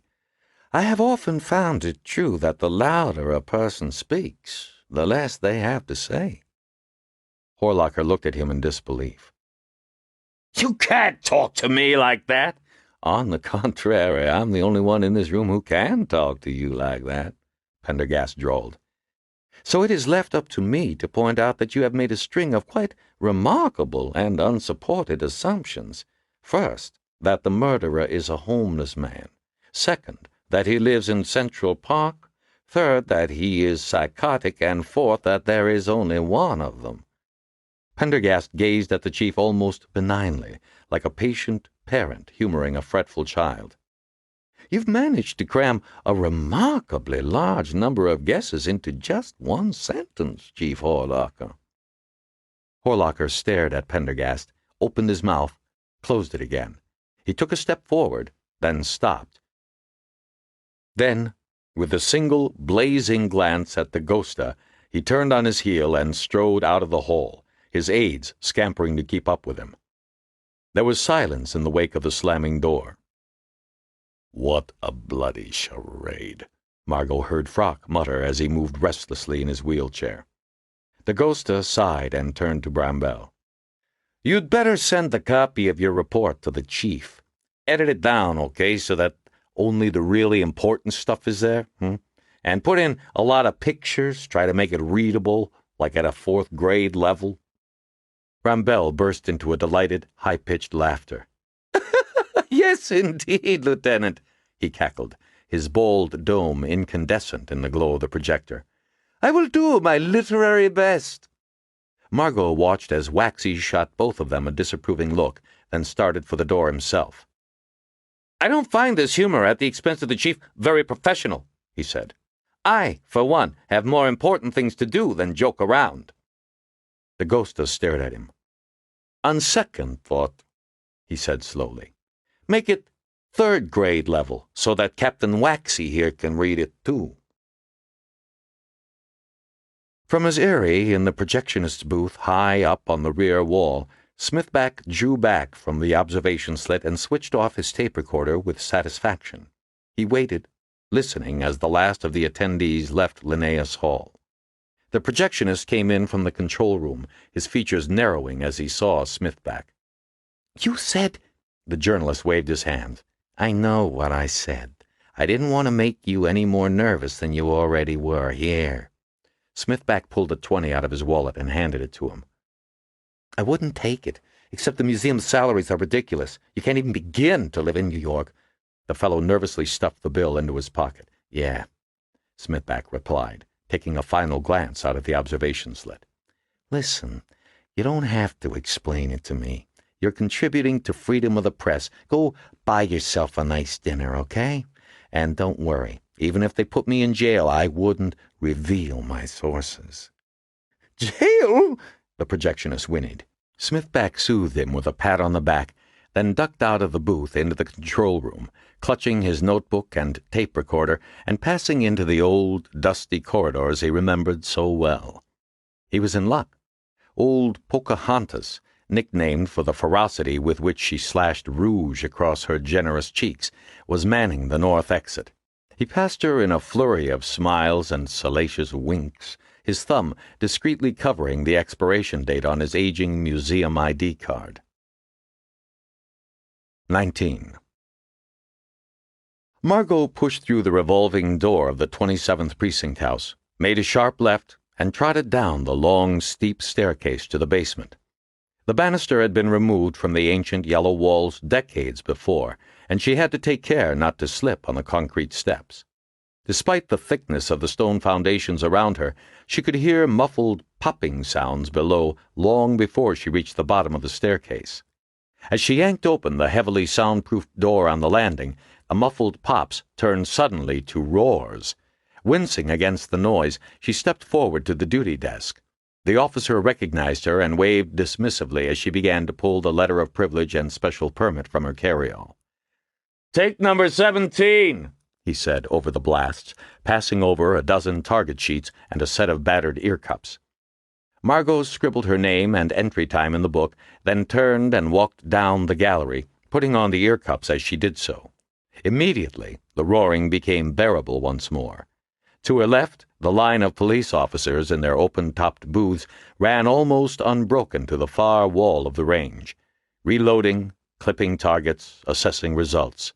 Early evening was a popular time, and of the dozen 25-yard indoor ranges scattered across the NYPD station houses, the 27th Precinct boasted the largest and best equipped.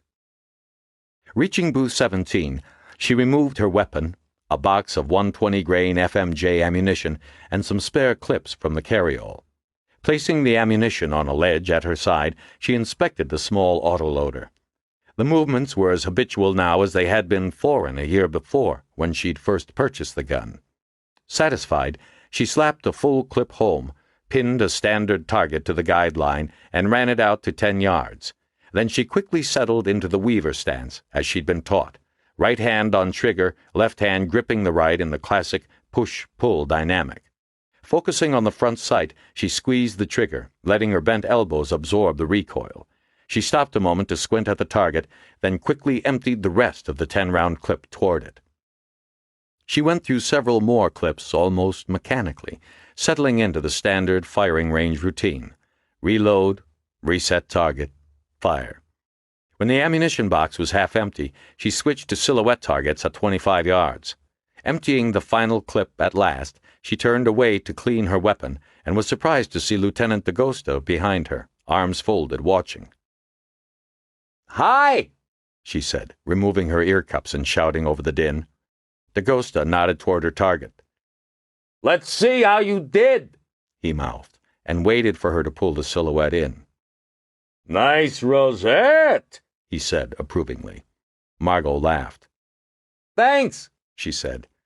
I have you to thank for that. Just like I have you to thank for the permit." She dumped the empty clips into her carryall, thinking about how strange it must have seemed to Dagosta at the time, her bursting into his office 5 weeks after the conclusion of the museum murders, asking him to arrange for a handgun permit. For protection, she'd told him. How could she have brought herself to explain the lingering fear, the sweat-drenched nightmares, the feeling of vulnerability that plagued her?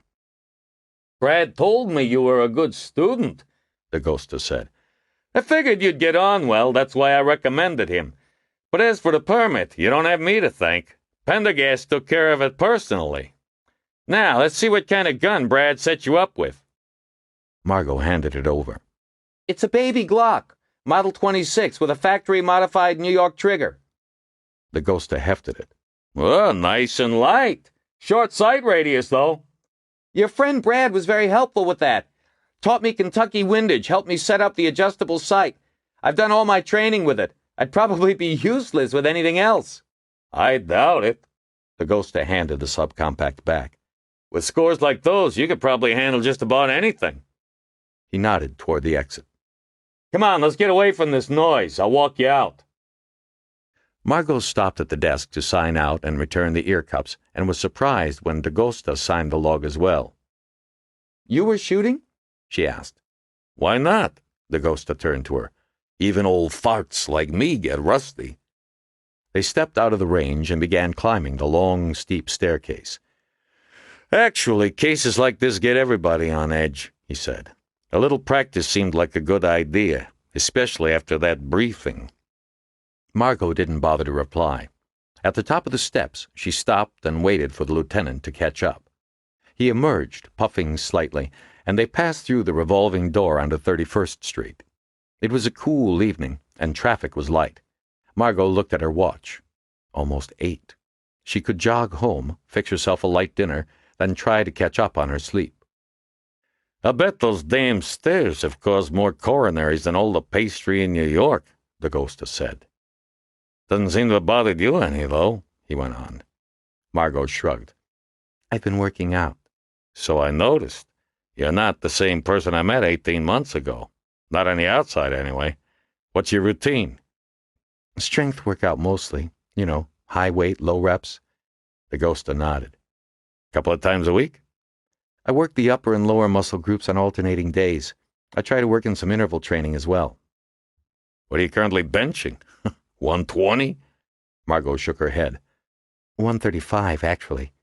It's nice, because for the first time I don't have to change all those little weights on the bar. I can just use the 45s. Dagosta nodded again. "Not bad." They started towards 6th Avenue. "And has it worked?" "Excuse me?" "I said, has it worked?" Margot frowned. "I don't know what you mean," she replied, but even as she said the words, she understood. "No," she said a moment later, in a lower voice. "Not completely, anyway."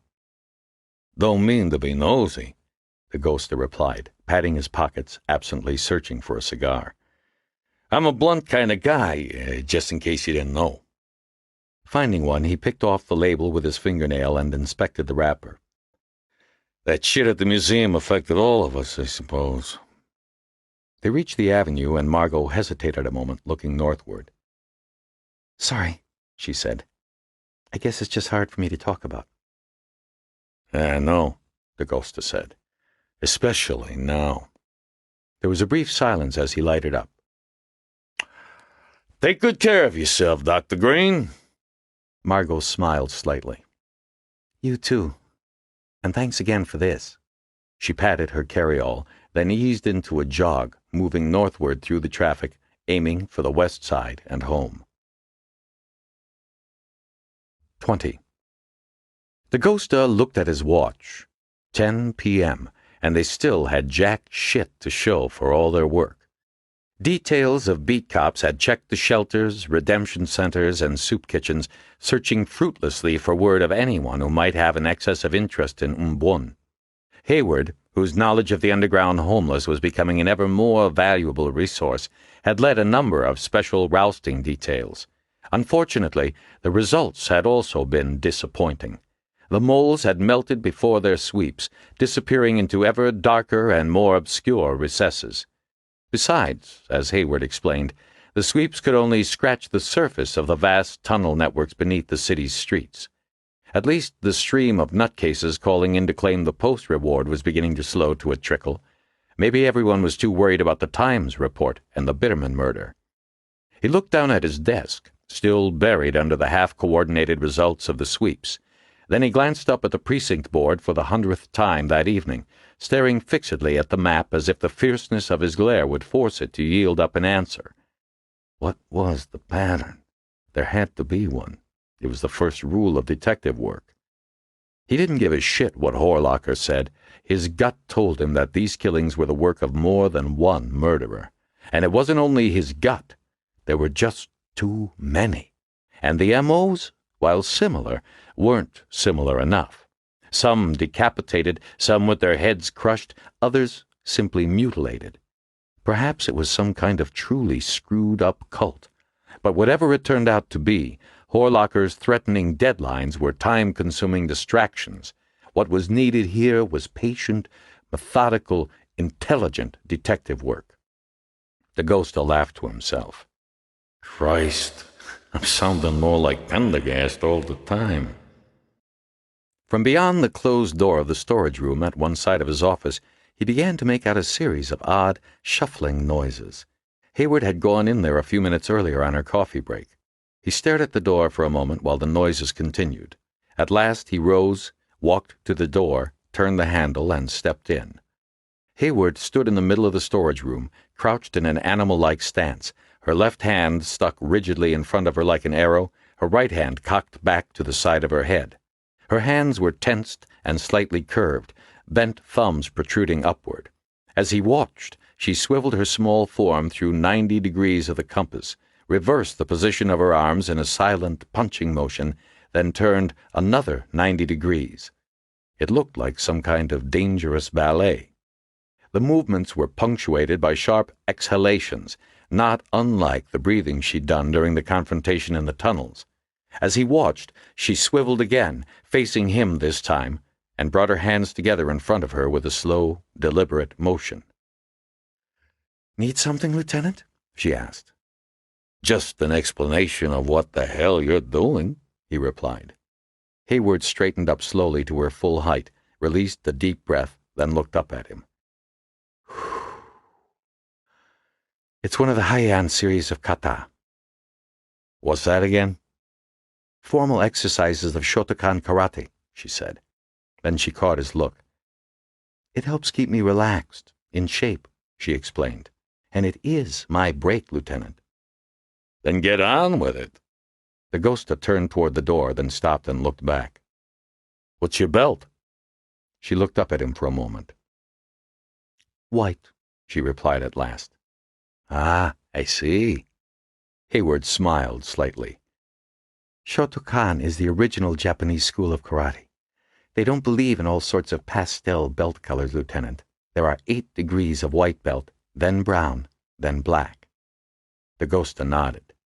"So, what degree are you?" he asked curiously. "I go for my brown belt examination next month." From his office beyond, Dagosta could hear the rattle of a knob. Stepping out of the supply room and closing the door behind him, he found himself looking at the corpulent form of Captain Waxy. Without a word, Waxy sauntered over to the precinct board. He studied the riot of red and white pins intently, hands clasped behind his back. "There's a pattern here," he said at last. "Really?" Dagosta asked, struggling to keep his voice neutral. Waxy nodded sagely, keeping his back turned. Dagosta said nothing. He knew he was going to regret to his dying day bringing Waxy into the case. "It originates here." Waxy's finger hit a green spot on the map with a soft thump. Dagosta saw that he had fingered the Ramble, the wildest area of Central Park. "How do you figure?" "Simple," said Waxy. "The chief had a talk with the top actuary in human resources. He looked at the murder locations, did a best-fit linear analysis, and said they were radiating right from this spot. See? The deaths form a semicircle around this point. The Belvedere Castle murder was the key. He turned. Out there in the ramble, there are rocks, caves, dense woods, lots of homeless, too. It's a perfect hideout. That's where we'll find the killer. This time, Dakota was unable to keep the incredulity off his face. Let me get this straight. Some insurance dweeb in personnel gave you this tip? Did he try to sell you on the savings plan, too? Waxy frowned, his jowly cheeks turning a rich crimson. I don't appreciate your tone, Vinny. It wasn't appropriate in the meeting this afternoon, and it isn't appropriate here. Look, Jack, Dakota said, struggling to keep his patience. What the hell would an actuary, even a police actuary, know about a murder pattern? That just isn't enough. You have to take into account ingress, egress, everything. Besides, the Belvedere Castle murder is the one that least fits the pattern. Then he gave up. There was no point in telling Waxy anything. Horlocker was one of those chiefs who loved specialists, experts, and consultants. And Waxy was such a yes-man that, I'm going to need this map, Waxy said. Dakota stared at the broad back in front of him. As he did, a light suddenly turned on inside his head. Now he knew what this was all about. He stood up. Be my guest, he said. The primary case files are in these cabinets here, and Sergeant Hayward has some valuable— I won't be needing her, said Waxy. Just the precinct board and the files. Have them sent over to my office by 8 tomorrow morning, room 2403. They're moving me here to headquarters. He slowly turned on his heel and eyed Dakota. Sorry, Vinny. I think it boiled down to a question of chemistry. Me and Horlocker. He needs someone he can relate to, someone who can keep a lid on the press. Nothing personal, you know. You'll still be on the case, in one capacity or another, and now that we're going to start making progress, you might even feel better about things. We'll be staking out the ramble, and we're going to catch this guy. Sure, said Dakota. He reminded himself that this was a no-win case, that he hadn't wanted it in the first place. It didn't help. Waxy held out his hand. No hard feelings, Vinny? Dakota shook the plump, warm hand. None at all, Jack, he heard himself saying. Waxy took another look around the office as if searching for other items worth appropriating. Well, I gotta go, he said at last. I wanted to tell you in person. Thanks. They stood for a moment as the uncomfortable silence grew. Then Waxy patted him awkwardly on the shoulder and walked out of the office. There was a soft rustle as Hayward came up beside him. They stood silently, listening to the footsteps retreat down the linoleum corridor until they were finally lost amidst the low buzz of typing and distant conversations. Then Hayward turned to Dakota. Lieutenant, how can you let him get away with it? She asked bitterly. I mean, when our backs were against the wall down in those tunnels, that mother ran. Dakota sat down again, feeling inside the upper drawer of his desk for a cigar. Respect for superiors isn't your strong suit, is it, Sergeant? He asked. Anyway, what makes you so sure this is a reward? He located the cigar, dug a hole in its crown with a pencil, and lit up. It was 2 hours later, as Dakota was making final arrangements to move the case files upstairs, that Pendergast strolled into his office. It was Pendergast as Dakota remembered him, impeccable black suit severely tailored to his spare frame, blonde white hair combed back from his high forehead, Gucci loafers in polished oxblood. As usual, looking more like a fashionable undertaker than an FBI agent. Pendergast indicated the visitor's chair with a brief nod of his head. May I? Dakota hung up the phone and nodded. Pendergast slipped into the chair with his cat-like grace. He looked around, taking in the boxed files and the bare patch on the wall where the map had once hung. He turned back to Dakota, eyebrows raised quizzically. It's Waxy's headache now, Dakota answered the unspoken question. I've been placed on modified assignment. Indeed, Pendergast replied. Lieutenant, you don't seem dismayed by the turn of events. Dismayed? The ghoster said. Look around again. The precinct board's gone, the files are packed, Hayward's in bed, the coffee is hot, the cigar is lit. I feel terrific. I doubt it very much. Still, you'll probably sleep better tonight than Squire Waxy will. Uneasy lies the head that wears the crown, and all that. He looked at Dagosta with an amused expression. So, what's next? Oh, I'm still assigned to the case, the ghoster replied. Exactly how Waxy hasn't bothered to say. He probably doesn't know himself, but I think we can ensure that you won't be sitting idle. Pendergast fell silent, and Dagosta leaned back in his chair, enjoying his cigar, content to let the silence spread out to fill the room. I was once in Florence, Pendergast said at last. Oh, yeah? I was just in Italy. Took my son there last fall to see his grandmother. Pendergast nodded. Did you visit the Pitti Palace? Pitti who? It's an art museum, actually. Quite exquisite. There's an old medieval map painted as a fresco on one of its walls, done the year before Columbus discovered America. No kidding.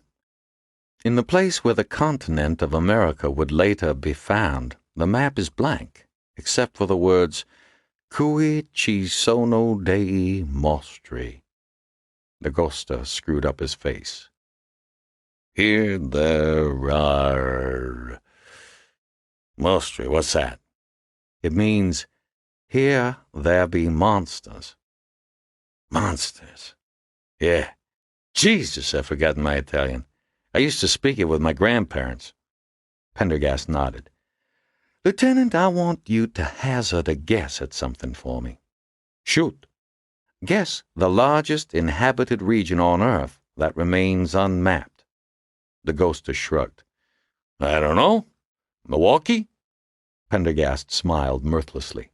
No, and it's not Outer Mongolia or the Antipodes. It's underground New York. You're shitting me, right? I am not shitting you, as you so charmingly put it. Pendergast shifted in his chair. Vincent, underground New York reminds me of that map in the Pitti Palace. It is truly unexplored territory, and it is, apparently, unimaginably vast. For example, there are almost a dozen stories worth of structures below Grand Central, not counting the sewers and storm drains. The levels below Penn Station go even deeper. So you've been down, the ghoster said. Yes, after meeting with you and Sergeant Hayward, it was an exploratory journey, really. I wanted to get a sense of the environment, test my ability to move around and learn what I could. I was able to speak with a few of the underground dwellers. They told me much, and they hinted at even more. The ghoster sat forward. Learn anything about the murders? Pendergast nodded. Indirectly. But those who know the most are deeper underground than I dared go on my first descent. It takes a while to gain these people's trust, and I have a long way to go, especially now. You see, the underground homeless are terrified. Pendergast turned his pale eyes toward Dagosta. From piecing together various whispered conversations, I've gathered that a mysterious group of people have colonized the underground, and most of the rumors don't even use the word people. Supposedly, they are feral, cannibalistic, subhuman, and it is these beings who are responsible for the killings. There was a pause. The ghoster stood and moved to the window, gazing out at the nocturnal cityscape of Manhattan. You believe this? He asked at last. I don't know, Pendergast replied. I need to speak to Mephisto, the leader of the community beneath Columbus Circle. Many of the things he told the Post in that recent article ring disturbingly true. Unfortunately, he's a difficult man to contact. He is distrustful of all outsiders and hates the authorities with a passion. But I feel he is the one person who can lead me where I have to go. The ghoster's lips twitched. Need a partner? He asked. A small smile appeared on Pendergast's face, then disappeared again. It's an extremely dangerous and lawless place. However, I will consider the offer. Fair enough? The ghost nodded. Good. Now, I suggest you go home and get some sleep. Pendergast rose. Although he doesn't know it, friend Waxy is going to need all the help he can get. 21. Simon Bramble zippered up his portfolio, humming Makuchla to himself. He passed a loving glance over the lab, the safety shower in the corner, the rows of chrome and steel instruments lined up neatly behind glass, winking at him in the subdued light. He was feeling enormously pleased with himself. Once again he replayed in his head the scene of his little coup, in particular the impassive look on Frock's face as he'd been speaking. Impassive, yet no doubt fuming inside. It made up for Frock's little sneer of triumph over the strength of the bites. Though he worked for the city government, Bramble enjoyed the one-upmanship of academia as much as anybody. He tucked the soft leather portfolio under his shoulder and once again cast his eyes about the laboratory. It was a wonderful laboratory, well-designed and well-equipped. He longed for something as elegant and comprehensive at the medical examiner's office. It would never happen, he knew. The city was chronically short of money. If he didn't find the detective work of forensic pathology so absorbing, he'd move to some well-endowed ivory tower in half a second. He closed the door behind him softly, surprised, as always, by the emptiness of the corridor. He'd never seen a bunch so averse to working late as the museum staff. Still, he didn't mind the quiet. It was refreshing and different, just as the museum smell of dust and old wood was so different from the stench of formalin and decay that pervaded the medical examiner's office. He decided to take the long way out of the museum, as he did every evening, through the Hall of Africa. He found the dioramas in that particular hall to be true works of art, and they looked especially good at such an advanced hour, the hall lights turned off, each diorama glowing with internal light, like a window into another world. He walked down the long corridor and, being averse to elevators, skipped down 3 flights of stairs. Passing beneath a metal archway, he found himself in the Hall of Ocean Life. Only the nocturnal lighting was on, and the hall looked dark and mysterious, quiet except for the ever-present clicks, groans, and creakings of the ancient fabric of the museum. Lovely, he thought. This was the way to see the museum, with all those horrid, shrieking children and their braying teachers absent. He passed under the replica of a giant squid, through a brace of yellowed elephant tusks, and entered the Hall of Africa. Midnight. He passed slowly through the hall, the herd of elephants at its center barely emerging from the darkness, the habitat groups arranged in a double tier around the walls on both sides of him. The gorilla group was his favorite, and he paused in front of it, pursing his lips, letting himself merge with the scene. It was so very real, and he wanted to enjoy it. Things would be wrapping up here very soon. His work was almost done. If he was right, this poor Bitterman fellow and the remains of Shasheen Walker would fall right into the pattern. At last, he turned with a sigh under a low doorway, then down a stone corridor toward the tower. He knew the story of the famous tower, how in 1870 Endurance S. Flight, railroad baron and third director of the NYMNH, had commissioned a monstrous, fortress-like addition to the original museum building. It was to be modeled after the Welsh castle of Carnarvon, which Flight had tried, unsuccessfully, to purchase for himself. Saner heads eventually prevailed, and Flight was removed from office with only the central tower of his fortress completed. Now the cornerstone of the institution's southwest facade, the 6-sided tower was used primarily to store the museum's endless collections. It was also, Bramble had heard, a favorite trysting place for the more ghoulish-minded of the museum's staff. The dim, cathedral-like hall at the base of the tower was empty, and Brambell's footsteps echoed hollowly as he crossed the marble floor toward the staff exit. Nodding at the guard, he passed into the humid night air of Museum Drive. It was midnight, but the avenue beyond was still bustling with people and taxis. He took a few steps, then looked back in admiration. No matter how many times he saw it, he'd never get tired of staring at that tower. Rearing several hundred feet into the air, topped by fang-like crenellations, it threw a dark shadow as far south as 59th Street on cloudless days. Tonight, pale under the light of a waxing moon, it looked troubled, full of ghosts. At last, with a sigh, he started forward again, turned the corner onto 81st, then walked west toward the Hudson and his modest apartment, once again humming under his breath. As he went, the street gradually took on a seedier character, and the number of pedestrians began to dwindle. But Brambell took no notice, walking briskly, inhaling the night air. There was a lovely breeze blowing in, crisp and sharp, ideal for a midsummer's night. A bite of dinner, a quick washing up, a toothful of green spot, and he'd be between the covers in an hour. As usual, he'd be up at 5 a.m., being one of those fortunate people who needed hardly any sleep. It was a great advantage to a medical examiner not to need sleep, especially one who wanted to get to the top of his profession.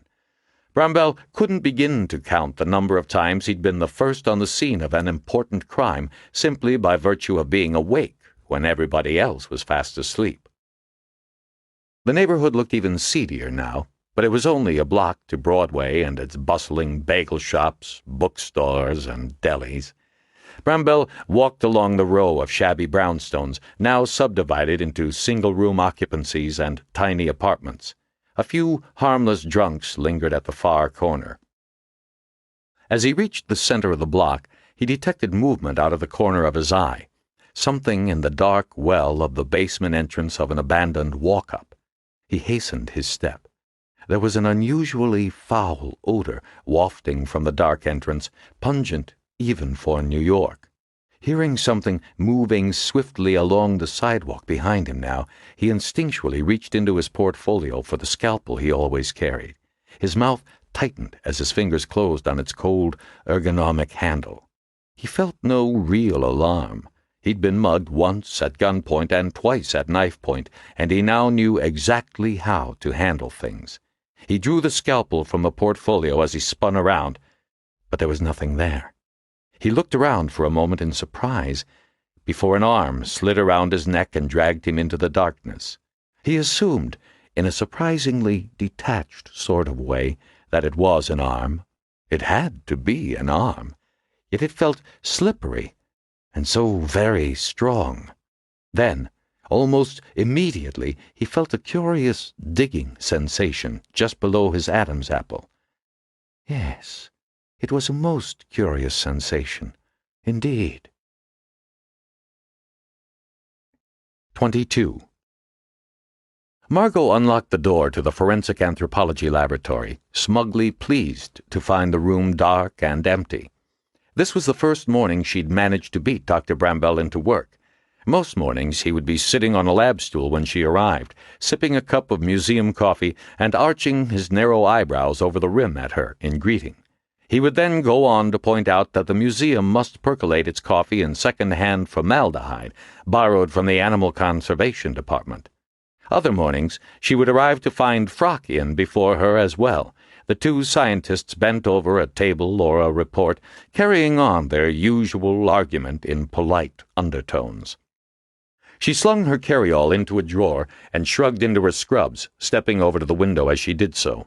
The sun had broken over the Fifth Avenue buildings, bathing the magisterial frontage in hues of gold and copper. Below the window, the park was waking up. Mothers walking children toward the zoo, joggers trotting the long oval course around the reservoir.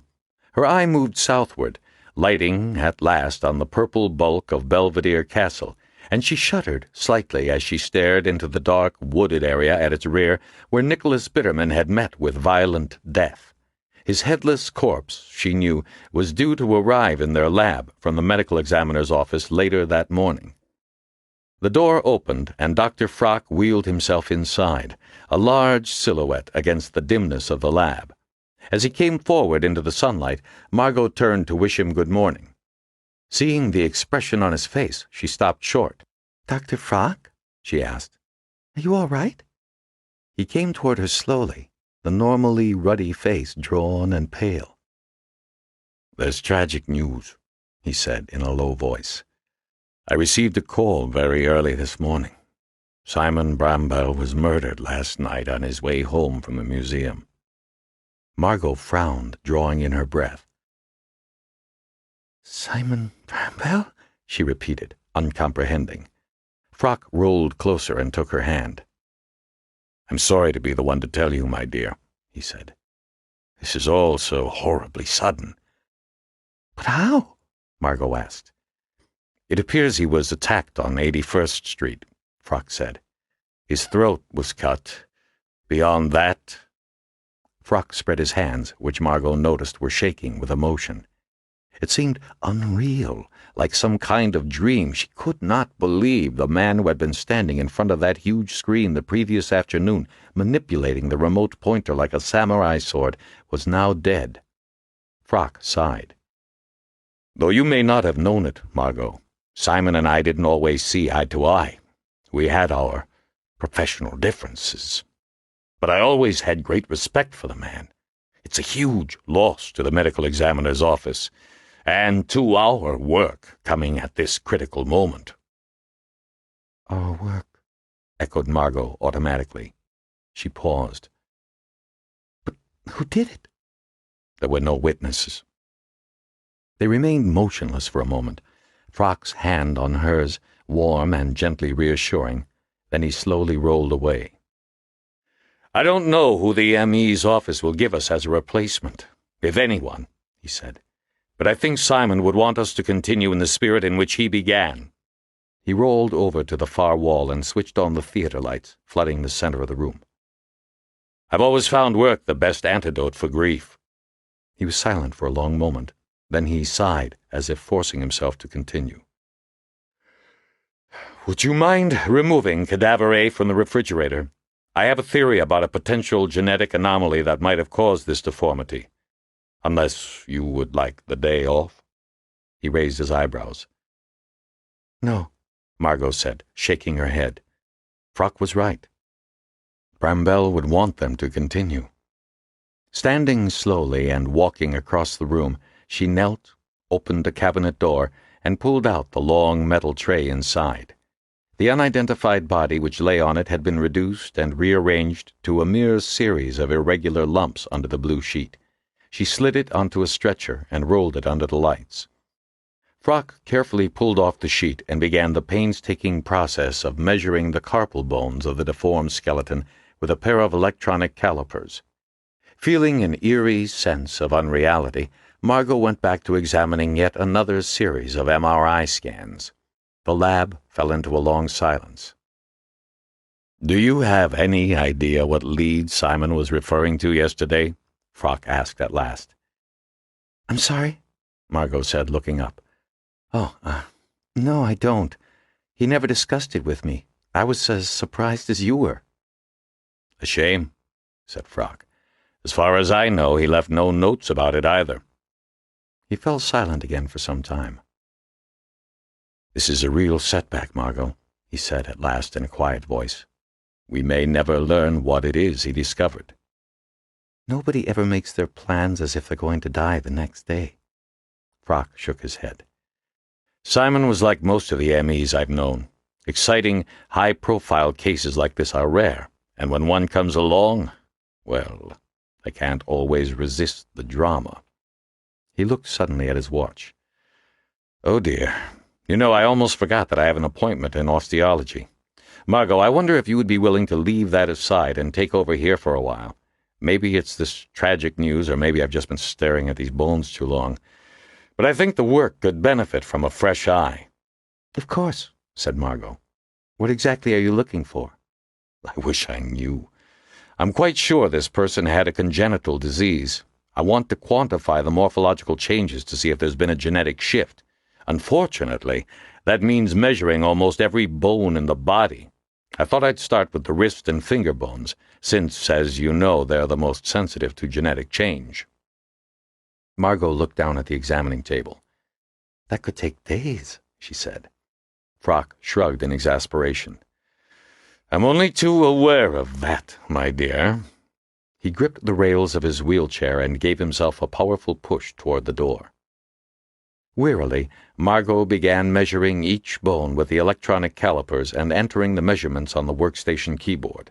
Even the smallest bones required a dozen measurements, and soon a long column of numbers was scrolling up the nearby screen.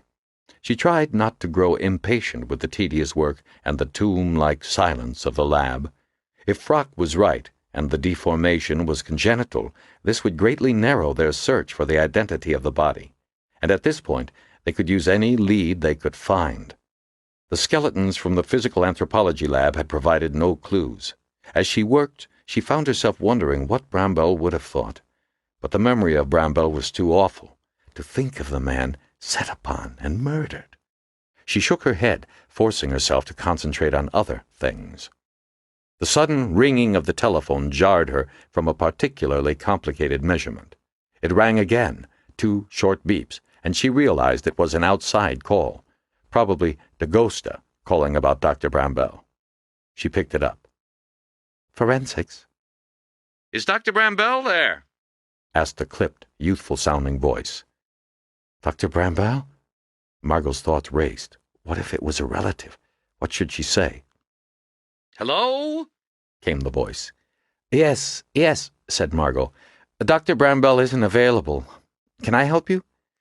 "I'm not sure. It's a confidential matter. May I ask who I'm speaking to?" "The name is Dr. Green," said Margot. "I'm assisting him." "Ah, that's fine then. This is Dr. Cavalieri from St. Luke's in Baltimore. I've identified that patient he's looking for." "Patient?" "Yes, the one with the spondylolisthesis." Margot could hear the shuffling of paper on the other end of the line. "This is one bizarre set of x-rays you sent me. At first I thought there was some kind of joke. I almost missed it." Margot fumbled for a pad of paper and a pencil. "You'd better start from the beginning." "Fine," came the voice. "I'm an orthopedic surgeon down in Baltimore. There are only 3 of us here who do corrective surgery to reduce a spondylolisthesis. Dr. Bramwell knew that, of course." Spondylolisthesis. There was a silence. "You're not a physician?" Cavalieri asked, his tone suddenly disapproving. Margot took a deep breath. "Dr. Cavalieri, I might as well tell you. Dr. Bramwell was... well, he died last night. I'm an evolutionary biologist helping him analyze the remains of several homicide victims. Since Dr. Bramwell is no longer here, I'll need you to tell me everything." "Died? Why, I just spoke to him yesterday." "It was very sudden," said Margot. She did not want to go into any more detail. "But that's terrible. Dr. Bramwell was well known across the country, not to mention the United Kingdom." The voice petered out. Margot, holding the silent phone to her ear, thought again about the last time she'd seen the medical examiner. At the front of Linnaeus Hall, smiling deviously, eyes flashing behind the horn rims. She was roused by a sigh on the other end of the line. A spondylolisthesis is a fracture and slippage of one of the lumbar vertebrae. We correct it by fixing a metal plate to the spine with pedicle lag screws. As you tighten the screws to the plate, it draws the fractured vertebrae back into place." "I'm not sure I see the connection," Margot said. "Do you remember those 4 white triangles on the x-rays you sent me? Those are the lags for the plate screws. This fella had an operation for spondylolisthesis. Very few surgeons do the procedure, which makes it easy to trace." "I see," said Margot. "I know that this x-ray is from a patient of mine for one very good reason," Cavalieri continued. "It's clear that these particular lag bolts were manufactured by SteelMed Products of Minneapolis, which went out of business in 1989. I performed about 3 dozen operations using SteelMed lag screws. I used a special technique of my own, a particular placement of the screws behind the transverse process of the second lumbar. A rather brilliant technique, actually. You can read about it in the fall 1987 issue of the Journal of American Orthopedics if you're interested. It held the bone better, you see, and required less bone fusion. No one else performed it but myself and 2 residents I instructed. Of course, it was considered obsolete after the Steinman procedure was developed. So in the end, I was the only doctor who used it. Margot could hear the pride in the doctor's voice. But here's the mystery. No surgeon that I ever knew would remove the corrective plate for this kind of spondylolisthesis. It simply isn't done. Yet these x-rays clearly show that my patient had the metal plate and screws removed, God knows why, leaving only the lags behind. You can't remove the lags, of course, they're set into the bone. But why this fellow had the plates removed? His voice trailed off. Margot scribbled notes furiously. Go on. As I said, when I saw the x-rays, I knew immediately that this was one of my patients. However, I was astonished at the condition of the skeleton, that riot of bone growth. I knew I'd never operated on anyone with a condition like that. So the bone growth occurred afterwards? Absolutely. In any case, I went back to my records, and based on the x-ray evidence, I was able to identify the patient. I operated on him the morning of October 2nd, 1988. And who was the patient? Margot asked, pencil at the ready. Out of the corner of her eye, she saw that Frock had re-entered the lab and was rolling toward her, listening intently. It's right here somewhere. She could hear another rustling of papers. I'll fax all these records to you, of course, but I'm sure you'll still... Here we are. The patient was named Gregory S. Kawakita. Margot felt her blood freeze. Greg Kawakita? She croaked. Yes, Gregory S. Kawakita, Ph.D. No question about it. Funny. It says here that he was an evolutionary biologist, too. Maybe you knew him? Margot hung up the telephone, unable to speak. First, Dr. Bramwell, and now... She glanced at Frock, alarmed to see that his face had gone ashen. He was slumped to one side of the wheelchair, a hand pressed hard to his chest, his breathing labored. Gregory? Kawakita? Frock breathed. This is Gregory. Oh, my good Lord. His breathing eased, and he shut his eyes and slowly hung his head. Margot turned quickly and ran to the window, choking back sobs. Of its own accord, her mind flashed back to that horrible week 18 months before, when the murders started at the museum.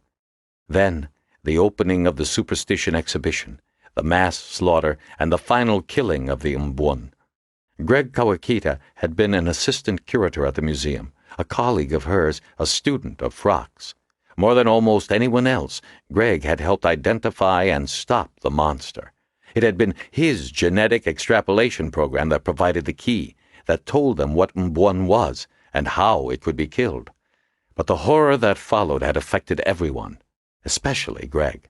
He'd left the museum soon after, abandoning a brilliant career. No one had heard from him since. No one except her. He'd tried to reach her, leaving a message on her answering machine several months before. At the time, he said he'd needed something, needed her help. She hadn't even bothered to respond. And now she could guess why he must have left the museum. He'd been suffering some dreadful disease that was deforming his bones, turning him slowly into that twisted skeleton on the gurney. No doubt he was ashamed, probably afraid. Perhaps he had tried to seek treatment. Maybe toward the end he had become homeless. And then, the ultimate insult to a life once so full of promise, murder, decapitation, the frenzied gnawing of bones in the dark. She stared out the window, shuddering in the warm sun. Whatever end he had suffered, it must have been horrible. Perhaps she could have helped him, had she known. But she'd been too wrapped up in trying to forget it all herself, losing herself in her workouts and her work. And she'd done nothing. "Dr. Frock?" she called out. She heard the rumbling of the wheelchair behind her. "Dr. Frock," she whispered, unable to continue. She felt a gentle hand touch her elbow. It was trembling with emotion. "Let me think for a moment," Frock said. "Just for a moment, please. How could this be? To think this pathetic collection of bones that we've studied, picked at, disassembled, could be Gregory." His voice broke. A beam of light shone through the window and highlighted the hand as it slipped from her elbow. Margot stood motionless, closing her eyes now against the light, feeling the oxygen stream in and out of her lungs. Eventually, she felt able to turn away from the window, but not toward the examining table. She wasn't sure she would ever be able to face the contents of that table again. Instead, she turned toward Frock. He was there behind her, motionless, his eyes dry and far away. "We'd better call Dakota," she said. For a long time, Frock did not speak. Then, silently, he nodded his assent. Qui ci sono dei mostri. Part 2. For obvious reasons, no reliable census of Manhattan's underground population exists. However, the Rushing Bunton study of 1994 indicates that 2,750 persons live in just the small area bordered by Penn Station on the southwest and Grand Central Terminal on the northeast, with the population rising to 4,500 during the winter months. In this writer's experience, such a number seems conservative. Similarly, there is no accurate record of the births and deaths that take place in the communities beneath New York. However, given the disproportionate number of drug abusers, criminals, ex-convicts, mentally handicapped, and mentally unstable people who gravitate to the world below the surface, it is clear that the environment can be an extremely difficult and dangerous one. People have given many reasons for retreating from society into the darkness of the railroad tunnels and other subterranean spaces. Privacy, security, a deep alienation from society. It has been estimated that once a person goes underground, the average life expectancy is approximately 22 months. L. Hayward, Caste and Society Beneath Manhattan. Forthcoming. 23. West 63rd Street stretched toward the Hudson, the procession of magnificent co-ops yielding gradually to manicured brownstones. Dakota walked resolutely, keeping his eyes down, feeling acutely self-conscious. The shabby, fragrant form of Pendergast shuffled along just in front of him. "Hell of a way to spend my afternoon off," Dakota muttered. Though he found himself itching in many remote places, he decided not to scratch. Scratching meant touching the ancient, greasy London fog raincoat he wore, or the filthy Kmart plaid polyester shirt, or the shiny, threadbare trousers. He wondered where Pendergast had gotten all this stuff. On top of all that, the dirt and grease on his face were real, not something out of a makeup tin. Even his shoes were disgusting. But when he'd balked, Pendergast had said simply, "Vincent, your life depends on it." He hadn't even been allowed to carry his gun or shield. "You don't want to know," Pendergast had said, "what they'll do to you if they find a badge." In fact, Dakota thought morosely, this whole expedition was a direct violation of departmental regulations. Glancing up briefly, he spotted a woman approaching, spotless in a crisp summer dress and high heels, walking a chihuahua. She stopped abruptly, stepping to one side and averting her eyes with a distasteful look. As Pendergast passed by, the dog suddenly lunged forward, erupting with a shrill volley of squeaky barks. Pendergast shuffled aside, and the dog redoubled its hysterical efforts, tugging against the leash. Despite his discomfort, or perhaps because of it, Dakota found himself growing annoyed at the look of loathing on the woman's face. "Who the hell is she to judge us?" he thought. As he was passing, he suddenly stopped and turned to face her. "Have a nice day," he growled, thrusting his chin forward. The woman shrank backwards. "You revolting man!" she shrieked at Dakota. Stay away from him, Pettichow! Pendergast grabbed Dakota and pulled him around the corner onto Columbus Avenue. Are you mad? He said under his breath. As they hurried on, Dakota could hear the woman calling. Help! Those men threatened me! Pendergast dashed southward, Dakota struggling to keep up. Moving into the shadow of a large driveway halfway down the block, Pendergast knelt quickly above the steel plate set into the sidewalk that marked an emergency subway exit. Using a small, hooked tool, he levered up the plates, then ushered Dakota down the iron stairs beneath. Closing them behind him, Pendergast followed Dakota into the darkness. At the bottom were 2 sets of train tracks, dimly illuminated. Crossing the tracks, they reached an archway leading to another descending set of stairs, which they took 2 steps at a time. On the lowest step, Pendergast stopped. Dakota stopped beside him in the pitch blackness, fighting for breath. After a few moments, Pendergast switched on a penlight, chuckling. Have a nice day. Vincent, what could you have been thinking? Just trying to be friendly, Dakota said truculently. You could have sunk our little expedition before it left the dock. Remember, you're here simply to complete my disguise. The only way I'm certain to see Mephisto is if I pose as the leader of another community, and I'd never travel without an aide-de-camp. He gestured with his penlight into a narrow side tunnel. That way leads east into his territory. Dakota nodded. Remember my instructions. I'll do the talking. It's imperative that you forget you're a police officer. No matter what happens, don't try to interfere. He reached into the pocket of his grimy trench coat, bringing out 2 floppy woolen hats. Put this on, he said, handing one to Dakota. Why? Headgear disguises the true contours of a person's head. Besides, if we're forced to make a quick escape, we can break our profiles by discarding them. Remember, we're not used to the darkness. We'll be the ones at a disadvantage. He dug into the pocket again and took out a small, dull object which he fitted into his mouth. What the hell is that? Dakota asked, pulling the hat onto his head. A false rubber palate for changing tongue position, thus modifying the harmonic resonances of the throat. We will be consorting with criminals, remember? I spent a fair amount of time last year at Rikers Island profiling murderers for Quantico. It's possible that I'll come in contact with some of them down here. If so, they must not recognize me, either by appearance or voice. He waved his hand. Of course, makeup alone isn't enough. I must adapt my posture, way of walking, even mannerisms. Your job is easier. Keep silent, blend in, follow my lead. We must not in any way stand out. Understood? Dakota nodded. With any luck, this Mephisto will be able to point us in the right direction. Perhaps we'll return with evidence of the killings he described to the Post. That could provide additional forensics material we desperately need. He paused. Any leads on the Brambell murder?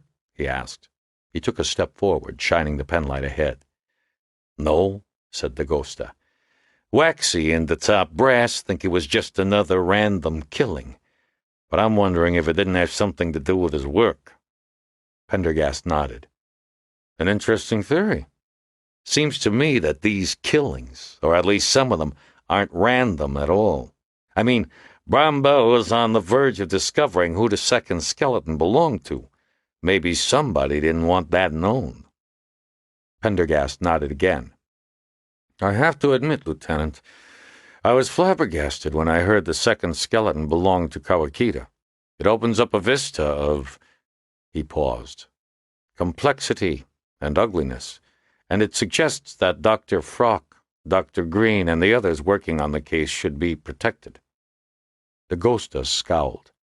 I went up to Horlocker's office this morning with that in mind. He dismissed any kind of protection for Green or Frock, said he suspected Kawakita must have been involved with Pamela Wisher somehow, just got caught in the wrong place in the wrong time. A random killing, like Brambell. All he cared was that we didn't leak anything about it to the press, at least until Kawakita's family is tracked down and alerted, assuming there's any left to alert. I think somebody once said he was an orphan. Waxy was there too, strutting and preening like an overstuffed rooster. He told me to do a better job of keeping this under wraps than I did with Wisher. And I suggested he go put a poultice on it. Politely, of course. I'd been thinking it was best not to alarm Frock or Green, but after that meeting I talked to them both, gave them some advice. They promised to be very careful, at least until their work is finished. Have they discovered what caused the skeletal deformation in Kawakita? Not yet. Dakota nodded absently. Pendergast turned toward him. What is it? He asked. Dakota hesitated. I suppose I'm a little worried about how Dr. Green is taking all this. I mean, it was my idea to tap her and Frock in the first place, but now I'm not so sure. Frock seems to be his usual ornery self, but Margot... He paused. You know how she reacted to the museum murders? Conditioning herself, running every day, packing a pistol? Pendergast nodded. It's not an uncommon type of post-traumatic stress reaction. People who emerge from terrifying situations sometimes look for ways to gain control, to limit their feelings of vulnerability. Actually, it's a relatively healthy response to severe stress. He smiled grimly. And I can think of few more stressful situations than the one she and I found ourselves in, there in that darkened museum corridor. Yeah, but she's overdoing it. And now, with all this shit happening, well, I'm not sure I made the right decision, calling her in like I did. It was absolutely the right decision. We need her expertise, especially now that we know Kawakita is dead. You'll be investigating his last known whereabouts, I trust? Dakota nodded. You might consider asking Dr. Green to lend a hand with that. Pendergast resumed his scrutiny of the tunnel, peering into the darkness with his sooty face. Oh, well. Ready, Vincent? I guess so. What if we meet hostiles? Pendergast smiled slightly. Trading and local commerce tends to keep the natives peaceful. Drugs? Dakota asked in disbelief. Pendergast nodded, opening his coat. In the gleam of the penlight, Dakota could make out several tiny pockets stitched into the filthy lining. It appears that virtually everyone down here is or has been an addict of one kind or another. His finger moved from one pocket to the next. I have an entire pharmacopoeia here. Crack cocaine, methylphenidate, carbitol, seconol, military-grade blue 88s. They may well save our lives, Vincent. They saved mine on my first descent. Pendergast dug into one of the small pockets and pulled out a slender, black capsule. Biphetamine, he said, known in the underground fraternity as a Black Beauty. He stared at the capsule for a moment. Then, with a quick movement, he popped it into his mouth. What the... Dakota began, but the FBI agent held his hand out for silence. It's not enough for me to act the part, Pendergast whispered. I have to be the part. This Mephisto is undoubtedly a suspicious, paranoid individual. Scenting fraud is his stock in trade. Remember that. Dakota said nothing. They really had stepped outside society, outside the law, outside everything. They passed into the side tunnel and moved along an abandoned rail line. Every few minutes, Pendergast would stop to consult some notes. Following the FBI agent deeper into darkness, Dakota was amazed at how quickly he lost his own orientation, his sense of time. Suddenly, Pendergast pointed toward a wavering, reddish light, seemingly suspended in the darkness, perhaps 100 yards ahead of them. There are people around that fire, he whispered. It's probably a small, upstairs community, squatters living at the edge of Mephisto's domain. He stared speculatively at the glow for a few moments. Then he turned. Shall we retire to the drawing room? He asked, and without waiting for an answer began moving toward the distant glow. As they drew closer, Dakota made out a dozen or so figures lounging on the ground or hunched atop milk crates, staring into the fire. A bubbling black coffee pot sat among the coals. Pendergast ambled into the firelight and squatted down beside the blaze. Nobody paid any attention. He reached into one of the many layers of his outfit and pulled out a pint bottle of English Lord Deluxe Tokay wine. Dakota watched as all eyes swiveled in the direction of the bottle. Pendergast unscrewed the cap and took a long pull, sighing contentedly. Anybody want a slug? He asked, turning the bottle's label toward the firelight so all could see. Dakota was momentarily taken aback. The FBI agent's voice had changed utterly. It now sounded thick, drugged with a distinct Flatbush accent.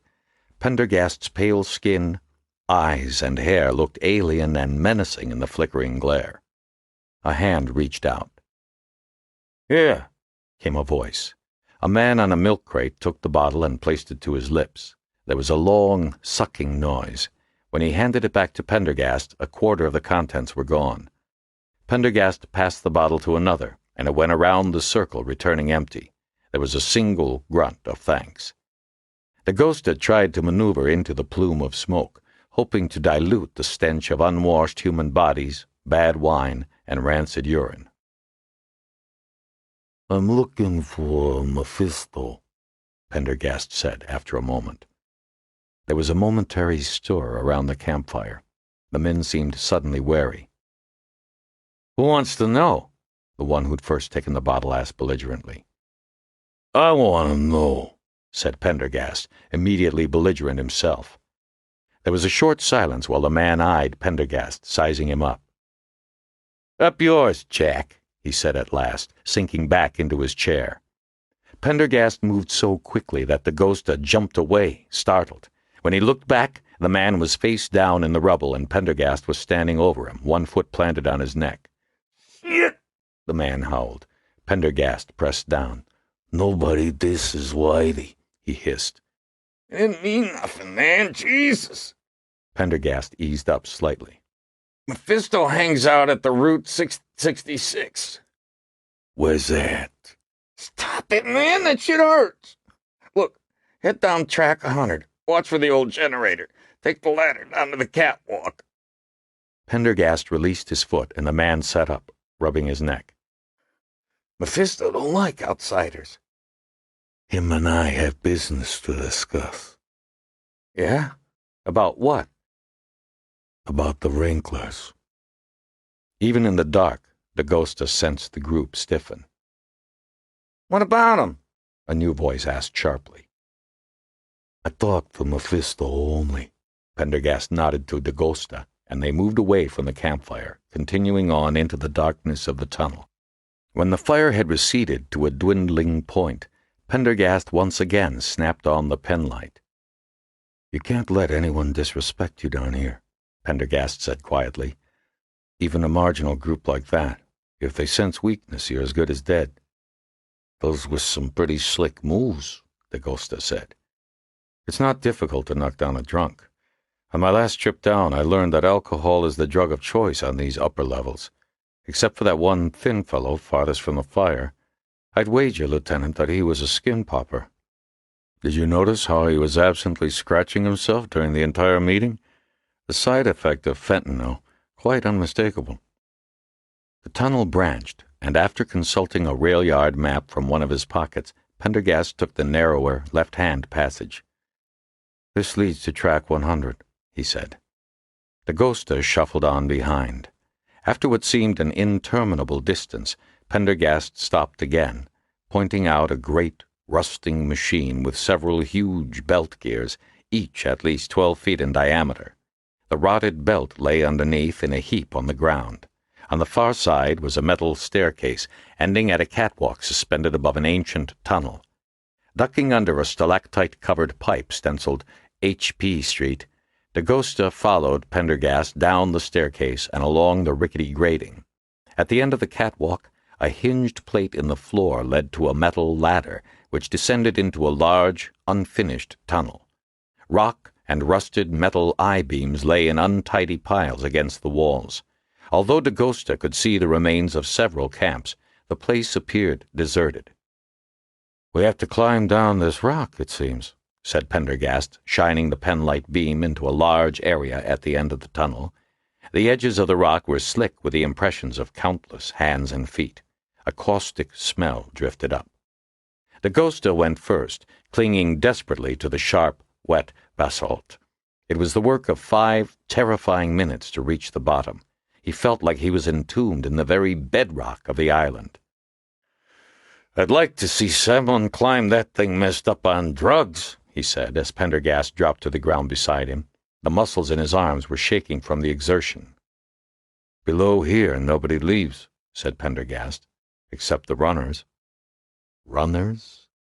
"As I understand it, they are the only community members who have contact with the surface. They collect and cash AFDC checks, rummage for food, bust recyclables for spare change, pick up medicine and milk, buy drugs." Pendergast shone his light around, revealing a rough, rocky pit. On the far wall, a 5-foot piece of corrugated tin covered an abandoned tunnel. A crude message painted on the wall beside it read, "Families only. All others keep out." Pendergast grabbed the sheet of metal and it swung open with a loud screech. "Doorbell," he explained. As they stepped into the tunnel, a ragged-looking figure suddenly appeared in front of them, a large firebrand in one hand. He was tall and terrifyingly gaunt. "Who are you?" he demanded, standing in Pendergast's way. "Are you tail gunner?" Pendergast asked. "Outside," the man said, pushing them toward the tin door. In a moment they were back out in the rocky pit. "The name's Flint. What do you want?" "I'm here to see Mephisto," Pendergast replied. "What for?" "I'm the leader of Grant's Tomb, a small community beneath Columbia University. I've come to talk about the killings." There was a long silence. "And him?" Flint said, gesturing at Dakota. "My runner," said Pendergast. Flint turned back to Pendergast. "Weapons or drugs?" he asked. "No weapons," said Pendergast. In the lambent glow of the firebrand he looked suddenly embarrassed. "But I do carry my own little supply." "No drugs here," said Flint. "We're a clean community." "Bullshit," Dakota thought, looking into the man's burning eyes. "Sorry," said Pendergast. "I don't give up my stash, if that's a problem." "What have you got?" Flint asked. "None of your business." "Coke?" he asked, and Dakota thought he detected a faint, hopeful tone in his voice. "Good guess," said Pendergast after a moment. "I'm going to have to confiscate that." "Consider it a gift." Pendergast brought out a small, folded piece of tinfoil and handed it to Flint, who quickly tucked it into his coat. "Follow me," he said. Dakota pulled the metal sheet closed behind them and followed Flint as he led them down a metal staircase. The staircase ended in a narrow opening that led onto a cement landing, suspended far above a vast, cylindrical room. Flint turned and began moving down a cement ramp that spiraled along the wall. As he walked down the ramp, Dakota noticed that several cubbyholes had been cut into the rock. Each cubbyhole was occupied by individuals or families. Candles and kerosene lamps flickered over dirty faces and filthy beddings. Looking across the vast space, Dakota could see a broken pipe jutting from the wall. Water spilled from the pipe and fell into a muddy pool that had been excavated out of the cavern floor. Several figures huddled around it, apparently washing clothes.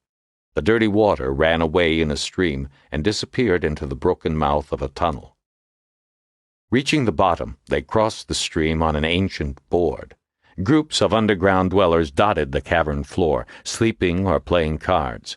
A man lay in a far corner, his eyes open and milky, and Dakota realized he was awaiting burial. He turned away. Flint led them through a long, low passage from which many tunnels seemed to branch. In the dim light at the end of some of the corridors, Dakota could see people at work, storing canned goods, mending clothes, distilling grain alcohol. At last, Flint brought them out into a space filled with the glow of electric light. Looking up, Dakota saw a single light bulb dangling from a frayed cord that ran to an old junction box in one corner. Dagosta's eyes traveled down from the bulb along the crack-riddled bricks that lined the chamber. Then he froze, a gasp of disbelief on his lips. In the center of the room was a battered and ancient train caboose, tilted at a crazy angle, its rear wheels suspended at least 2 feet above the floor. How it had ended up in this strange, lunatic place he couldn't begin to imagine. Along its side, he barely could make out the letters New Yo Centra in faded black on the rusted red metal. Motioning them to stay put, Flint entered the caboose. He emerged a few minutes later, beckoning them forward. Stepping inside, Dagosta found himself in a small antechamber, the far end of which was covered with a thick, dark curtain. Flint had vanished. The caboose was dark and stupefyingly hot. "Yes," hissed a strange voice from beyond the curtain. Pendergast cleared his throat. "I'm known as Whitey, leader of Grant's tomb. We heard about your call for the underground people to band together to stop the killings." There was a silence. Dagosta wondered what lay beyond the curtain. "Maybe nothing. Maybe it's like in The Wizard of Oz. Maybe Smithback had just made half the article up. You could never tell with journalists." "Come in," the voice said. The curtain was pulled aside. Reluctantly, Dagosta followed Pendergast into the chamber beyond. The interior was dark, lit only by the reflected glow of the naked bulb outside and by a small fire that smoldered beneath a vent in one corner. In front of them, a man sat in a massive, throne-like chair that had been placed in the exact center of the room. He was tall, with large limbs and long, thick, gray hair. The man was dressed in an ancient, bell-bottom suit of tan corduroy and wore a threadbare Borsalino hat. A heavy, silver Navajo squash-blossom necklace set with turquoise hung around his neck. Mephisto stared at them with unusually penetrating eyes. "Mayor Whitey. Unoriginal, not likely to induce reverence, but in your albinoid case, appropriate." The hiss had taken on a slow, formal tone. Dagosta felt the gaze turn on him. Whatever else this guy is, he ain't crazy. At least, not completely crazy." He felt uneasy. Mephisto's eyes glittered with suspicion. "And this one?" he asked. "Cigar, my runner." Mephisto stared at Dagosta for a long time. Then he turned back to Pendergast. "I've never heard of a Grant's Tomb community," he said, voice laced with doubt. "There's a large network of service tunnels beneath Columbia and its outbuildings," Pendergast said. "We're small, and we mind our own business. Students are pretty generous." Mephisto nodded, listening. The look of suspicion slowly vanished, replaced by something that was either a leer or a smile. Dagosta couldn't be sure which. "Of course. Always nice to meet an ally in these dark days. Let's seal this meeting with some refreshment. We can talk afterwards." He clapped his hands. "Cheers for our guests, and get that fire going. Tail gunner, bring us some meat." A thin, short man Dagosta had not seen before appeared out of the shadows and left the caboose. Another, who had been sitting cross-legged on the floor, struggled to his feet and, moving with glacial slowness, piled wood on the fire and poked it into life. "It's already too damn hot in here," Dagosta thought as he felt the sweat trickle down the inside of his greasy shirt. An enormous, heavily muscled man came in with 2 packing crates, which he set in front of Mephisto's chair. "Gentlemen, please," Mephisto said with mock gravity, gesturing at the crates. Dagosta settled himself gingerly on the packing crate as the man called Tail Gunner returned, carrying something wet and dripping in a piece of old newspaper. He dropped it beside the fire, and Dagosta felt his stomach seize up involuntarily. Inside was an enormous rat, its head half crushed, paws still twitching rhythmically as if to some internal beat. "Excellent!" cried Mephisto. "Fresh caught, as you can see." He turned his piercing eyes on Pendergast. "You do eat track rabbit, don't you?" "Of course," Pendergast replied. Dakota noticed that the heavily muscled man was now standing directly behind them. It began to dawn on him that they were about to undergo a test they had better not fail. Reaching out, Mephisto took the carcass in one hand and a long metal roasting spit in the other. Holding the rat beneath its front haunches, Mephisto deftly threaded the skewer from anus to head, then set it over the fire to roast. Dakota watched in horrified fascination as the hair immediately sizzled and caught fire, and the rat gave one final, convulsive spasm. A moment later, the entire animal flared up, sending a plume of acrid smoke toward the roof of the caboose. It died down again, the tail withering into a blackened corkscrew. Mephisto watched the rat for a moment. Then he plucked it from the fire, pulled a knife out of his coat, and scraped the remaining hair off the skin. Piercing the belly to release the cooking gases, he returned it to the flame, this time at a higher elevation. "It takes skill," he said, "to cook le grand série en brochette." Dakota waited, acutely aware that all eyes were on him and Pendergast. He did not want to imagine what would happen if he betrayed the slightest hint of disgust. Minutes passed in silence as the rat sizzled. Mephisto rotated the rack, then looked at Pendergast. "How do you like yours?" he asked. "I prefer mine rare." "Suits me," Pendergast said, as placidly as if he were being offered toast points at Tavern on the Green. It's just an animal, Dakota thought in desperation. Eating it won't kill me, which is more than I can say for these guys. Mephisto sighed in ill-concealed anticipation. "Look done to you?" "Let's eat," said Pendergast, rubbing his hands together. Dakota said nothing. "This calls for alcohol!" cried Mephisto.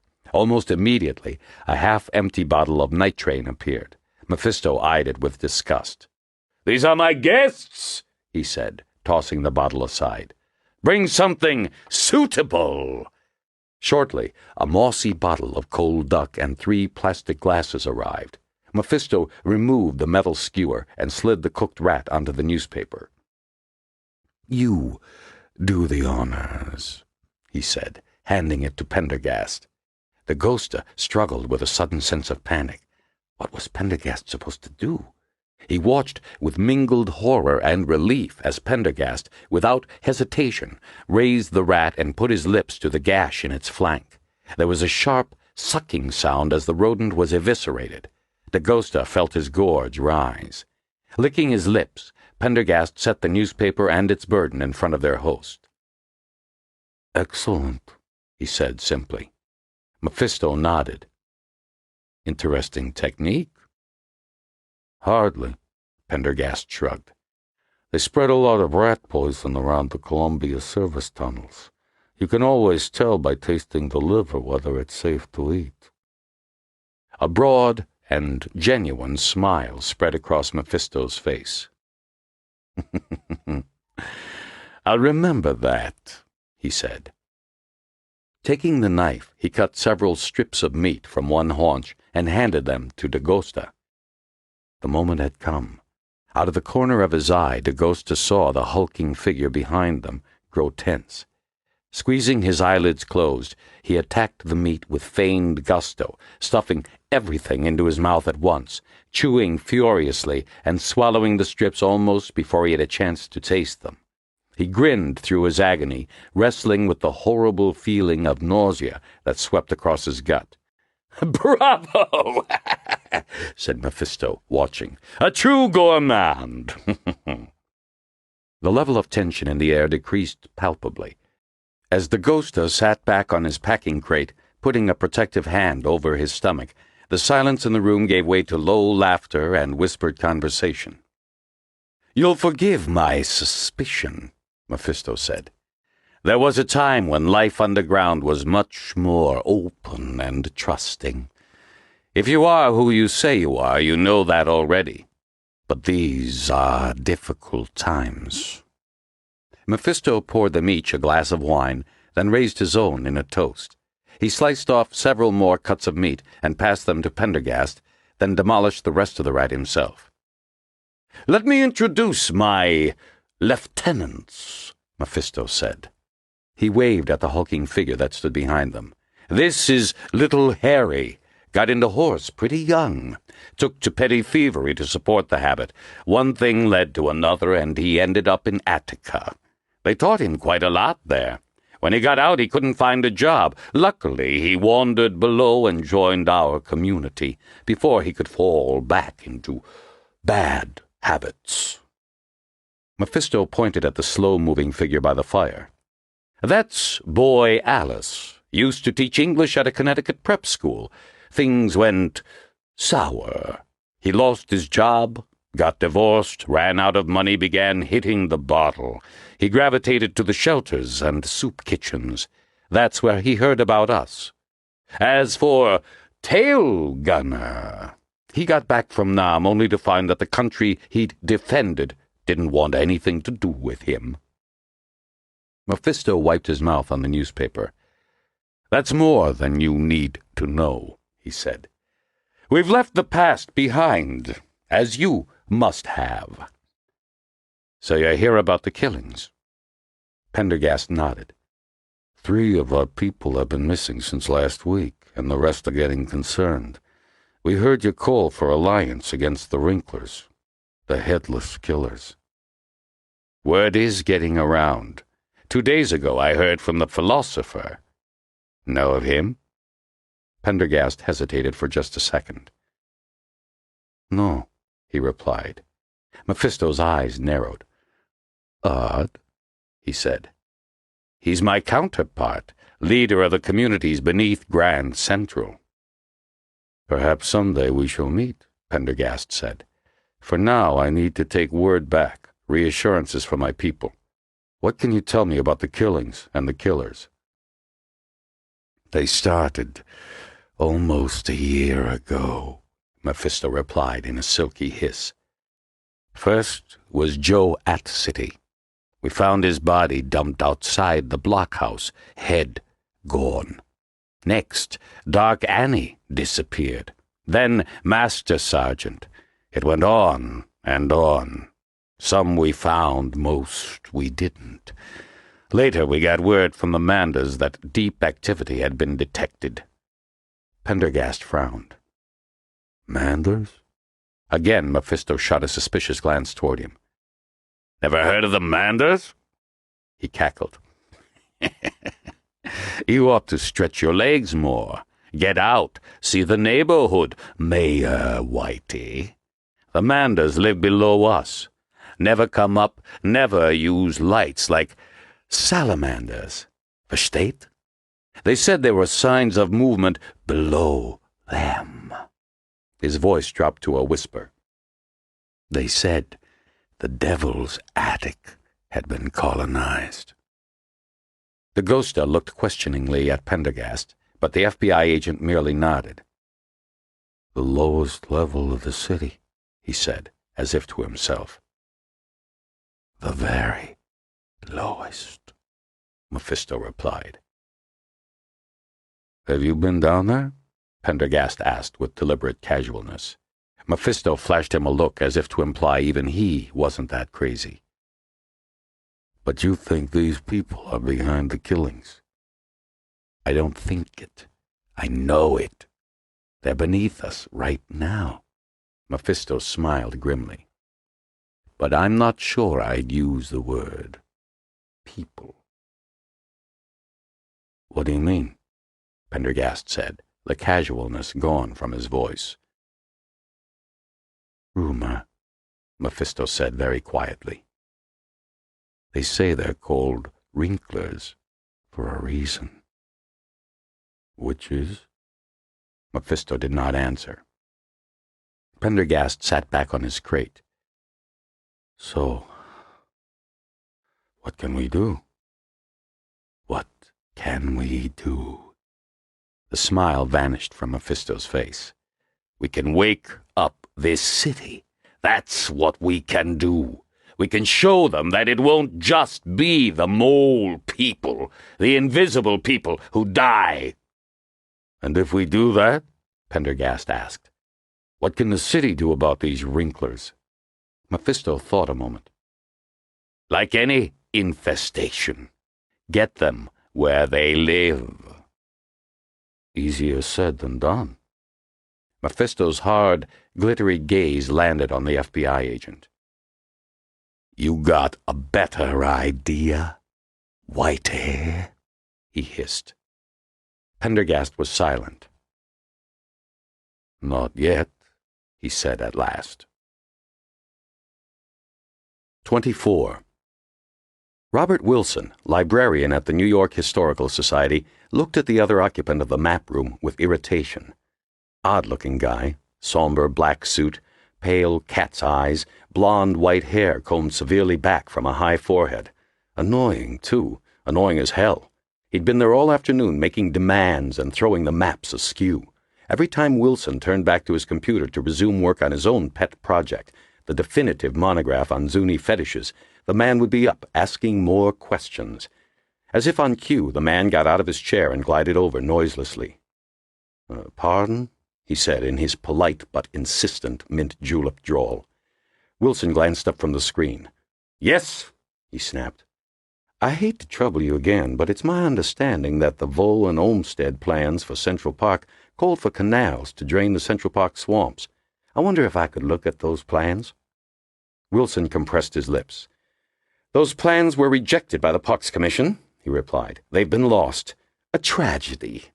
He turned back to his screen, hoping the man would take the hint. The real tragedy would be if he didn't get back to his monograph. I see, the visitor said, not taking the hint at all. Then tell me, how were the swamps drained? Wilson sat back in his chair exasperatedly. I should have thought it was common knowledge. The old 86th Street aqueduct was used. And there are plans for this operation? Yes, said Wilson. May I see them? With a sigh, Wilson got up and made his way through the heavy door back into the stacks. It was, of course, in its usual mess. The room managed to be both vast and claustrophobic, metal shelves reaching 2 stories into the gloom, tottering with rolled maps and moldering blueprints. Wilson could almost feel the dust settling on his bald scalp as he scanned the arcane lists of numbers. His nose began to itch. He found the correct location, pulled the ancient maps, and carried them back to the cramped reading room. Why do people always request the heaviest maps? He wondered to himself as he emerged from the stacks. Here they are, Wilson said, placing them on the mahogany counter. He watched as the man took them over to his desk and began looking them over, jotting notes and making sketches in a small leather-bound notebook. He's got money, Wilson thought sourly. No professor could afford a suit like that. A heavenly quiet descended on the map room. At last he could get some work done. Bringing some yellowed reference photographs out of his desk, Wilson began making changes to his chapter on clan imagery. Within minutes, he felt the visitor standing behind him again. Wilson looked up again, silently. The man nodded at one of Wilson's photographs. It showed a nondescript stone carved in an abstract representation of an animal, a small piece of sinew holding a flint point to its back. I think you'll find that particular fetish, which I see you've labeled as a puma, is in fact a grizzly bear, the man said. Wilson looked at the pale face and the faint smile, wondering if this was some kind of a joke. Cushing, who collected this fetish in 1883, specifically identified it as Puma Clan, he replied. You can check the reference yourself.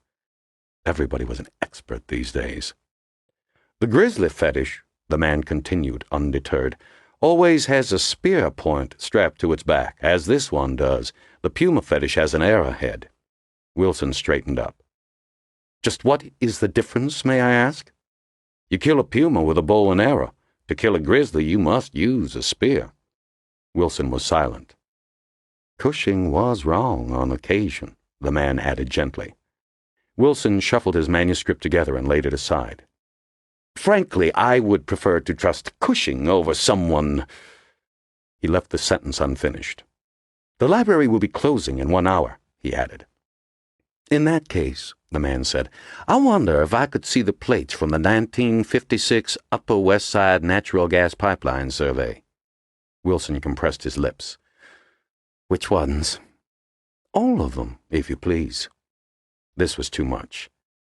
"I'm sorry," Wilson said crisply. "It's against the rules. Patrons are allowed only 10 maps at a time from the same series." He glared at the visitor triumphantly, but the man seemed oblivious, lost in thought. Suddenly he looked back at the librarian. "Robert Wilson," he said, pointing at the nameplate. "Now I remember why your name is familiar." "You do?" Wilson asked uncertainly. "Indeed. Aren't you the one who gave the excellent paper on mirage stones at the Navajo Studies Conference in Window Rock last year?" "Why, yes, I did," Wilson said. "I thought so. I wasn't able to be there myself, but I read the proceedings. I've made something of a private study of southwestern religious imagery." The visitor paused. "Nothing as serious as yours, of course." Wilson cleared his throat. "I suppose one cannot spend 30 years in such study," he said as modestly as possible, "without one's name becoming known." The visitor smiled. "It's an honor to make your acquaintance. My name is Pendergast." Wilson extended his hand and encountered an unpleasantly limp handshake. He prided himself on the firmness of his own. "It's gratifying to see you continue in your studies," the man named Pendergast said. "Ignorance of southwestern culture is so profound." "It is," Wilson agreed wholeheartedly. He felt a peculiar sense of pride. Nobody had taken the least interest in his work before, let alone been able to talk about it intelligibly. Of course, this Pendergast was obviously misinformed about Indian fetishes, but "I'd love to discuss this further," Pendergast said. "But I fear I've taken up enough of your time." "Not at all," Wilson replied. "What was that you'd asked to see, the 56 survey?" Pendergast nodded. "There was one other item, if I may. I understand there was a survey of existing tunnels done in the 1920s for the proposed interborough rapid transit system. Is that correct?" Wilson's face fell. "But there are 60 maps in that series." His voice trailed off. "I see," Pendergast said. "It's against the rules, then." He looked crestfallen. Suddenly, Wilson smiled. "I won't tell if you won't," he said, pleased at his own recklessness. "And don't worry about closing time. I'll be here late working on my monograph. Rules were made to be broken, right?" 10 minutes later, he emerged from the gloom of the storage room, pushing an overloaded cart across the worn floorboards. 25. Smithback walked into the cavernous entryway of the Four Seasons, eager to leave the heat and stench and noise of Park Avenue behind. He approached the four-square bar with measured step. He'd sat here many times before, looking enviously across the room, past the Picasso hanging, toward the unattainable paradise beyond. This time, however, he did not dally at the bar, but continued toward the Maître d'. A quickly mentioned name was all it took, and now he, Smithback, was himself walking down that corridor of dreams toward the exclusive restaurant beyond. Every table in the pool room was filled, yet the space seemed quiet and calm somehow, muted by its own vastness. He threaded his way past captains of industry, publishing moguls, and robber barons to one of the prized tables near the fountain. There, already seated, was Mrs. Wisher. "Mr. Smithback," she said, "thank you for coming. Please sit down." Smithback took the indicated chair across the table, glancing about as he did so. This promised to be an interesting lunch, and he hoped he had time to enjoy it fully. He'd barely started to write up his big story, and press time was 6 p.m. "Would you care for a glass of Amarone?" Mrs. Wisher asked, indicating the bottle beside the table. She was crisply dressed in a saffron-colored blouse and pleated skirt. "Please," Smithback replied, meeting her gaze. He felt much more at ease than the last time he'd spoken to her, sitting primly in her darkened apartment, a copy of the Post lying beside her like a silent accusation. His Angel of Central Park South obituary, the Post's reward offer, and his favorable coverage on the Grand Army Plaza rally made him feel confident of a warmer reception. Mrs. Wisher nodded to the wine steward, waited until the man had poured a glass for the journalist and departed, then leaned almost imperceptibly forward. Mr. Smithback, you're undoubtedly wondering why I asked you to join me for lunch. It had occurred to me. Smithback tasted the wine, found it excellent. I won't waste any time sporting with your intelligence, then. Certain events are about to happen in this city, and I'd like you to document them. Smithback put his wineglass down. Me. The corners of Mrs. Wisher's mouth turned up slightly in what might have been a smile. Ah, I thought you would be surprised. But you see, Mr. Smithback, I've done some research on you since our last meeting, and I read your book on the museum murders. You, bought a copy? Smithback asked hopefully. The Amsterdam Avenue branch of the public library had one. It made very interesting reading. I had no idea you were so directly involved with almost every aspect of that event. Smithback's eyes darted quickly toward her face, but he could detect no trace of sarcasm in her expression. I also read your article on our rally, Mrs. Wisher continued. It had a positive tone that I found lacking in some of the other press coverage. She waved her hand. Besides, I really have you to thank for what's happened. You do? Smithback asked a little nervously. Mrs. Wisher nodded. It was you who convinced me that the only way to get the city's attention was to dig a spur into its flank. Remember your comment? People in this town don't pay attention to something unless you slap them in the face with it. Had it not been for you, I might still be in my drawing room writing letters to the mayor instead of putting my sorrow to good use. Smithback nodded. The not-so-merry widow had a point. Since that rally, our movement has spread dramatically, Mrs. Wisher said. We've hit a common nerve. People are coming together, people of power and influence. But our message belongs just as much to the common man, the man on the street, and that's the person you can reach with your paper. Although Smithback did not like to be reminded that he wrote for the common man, he kept his expression even. Besides, he'd seen it for himself. By the time the rally had ended, there'd been plenty of them around, drinking, heckling, hoping for action. And so this is what I propose. Mrs. Wisher placed her small, neatly manicured fingernails on the linen tablecloth. I will give you privileged access to every event planned by Take Back Our City. Many of these actions will be intentionally unannounced. The press, like the police, will learn of them too late to make any real difference. You, however, will be brought into my circle. You will know what to expect and when to expect it. You can accompany me directly, if you like, and then you can slap your readers in the face with it. Smithback struggled to keep from betraying his excitement. This is too good to be true, he thought. I imagine you'd like to publish another book, Mrs. Wisher went on. Once the Take Back Our City campaign reaches a successful conclusion, you'd have my blessing on such a project. I'll make myself available for interviews, and Hiram Bennett, editor-in-chief of Arcadia House, is one of my closest friends. I think he'd be very interested in seeing such a manuscript. Jesus, Smithback thought. Hiram Bennett, Mr. Publishing himself. He could imagine the bidding war between Arcadia House and Octavo, the publishers of his museum book. He'd get his agent to set up an auction, specify a floor of $200,000. Now, make that $250 with 10% topping privileges, and I ask one thing in return, Mrs. Wisher coolly interrupted his thoughts. That from now on, you devote yourself to covering Take Back Our City. I want your newspaper articles, when they appear, to focus exclusively on our cause. What? Smithback said abruptly. Mrs. Wisher, I'm a crime reporter. I'm hired to turn in product on a regular basis. His visions of publishing fame quickly faded, replaced with the angry face of his editor, Arnold Murray, demanding copy. Mrs. Wisher nodded. I understand, and I think I can deliver you all the product you could wish for within a few days. I'll give you details as soon as we've finalized our plans. Trust me, I think that you will find this relationship to be beneficial to us both. Smithback thought quickly. In a couple of hours he was due to file his story covering what he'd learned eavesdropping on the museum conference. He'd delayed it already, hoping in vain to gain additional information. This was to be the story that got him his raise, the story to set that prick Bryce Harriman back on his heels.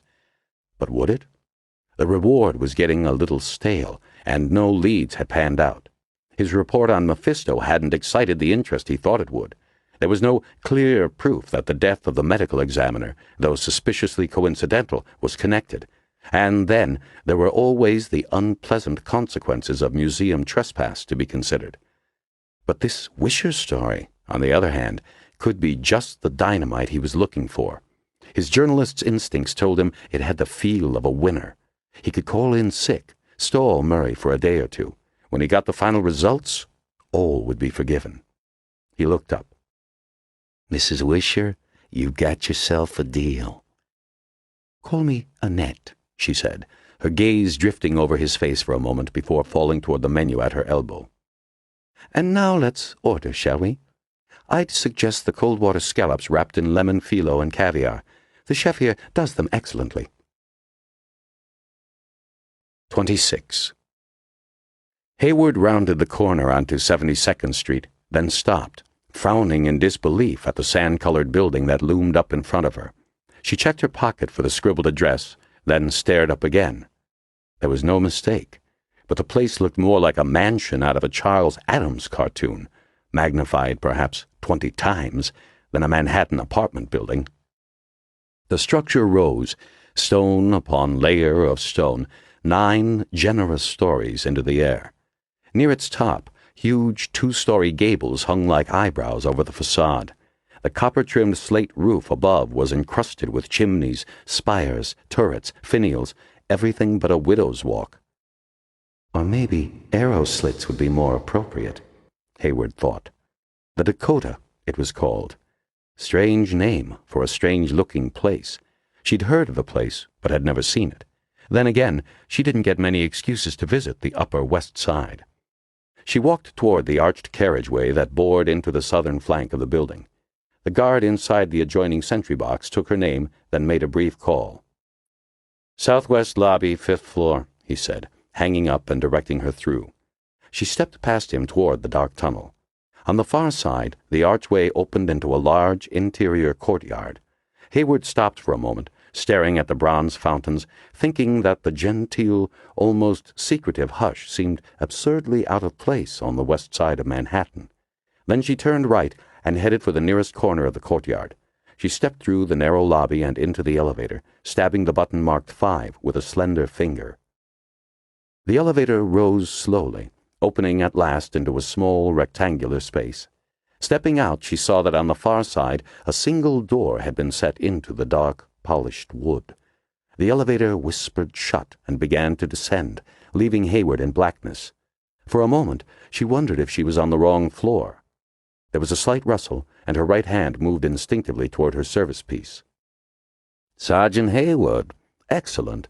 Please come in." Even in the dark, Hayward would have recognized the accent, the bourbon and buttermilk voice. But the far door had opened, and Agent Pendergast was standing just within, his slim, unmistakable figure silhouetted by the soft light of the room beyond. Hayward stepped inside, and Pendergast shut the door behind her. Though the room was not especially large, its high ceiling gave it a sense of formal grandeur. Hayward looked around curiously. 3 of the walls were painted a deep rose, edged above and below in black molding. Light came from behind what appeared to be wafer-thin pieces of agate, framed in scallop-shaped bronze fixtures set well above eye level. The 4th wall was covered in black marble. Across the entire face of the marble, a thin sheet of water fell like a stream of glass from ceiling to floor, gurgling silently into the grill that ran along its base. A few small leather sofas were placed about the room, their bases hidden by the thick nap of the carpet. The only decoration consisted of a few paintings and several twisted plants scattered here and there on lacquer tables. The room was fastidiously clean, without a smudge or a particle of dust. Though she knew there must be other doors leading into the interior of the apartment, their outlines were too well concealed for her to make them out. "Sit anywhere, Miss Hayward," Pendergast said. "May I offer you refreshment of some kind?" "No, thanks," Hayward replied, selecting the seat closest to the door and letting the soft black leather creep luxuriously up around her. She stared at the painting on the nearest wall, an impressionist landscape of haystacks and pink-tinged sunlight that seemed somehow familiar. Nice place, though the building's kind of weird. We tenants would prefer to call it eccentric, Pendergast said. But many would have agreed with you over the years, I suppose. The Dakota, so named because when it was built in 1884, this part of town seemed as remote as Indian territory. Still, it has a solidity, a kind of permanence that I lack. Built on bedrock, walls almost 30 inches thick at ground level. But you didn't come here to listen to a lecture on architecture. Actually, I'm grateful you came at all. You kidding? Hayward asked. And pass up a chance to tour Agent Pendergast's crib? You're kind of a legend among the rank and file these days, as if you didn't know. How reassuring, Pendergast replied, slipping into a chair. But this is the extent of the tour, I'm afraid. I rarely entertain visitors. Still, it seemed the best place for our chat. And why is that? Hayward asked as she looked around. Then her eyes lighted on the closest of the lacquered tables. Hey, she pointed. That's a bonsai plant, a miniature tree. My sensei at the karate dojo has a couple of them. Ginkgo biloba, Pendergast said, the maidenhair. It's the only remaining member of a tree family common in prehistory. And to your right is a group planting of dwarf trident maples. I'm especially proud of their natural look. The trees in that planting all change color at different times in the fall. From the first tree to the last, that construction took me 9 years. Your sensei could no doubt tell you that the secret to group plantings is to add bonsai in odd numbers at a time, up to a point where counting the trunks demands concentration. Then you're done. 9 years? Hayward repeated. Guess you got a lot of free time on your hands. Not really. Bonsai is one of my passions. It is an art that is never finished, and I find its blend of natural and artificial aesthetics intoxicating. He crossed one leg over the other, his black-suited form almost invisible against the dark leather, and waved one hand dismissively. But stop encouraging me. A moment ago, you asked why I thought this the best place to talk.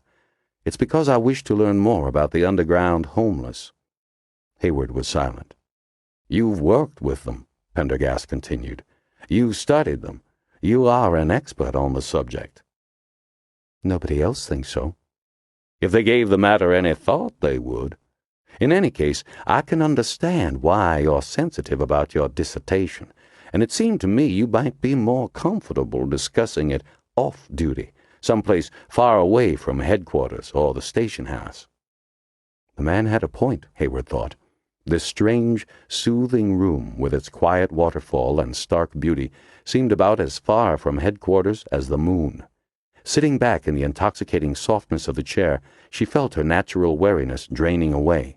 She thought about taking off her bulky gun belt, but decided she was too comfortable to move. I've been down twice, Pendergast said. The first time merely to test my disguise and do some simple reconnaissance, and the second time to find Mephisto, the homeless leader. But when I found him, I discovered I'd underestimated a couple of things: the depth of his convictions and the size of his following. Nobody knows exactly how many live below ground, Hayward said. The only thing you can be sure of is the number's bigger than you expect. As for Mephisto, he's probably the most famous mayor down there. His community's the biggest. Actually, I heard it's several communities. A core community of troubled Vietnam vets and 60s relics, with others joining after the headless murders started. The deeper tunnels below Central Park are crawling with him and his pals. What surprised me was the variety I encountered, Pendergast went on. I expected to find one flawed personality type predominating, perhaps two, but instead I found an entire cross-section of humanity. Not all homeless go below, Hayward said, but the ones afraid of the shelters, the ones that hate the soup kitchens and subway gratings, the loners, the cult freaks, they tend to go down, first to the subway tunnels, then farther. Believe me, there's lots of places to hide. Pendergast nodded. Even on my first trip, I was astonished at the vastness. I felt like Lewis and Clark setting out to explore unmapped territory. You don't know the half of it. There's 2,000 miles of abandoned or half-dug tunnels and another 5,000 miles still in use. Underground chambers, sealed up and forgotten. Hayward shrugged. And you hear stories, like about bomb shelters secretly built by the Pentagon in the 50s to protect Wall Street types. Some of them are still stocked with running water, electricity, canned food. Engine rooms filled with abandoned machinery, ancient sewers made from wooden pipes, an entire freaking lost world. Pendergast sat forward in his chair. Sergeant Hayward, he said quietly, have you heard of the Devil's Attic? Hayward nodded. Yeah, I've heard of it. Can you tell me where it is, or how I can locate it? There was a long silence while she thought.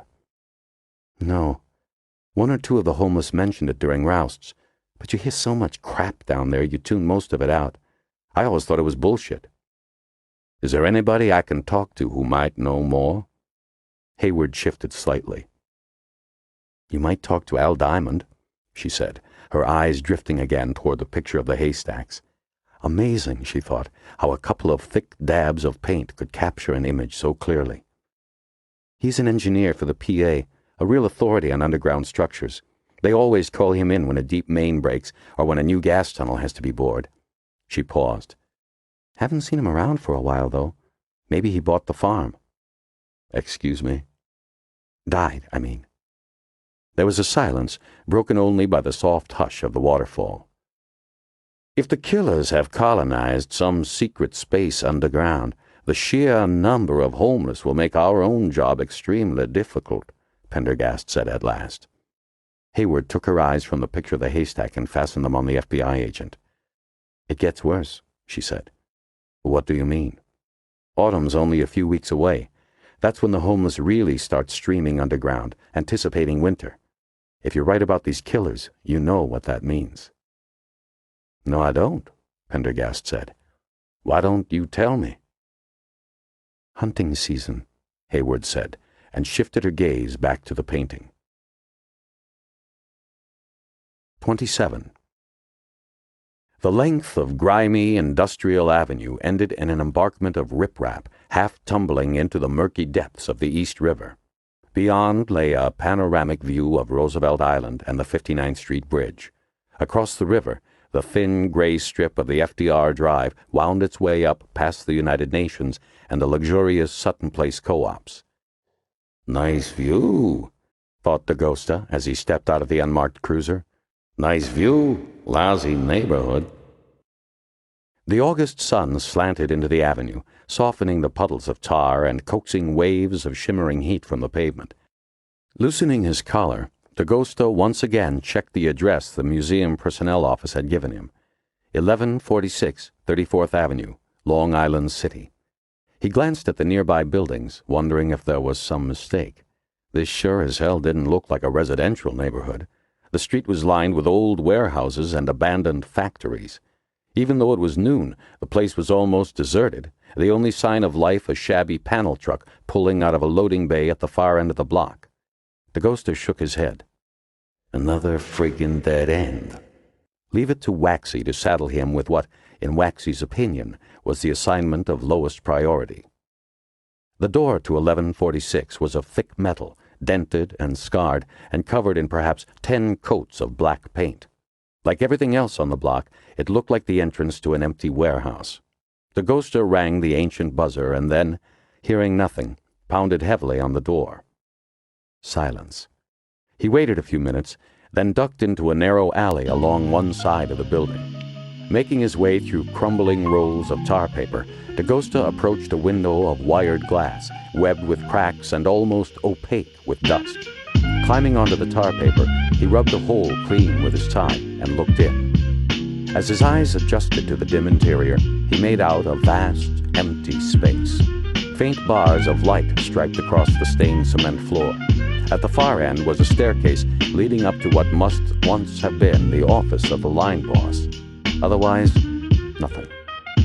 There was a sudden movement in the alley, and Dakota turned to see a man coming at him fast, a long kitchen knife shining wickedly in one hand. Reflexively, Dakota leapt for the ground, pulling his service piece as he did so. The man stared at the gun in surprise, stopping short. He gathered himself to flee. "Halt!" Dakota barked. "Police officer!" The man turned back again. Inexplicably, a look of amusement came over his features. "A cop!" he cried sarcastically. "Fancy that, a cop in these parts!" He continued to stand there, grinning. He was the strangest-looking person Dakota had ever seen. A shaved head, painted green, a wispy goatee, tiny Trotsky-esque glasses, a shirt made out of something like hairy burlap, ancient red Keds sneakers. "Drop the knife," said Dakota. "Hey, it's okay," the man said. "I thought you were a burglar." "I said drop the damn knife." The grin disappeared from the man's face. He tossed the knife onto the ground between them. Dakota kicked it aside. "Now turn around slowly and put your hands on the wall. Spread your feet wide." "What is this, communist China?" the man objected. "Do it," Dakota said. The man obeyed, grumbling, and Dakota patted him down, finding nothing more than a wallet. He flipped it open. The driver's license showed an address next door. Dakota holstered his gun and handed the man his wallet. "You know, Mr. Kurtzema, I could have shot you back there." "Hey, but I didn't know you were a cop. I thought you were trying to break in." The man stepped away from the wall, wiping his hands together. "You don't know how many times I've been robbed. You guys don't even bother to respond anymore. You're the first cop I've seen around here in months, and..." Dakota waved him silent. "Just be more careful. Besides, you don't know squat about handling a knife. If I was a real burglar, you'd probably be dead right now." The man rubbed his nose, mumbling something incomprehensible. "You live next door?" Dakota asked. He could not get over the fact that this man had painted his entire scalp green. He tried not to stare at it. The man nodded. "How long?" "About 3 years. I used to have a loft in Soho, but I got evicted. This is the only place I found where I can do my work without being bothered." "And what kind of work is that?" "It's hard to explain." The man grew suddenly guarded. "Why should I tell you?" Dakota dug into his pocket, flashed his badge and ID. The man looked at the badge. "Homicide, eh? Someone murdered around here?" "No. Can we go inside and talk for a moment?" The man looked at him suspiciously. "Is this a search? Aren't you supposed to have a warrant?" Dakota swallowed his annoyance. "It's voluntary.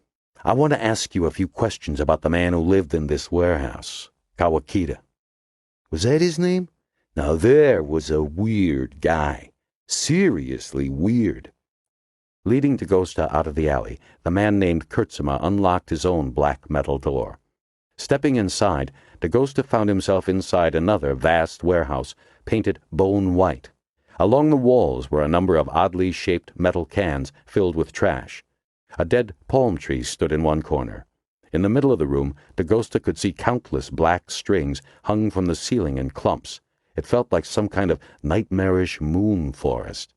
In the far corner, he could see a cot, sink, exposed toilet, and a hot plate. No other amenities were visible. "So what's this?" Dakota asked, fingering the strings. "My God, don't tangle them!" Kurtzema almost knocked Dakota aside in his rush to repair the damage. "They're never supposed to touch," he said, in a wounded tone as he fussed with the strings. Dakota stepped back. "What is this, some kind of experiment?" "No, it's an artificial environment, a reproduction of the primeval jungle that we all evolved in, translated to New York City." Dakota looked at the strings in disbelief. "So this is art?" "Who looks at it?"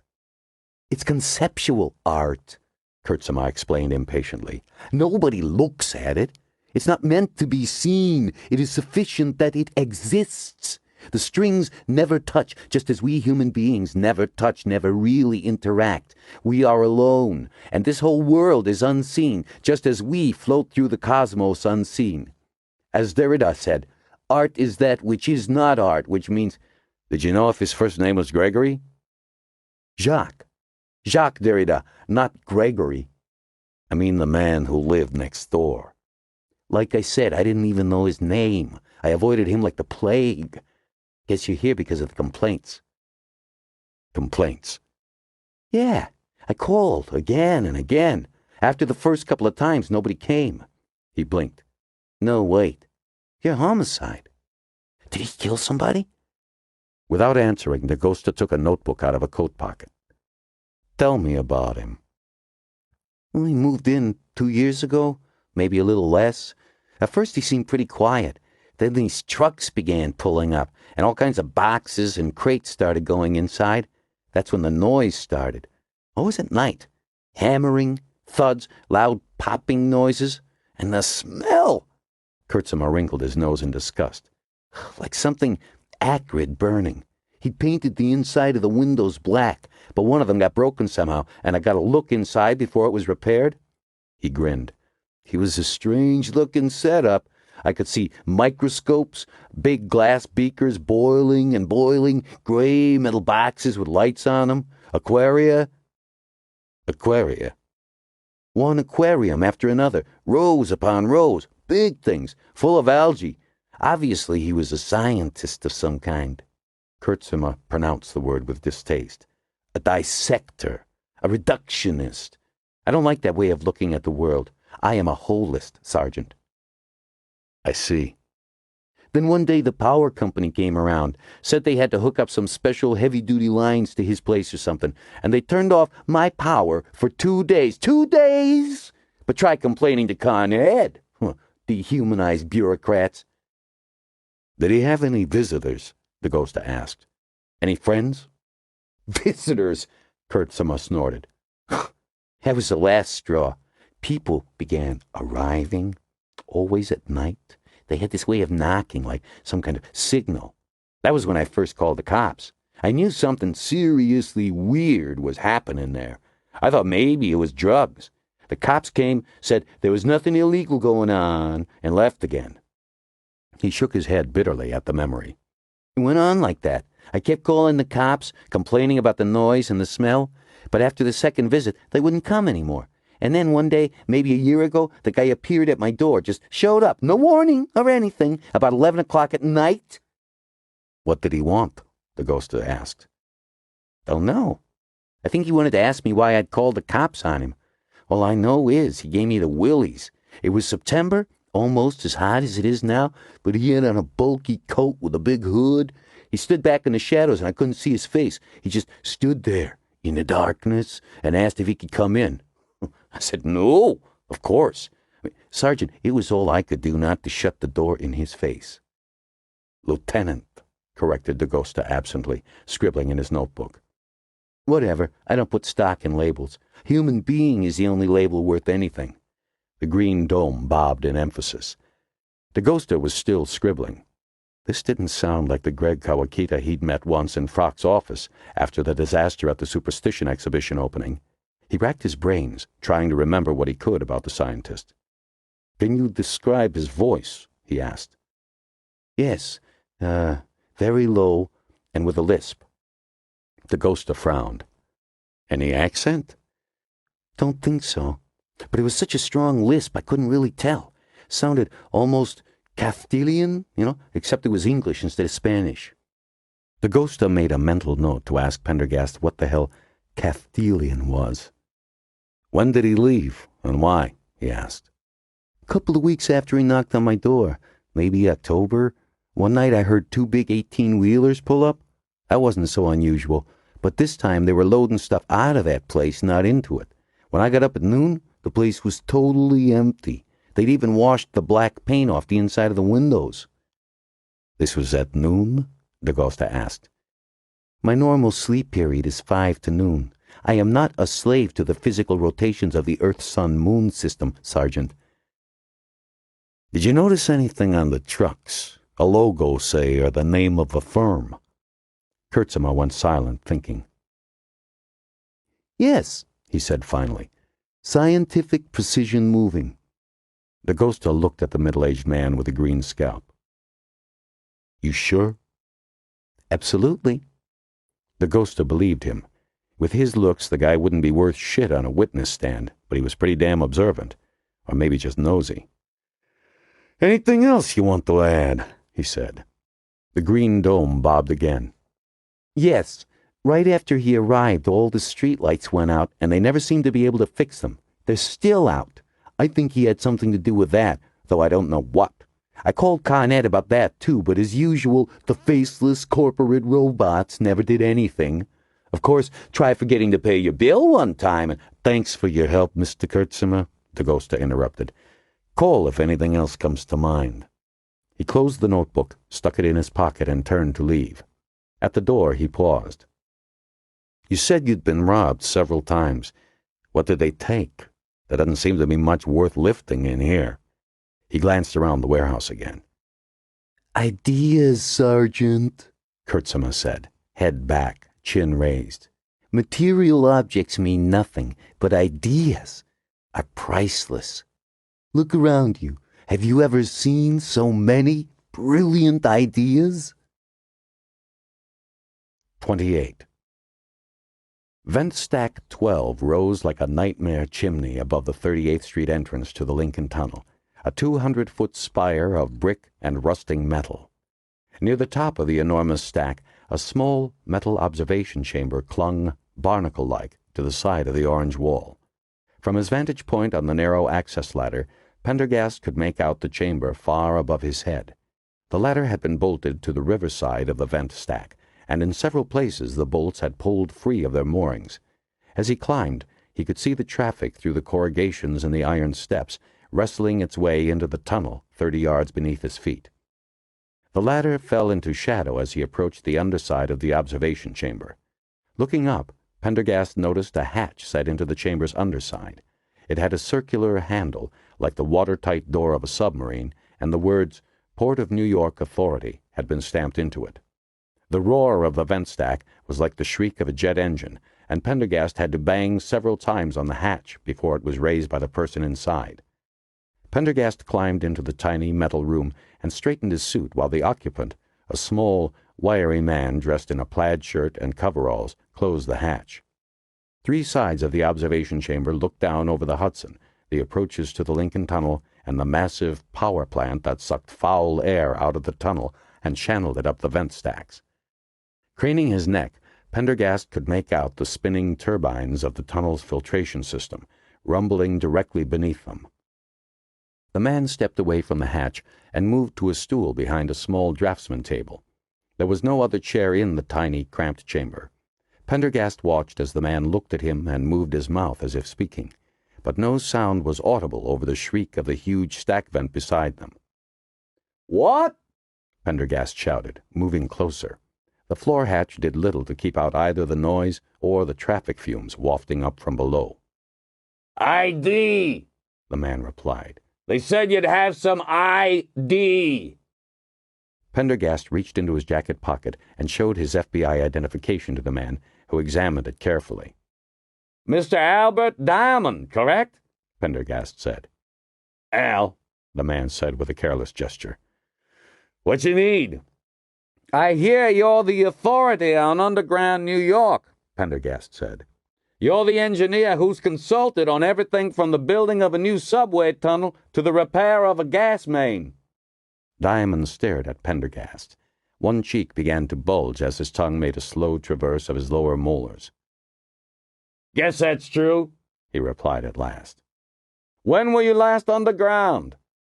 Diamond raised one fist, opened it wide once, twice, closed it again. 10? Pendergast said. 10 months? Diamond shook his head. Years? Diamond nodded. Why so long? Got tired. Requested this instead. Requested? Interesting choice of assignment. About as far away from the underground as one could get without actually being airborne. Intentional? Diamond shrugged, neither agreeing or contradicting. I need some information, Pendergast shouted. It was simply too loud in the observation chamber for any kind of small talk. Diamond nodded, the bulge in his cheek slowly rising as the investigation moved to the upper molars. Tell me about the Devil's Attic. The bulge froze in position. After a few moments, Diamond shifted on the stool, but said nothing. Pendergast continued. I'm told there's a level of tunnels underneath Central Park, unusually deep tunnels. I've heard the region referred to as the Devil's Attic, but there are no records of such a place in existence, at least by that name. After a long moment, Diamond looked down. Devil's Attic, he repeated, as if with great reluctance. Do you know of such a place? Diamond reached into his coveralls and drew out a small flask of something that was not water. He took a long pull, then returned the flask without offering it to Pendergast. He said something that was inaudible over the shriek of the exhaust stack. What? Pendergast cried, moving still closer. I said, yeah, I know of it. Tell me about it, please. Diamond looked away from Pendergast, his eyes grazing over the river toward the New Jersey shore. Those rich bastards, he said. I'm sorry? Those rich bastards. Didn't want to rub shoulders with the working class. Rich bastards? Pendergast asked. You know, Astor, Rockefeller, Morgan, and the rest. Built those tunnels over a century ago. I don't understand. Railroad tunnels, Diamond burst out irritably. They were building a private rail car line. Came down from Pelham under the park, beneath the Knickerbocker Hotel, the Fifth Avenue parkfront mansions, fancy private stations and waiting rooms, the whole 9 yards. But why so deep? For the first time, Diamond grinned. Geology. Had to go deeper than the existing train lines and early subway tunnels, of course, but right below was a layer of shitstone. I beg your pardon? Pendergast yelled. Rotten Precambrian siltstone. We call it shitstone. You can run water and sewer lines through shitstone, but not a railroad tunnel, so they had to go deeper. Your Devil's Attic is 30 stories underground. But why? Diamond looked at the FBI agent in disbelief. Why? What do you think? Those fancy pantsers didn't want to share any sidings or signals with regular train lines. With those deep tunnels, they could go straight out of the city, come up around Croton and be on their way. No delays, no mixing with the common folk. That doesn't explain why there's no record of their existence. Cost a fortune to build, and not all of it came from the pockets of the oil barons. They called in favors from City Hall. Diamond tapped the side of his nose. That kind of construction you don't document.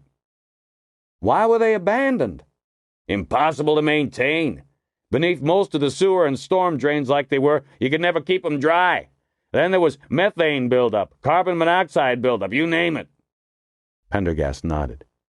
Heavy gases, seeking the lowest level. They spent millions on those damn tunnels. Never finished the line. They were only open for 2 years before the flood of '98 overwhelmed the pumps and half-filled everything with sewage. So they bricked everything up. Didn't even pull out the machinery or nothing. Diamond fell silent, and the chamber filled once again with the roar of the vent stack. Are there any maps of these tunnels? Pendergast asked after a moment. Diamond rolled his eyes. Maps? I looked for maps for 20 years. Those maps don't exist. I learned what I learned by talking to a few old-timers. Have you been down there? Pendergast asked. Diamond twitched noticeably. Then after a long moment he nodded silently. Could you diagram them for me? Diamond was silent. Pendergast moved closer. Any little thing you could do would be appreciated. His hand seemed merely to smooth the lapel of his jacket, but suddenly $100 bill flared between two of the slender fingers, arching in the engineer's direction. Diamond stared at the bill, as if deliberating. Finally he took it, rolled it into a ball, and crammed it into a pocket. Then, turning to the drafting table, he began sketching deftly on a piece of yellow graph paper. An intricate system of tunnels began to take shape. Best I can do, he said, straightening up after a few minutes. That's the approach I use to get inside. A lot of the stuff south of the park has been filled with concrete, and the tunnels to the north collapsed years ago. You'll have to find your way down to the bottleneck first. Take feeder tunnel 18 down from where it intersects the old 24 water main. The bottleneck? Pendergast asked. Diamond nodded, scratching his nose with a dirty finger. There's a vein of granite running through the bedrock deep beneath the park. Super hard stuff. To save time and dynamite, the old pipe jockeys just blasted one massive hole in it and funneled everything through. The Astor tunnels are directly below. As far as I know, that's the only way to get inside them from the south. Unless you got a wetsuit, of course. Pendergast accepted the paper, looking it over carefully. Thank you, Mr. Diamond. Is there any chance you'd be willing to return and make a more careful survey of the Devil's Attic? For adequate remuneration, of course. Diamond took a long drink from the flask. All the money in the world wouldn't get me down there again. Pendergast inclined his head. Another thing, Diamond said. Don't call it the Devil's Attic, all right? That's mole talk. They're the Astor Tunnels. Astor Tunnels? Yeah, they were Mrs. Astor's idea. The story goes that she got her husband to build the first private station beneath her Fifth Avenue mansion. That's how it all got started. Where did the name Devil's Attic come from? Pendergast asked. Diamond grinned mirthlessly. I don't know, but think about it. Imagine tunnels 30 stories underground, walls tiled in big murals. Imagine waiting rooms stuffed to the gills with mirrors, sofas, fancy stained glass. Imagine hydraulic elevators with parquet flooring and velvet curtains. Now, think of what all that would look like after being doused in raw sewage, then sealed up for a century. He sat back and stared at Pendergast. I don't know about you, but to me, it would look like the attic of hell itself. 29. The West Side rail yard lay in a wide depression on the westernmost reaches of Manhattan, out of sight and practically invisible to the millions of New Yorkers who lived and worked nearby. Its 74 acres, the largest piece of undeveloped land on the island outside Central Park. Once a bustling hub of turn-of-the-century commerce, the rail yard now lay fallow, rusted tracks sunken among burdock and ailanthus trees, ancient sidings rotting and forgotten, abandoned warehouses sagging and covered with graffiti. For 20 years the piece of ground had been the subject of development plans, lawsuits, political manipulations, and bankruptcies. The tenants of the warehouses had gradually abandoned their leases and left, to be replaced by vandals, arsonists, and the homeless.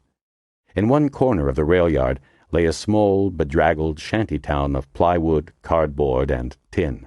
Alongside were a few pathetic kitchen gardens of straggly peas and squash run riot. Margot stood amidst a plot of fire-scorched piles of rubble sandwiched between two abandoned rail yard buildings. The warehouse occupying the plot had burned 4 months earlier, and it had burned hotly and thoroughly. The structure had been reduced to a blackened I-beam framework and some low cinder-block stem walls. Beneath her feet, the cement pad was hip-deep in rubble and burned shingles. The remains of several long metal tables stood in one corner of the lot, covered with smashed equipment and melted glass. She looked around, peering through the late afternoon shadows that knitted themselves across the sunken ground. There were several hulks that had once been large machines housed in metal cabinets. The cabinets had melted and the inner workings lay exposed, masses of twisted wire and ruined circuit boards. The acrid stench of burned plastic and tar clung stubbornly to everything. Dakota appeared at her side. What do you think? He asked. She shook her head. Are you sure this was Greg's last known address? Confirmed it with the moving company. The warehouse burned about the time of his death, so it's doubtful he moved anywhere else. But he used an alias with Con Ed and New York telephone, so we can't be certain. An alias? Margot continued to look around. I wonder if he died before or after this place burned. Not as much as I wonder, Dakota replied. It looks like this was some kind of laboratory. Dakota nodded. Even I could have guessed that. This guy Kawakita was a scientist, just like you. Not quite. Greg was more involved with genetics and evolutionary biology. My specialty is anthropological pharmacology. Whatever. Dakota hiked up his pants. Question is, what kind of lab is it? Hard to say. I'd need to learn more about those machines in the corner. and I'd have to map out the melted glass on these tables, try to recreate what the setups might have been. Dakota looked at her. Well? Well, what? You want to take it on? Margot returned the lieutenant's gaze. Why me? You must have specialists in the department. They're not interested, Dakota interrupted. It ranks right below jaywalking on their list of priorities. Margot frowned in surprise. The powers that be don't give a damn about Kawakita or what he was doing before he was killed. They think he was just a random victim, just like they think Bramwell was a random victim. But you don't? You think he was involved in these murders somehow? Dakota pulled a handkerchief out of his pocket and mopped his brow. Hell, I don't know. I just feel this guy Kawakita was up to something, and I'd like to know what it was. You knew him, right? Yes, Margot said. I only met him once, when Frock had that goodbye party for Pendergast. What was he like? Margot thought a moment. He was brilliant, an excellent scientist. What about his personality? He wasn't the nicest person in the museum, Margot said carefully. He was, well, a little ruthless, I guess you could say. I felt he was the kind of person who would perhaps step over the line to advance his career. He didn't associate much with the rest of us, and didn't seem to trust anybody who might... She stopped. Yeah? Is this necessary? I hate to talk about someone who isn't around to defend himself. That's usually the best time. Was he the kind of guy to get involved in any criminal activity? Absolutely not. I didn't always agree with his ethics. He was one of those scientists who held science above human values, but he was no criminal. She hesitated. He tried to reach me a while back, maybe a month or so before he died. Dakota looked at her curiously. Any idea why? It doesn't seem like you two were exactly friends.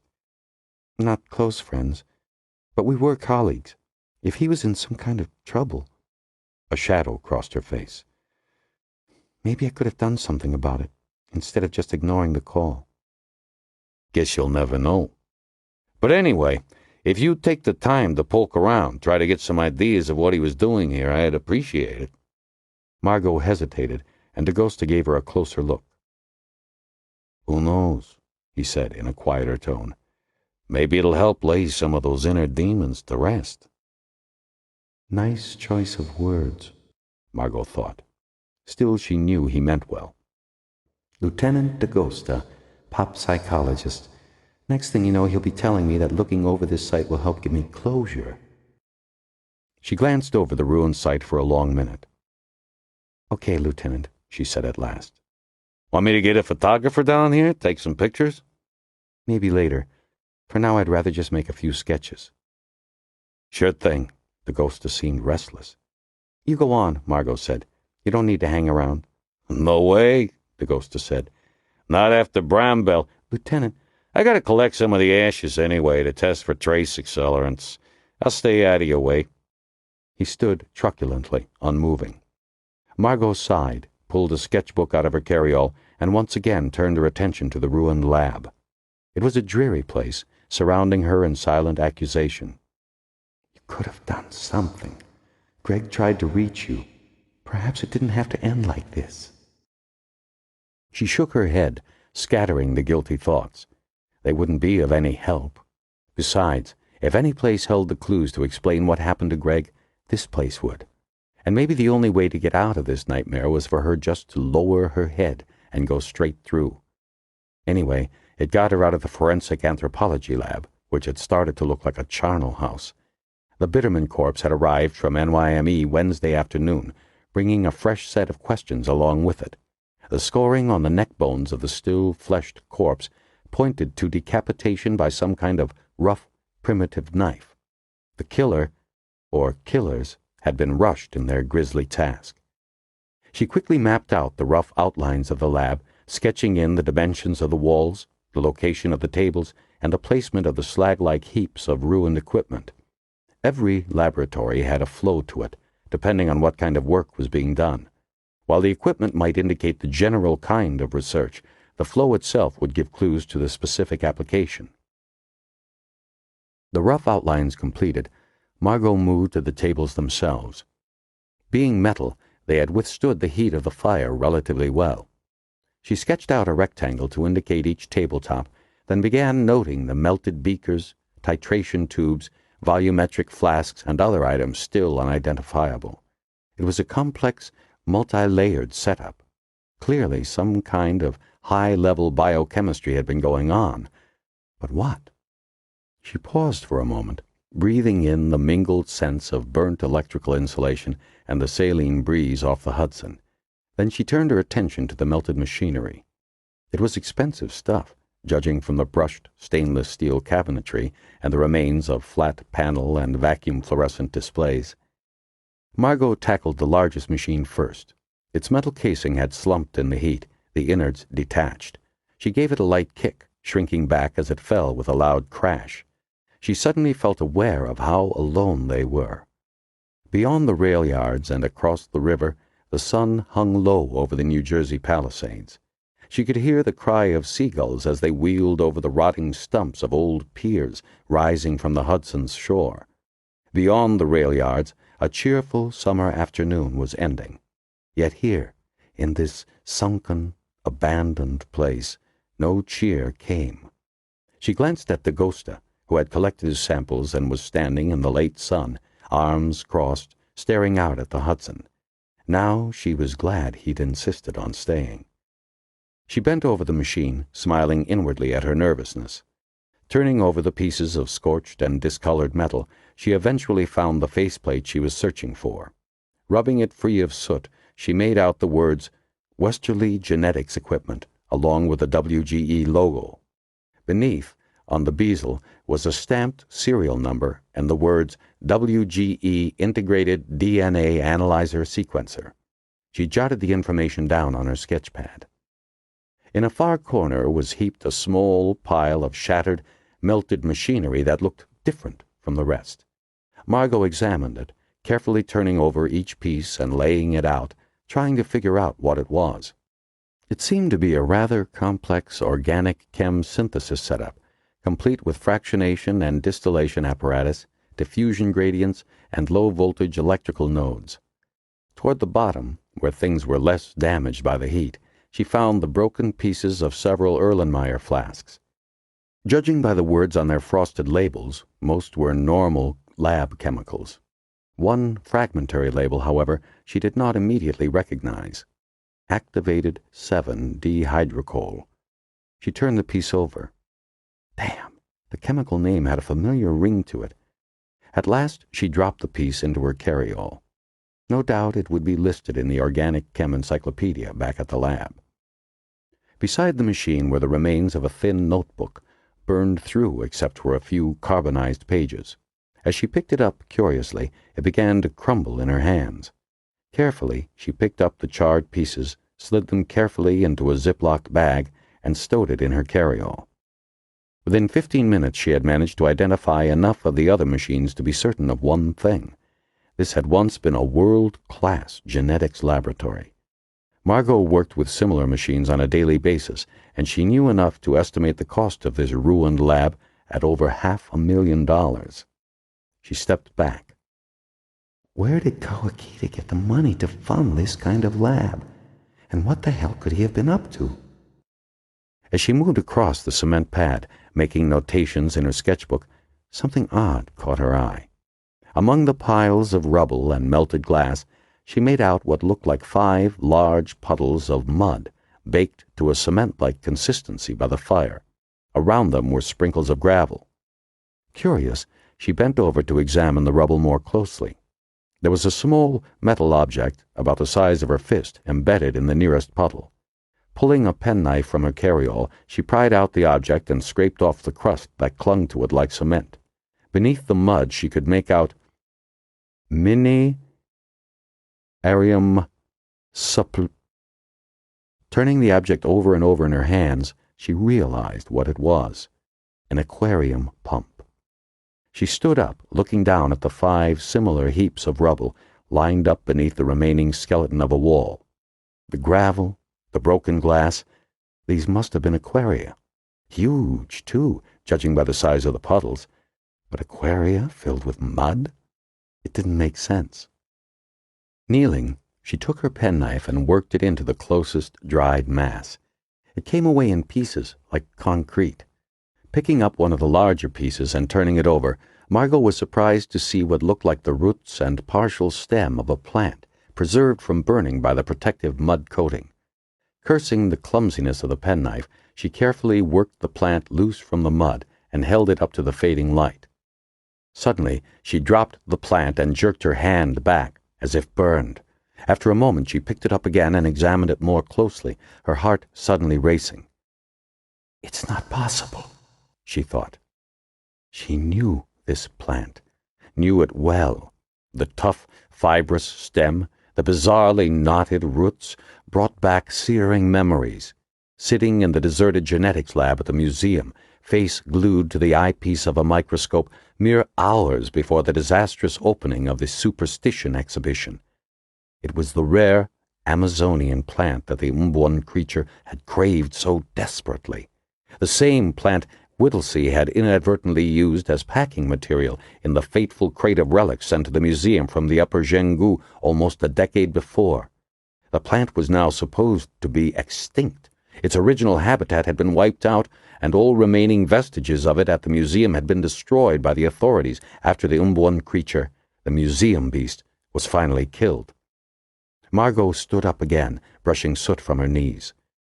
Greg Kawakita had somehow gotten his hands on this plant and had been growing it in these massive aquaria. But why? A sudden, horrible thought struck her. As quickly as it had come, she brushed it aside. Surely there was no second creature that Greg had been feeding. Or was there? "Lieutenant?"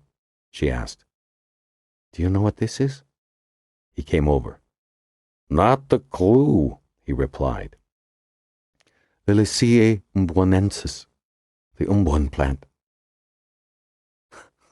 "You're shitting me, right?" Margot shook her head slowly. "I wish I were." They stood, unmoving as the sun sank below the palisades, gilding the distant buildings across the river in a halo of oblique light. She looked again at the plant in her hand, preparing to place it in her carryall, and noticed something that she had missed before. At the end of the root base, she could make out a small graft scar along the xylem, a long double V in the dim light. A graft scar like that, she knew, meant one of only two things: a common hybrid experiment or a very sophisticated genetic engineering experiment. 30. Hayward pushed the door open brusquely, her cheeks still full of lunch. "Captain Waxy just called," she said, swallowing the tuna fish. "Wants you down in the IU right away. They got him." Dakota looked up from placing the final pins in a missing persons map that replaced the one taken by Waxy. "Got who?" "Him. The copycat killer, of course." She gave Dakota an ironic grin. "No shit." Dakota was at the door in a second, pulling his suit jacket off the hanger and shrugging into it. "Caught him in the ramble," Hayward said as they walked through the office pool toward the elevator bank. "Somebody on stakeout heard a commotion, went to check it out. The guy had just knifed a vagrant and was preparing to cut off his head." "How'd they know that?" Hayward shrugged.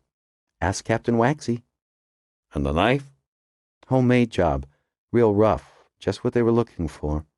She didn't sound convinced.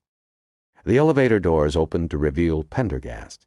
Seeing Dakota and Hayward about to step in, he raised his eyebrows quizzically. "The killer's in the IU," Dakota said. "Waxy wants me down there." "Indeed." The FBI agent stepped back and pressed the button for the second floor.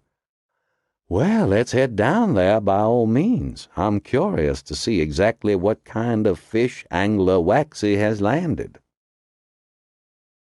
The interrogation unit of One Police Plaza was a grim series of gray-colored rooms with cinder-block walls and heavy metal doors. The cop on desk duty buzzed them through, directing them to the observation area of Room 9. Inside, Waxy was lounging in a chair, looking through the one-way glass into the interrogation cell. He glanced up when he heard them enter, frowned when he saw Pendergast, grunted at Dakota, and ignored Hayward. Is he talking? Dakota said. Waxy grunted again. Huh. Oh, yeah. Talking is all he's doing. But so far, we've only heard a load of shit. Calls himself Jeffrey, won't give anything else. We'll get the real story out of him soon, though. Meanwhile, thought you might like to ask him a few questions. In his triumph, Waxy was generous, brimming with smug self-confidence. Looking through the glass, Dakota could see an unkempt, wild-eyed man. The rapid, silent movements of the suspect's mouth were an almost humorous contrast with his stiff, unmoving body. "This is the guy?" Dakota said in disbelief. "That's him." Dakota kept looking through the glass. "Looks kind of small to have done so much damage." Waxy's mouth set in a defensive frown. Maybe he got sand kicked in his face one too many times. Dakota leaned forward and pressed the mic button. Instantly, a torrent of curses spewed from the speaker above the one-way window. Dakota listened for a moment, then snapped the mic button off. "What about the murder weapon?" he asked. Waxy shrugged. "It's a handmade thing. A piece of steel sunk into a wooden shank. The handle's been wrapped in cloth, gauze, something like that. Too bloody to tell. We'll have to wait until forensics gets done with it." "Steel," Pendergast said. "Steel," Waxy replied. "Not stone." "I said it was steel. Take a look for yourself." "We will," Dakota said, stepping away from the window. "But for now, let's see what this guy has to say." He headed for the door, Pendergast gliding behind him like a silent spirit. Number 9 looked like countless interrogation rooms in countless police stations across the country. A scarred wooden table sat in the middle of the stark space. On the far side of the table, the prisoner sat in a straight-backed chair, arms cuffed behind his back. A single detective sat in one of several chairs on the table's near side, enduring the verbal abuse with complete disinterest as he manned the tape recorder. Police officers, armed and in uniform, faced each other from across the room. 2 huge black and white blow-ups hung on the side walls. One showed the torn and broken body of Nicholas Bitterman, lying on the men's room floor inside Belvedere Castle. The other was the now famous post photo of Pamela Wisher. A video camera was fixed in one corner of the ceiling, dispassionately recording the proceedings. Dakota took a seat at the table, inhaling the familiar blend of sweat, damp socks, and fear. Waxy followed him in, settling his bulk carefully into an adjoining chair. Hayward stood next to the closest uniformed officer. Pendergast closed the door, then leaned against it, the crisp black arms of his suit folded casually, one over the other. The prisoner had stopped shouting when the door opened. Now he glared at the new arrivals through a greasy lock of hair. His eyes lighted on Hayward, lingered for a moment, then moved on. "What the hell are you looking at?" he said at last to Dakota. "Don't know," Dakota replied. "You want to tell me about it?" "Piss off." Dakota sighed. "You understand your rights?" The prisoner grinned, exposing small, filthy teeth. "That fat mother next to you read 'em to me. I don't need no lawyer to hold my hand." "You watch your mouth," Waxy snapped, flushing an angry crimson. "No, fat boy, you watch yours, and your fat ass." He cackled with laughter. Hayward didn't bother to suppress a smirk. Dakota wondered if this was how they had been carrying on before he got there. "So, what happened in the park?" he asked. "You want a list?" "For firstly, he was in my sleeping spot. For secondly, he hissed at me like a snake out of Egypt. For thirdly, he lacked the blessings of God. For fourthly, he—" Waxy waved his hand. "We get the picture. Tell us about the others." Jeffrey said nothing. "Come on," Waxy pushed. "Who else?" "Plenty," came the reply at last. "Nobody disses me and gets away with it." He leaned forward. "Better watch out, fat boy, in case I carve a piece of blubber off you." Dakota placed a restraining hand on Waxy. "So who else you done?" he asked quickly. "Oh, they know me. They know Jeffrey, the cherub cat. I'm on my way." "What about Pamela Wisher?" Waxy broke in. "Don't deny it, Jeffrey." The seams at the corners of the prisoner's muddy eyes thickened. "I don't deny it. The scumbags disrespected me, all of them. They deserved it." "And what did you do with the heads?" Waxy asked breathlessly. Heads? Jeffrey asked. To Dagosta, he seemed to falter slightly. You're in too deep now. Don't start denying. Heads. I ate their heads is what I did. Waxy cast a triumphant gaze towards Dagosta. What about the guy at Belvedere Castle? Nick Bitterman. Tell me about him. Oh, that was a good one. That mother had no respect. Hypocrite. Miser. He was the adversary. He rocked back and forth. Adversary? Dagosta asked, frowning. The prince of adversaries. Yes, said Pendergast sympathetically. You must counteract the powers of darkness. They were the first words he'd spoken since entering. The prisoner rocked more vigorously. Yes, with your electrical skin. Suddenly the rocking stopped. And your glaring eyes, Pendergast continued.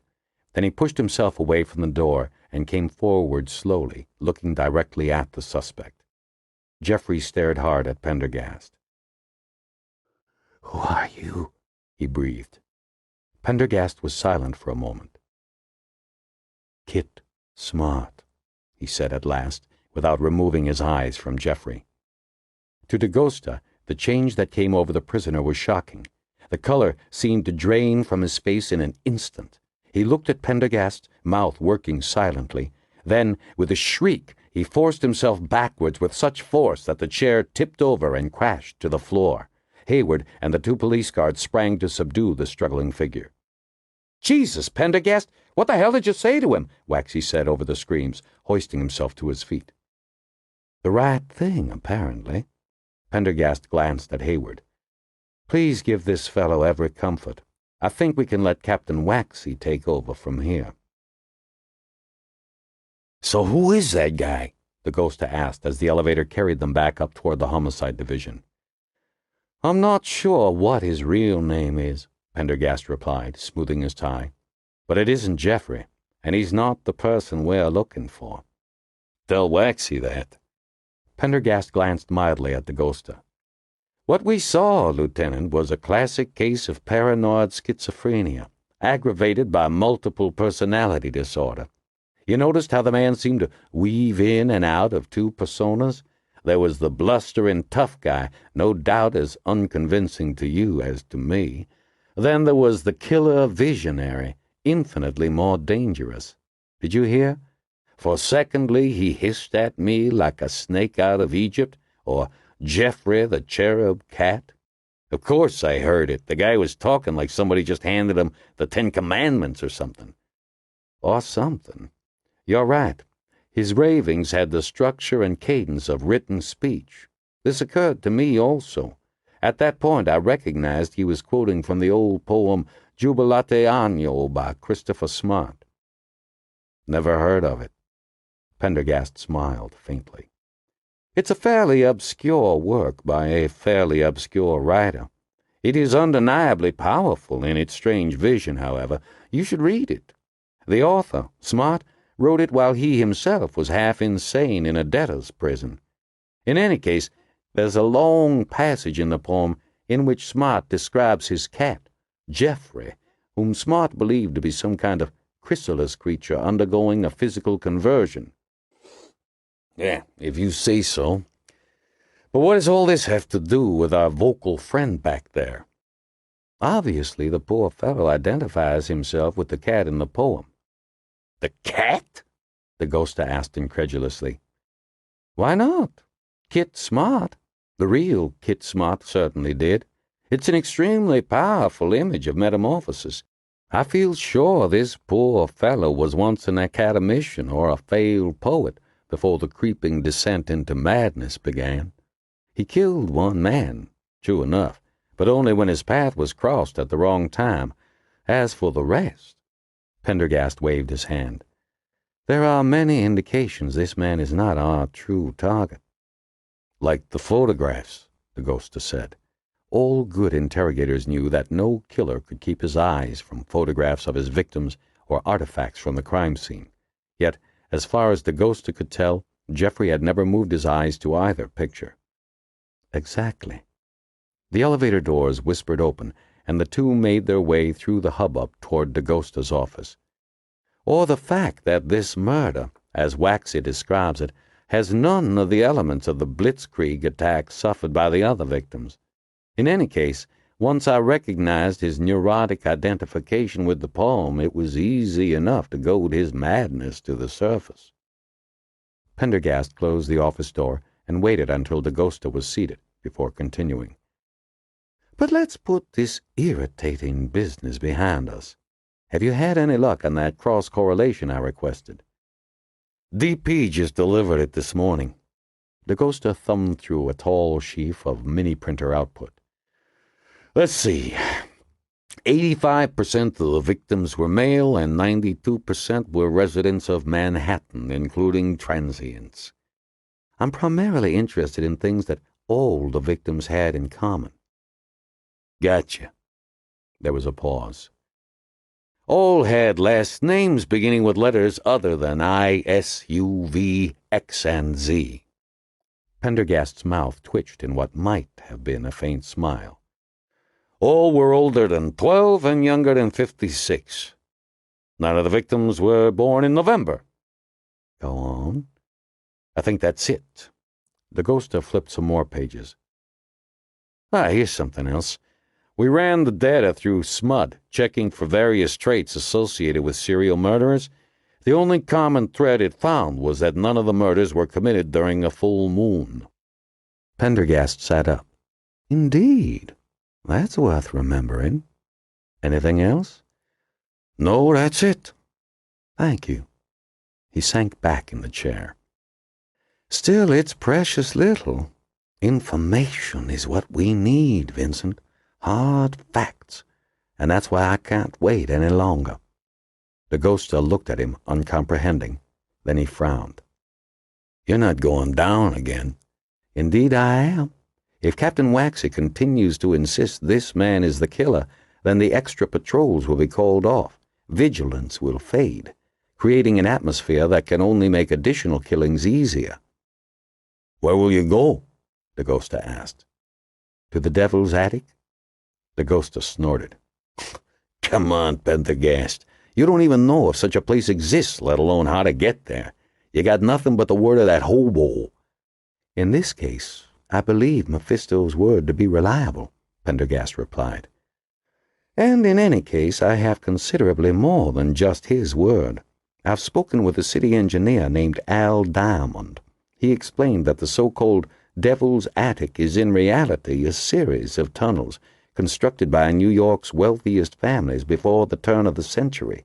They were intended as a private rail line, but abandoned after only a few years, and I've been able to reconstruct a rough approximation of the route of these tunnels. Taking a marker from the desk, Pendergast moved the missing persons map. He set the point of the marker down at the intersection of Park and 45th, drew a line over to 5th, up to Grand Army Plaza, then diagonally across Central Park and north up Central Park West. Then he stepped back, looking at Dakota bemusedly. Dakota stared at the map. Except for a few locations in the park, almost all the white and red pins were clustered along the lines Pendergast had drawn. Holy shit, he breathed. You could say that, Pendergast said. Diamond also pointed out that the sections of tunnels to the south and north of the park have been sealed off, so it's beneath the park that I go. Dakota reached into his desk for a cigar. I'm coming along. Sorry, Vincent. You're essential up here, now that the rest of the force is about to let down its guard, and I need you to work with Margo Green to determine the precise nature of Kawakita's movements. We haven't yet heard the last of his involvement in all this. In any case, this time around my goal will be stealth. It's an extremely dangerous trip. 2 of us would double the chances of our being discovered. He replaced the marker cap with a snap of his finger. However, if you could spare Sergeant Hayward's expertise for a few hours, I could use some help in my preparations. Scowling, Dakota put the cigar down. Christ, Pendergast, that's a long trip down. You'll be going overnight. More than that, I'm afraid. The FBI agent put the marker back on the desk. If you don't hear from me within 72 hours? He paused. Then, suddenly, he smiled and grasped Dagosta's hand. A rescue mission would be foolish. What about food? Pendergast feigned surprise. Have you forgotten the delicacy of track rabbit au vent, spit roasted over an open fire? Dagosta grimaced, and Pendergast smiled reassuringly. Fear not, Lieutenant, I'll be well provisioned. Food, maps, all I need. It's like the journey to the center of the earth, Dagosta said, shaking his head. Indeed. I do feel a bit like an explorer setting out into parts unknown, peopled by unknown tribes. Odd to think it exists directly beneath our feet. Cui ci sono dei mostri, my friend. Let us hope I avoid immostri. Friend Hayward will see me off. Pendergast stood motionless a moment, apparently lost in thought. Then, with a final nod at Dagosta, he swept out of the office and into the corridor beyond, the silk nap of his black suit shining dully under the fluorescent lights, the last of the great explorers. 31. Pendergast walked swiftly up the broad steps toward the entrance of the New York Public Library, a large leather and canvas valise in one hand. Behind him, Hayward stopped to stare at the huge marble lions that flanked the stairway. You needn't look so worried, Sergeant, Pendergast said. They've already had their afternoon feeding. Despite the warmth of the day, he was wearing a tightly buttoned olive duster that reached almost to his ankles. Inside the marble entrance hall was dim and pleasantly cool. Pendergast spoke quietly to a guard, showed his ID, asked a few questions. Then he nodded for Hayward to follow him through a doorway underneath the sweeping double staircase. Sergeant Hayward, you know underground Manhattan better than any of us, Pendergast said as they stepped into a small leather-lined elevator. You've already given me invaluable advice. Any last words? The elevator began lurching downward. Yes, Hayward replied. Don't go. Pendergast smiled thinly. I'm afraid that isn't an option. Only first-hand reconnaissance will prove whether or not the Asta tunnels are really the source of these killings. Then take me with you, Hayward said immediately. Pendergast shook his head. Believe me, I wish I could, but my aim this time is stealth. 2 bodies would make an unacceptable noise signature. The elevator stopped at the lowest level, 3B, and they stepped out into a dark corridor. Then watch your butt, Hayward said. Most of the moles go down there to escape from confrontation, not start it, but there are plenty of predators. Drugs and alcohol only make things worse. Remember that they can see better, they can hear better, and they know the tunnels. Any way you look at it, you're at a disadvantage. True, Pendergast said. So I'll do what I can to even the odds. He stopped in front of an ancient door, opened it with a key, and ushered Hayward inside. The room beyond was stacked, floor to ceiling, with metal racks filled with ancient books. The passageways between the racks were barely 20 inches across.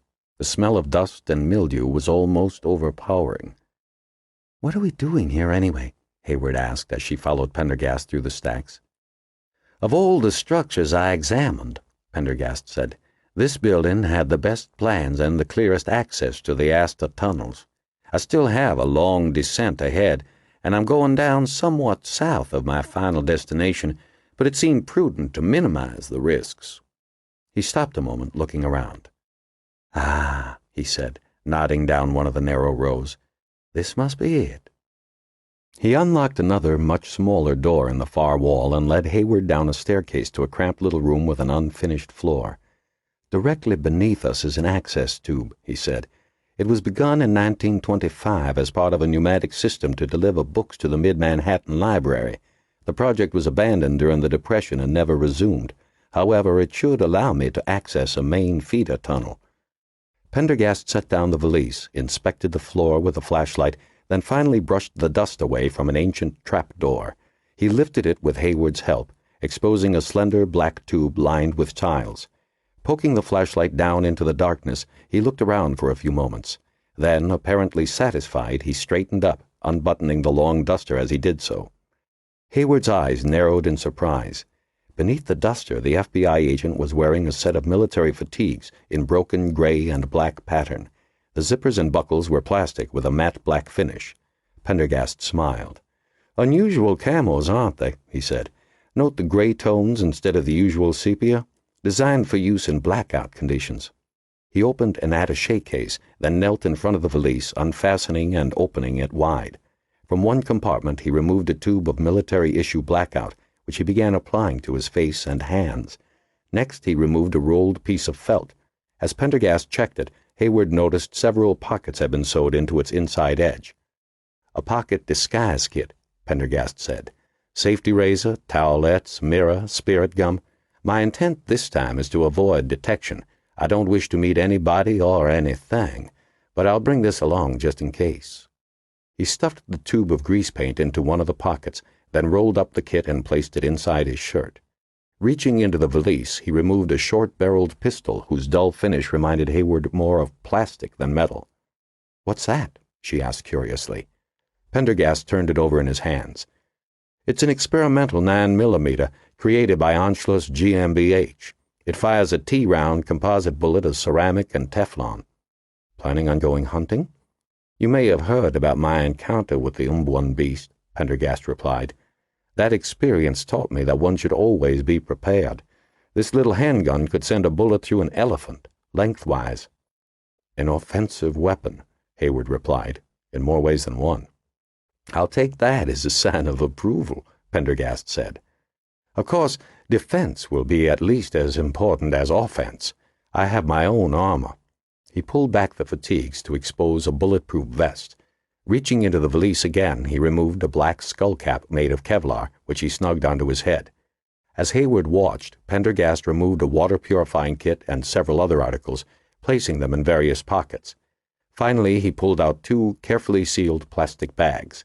Inside were strips of something that looked like black shoe leather.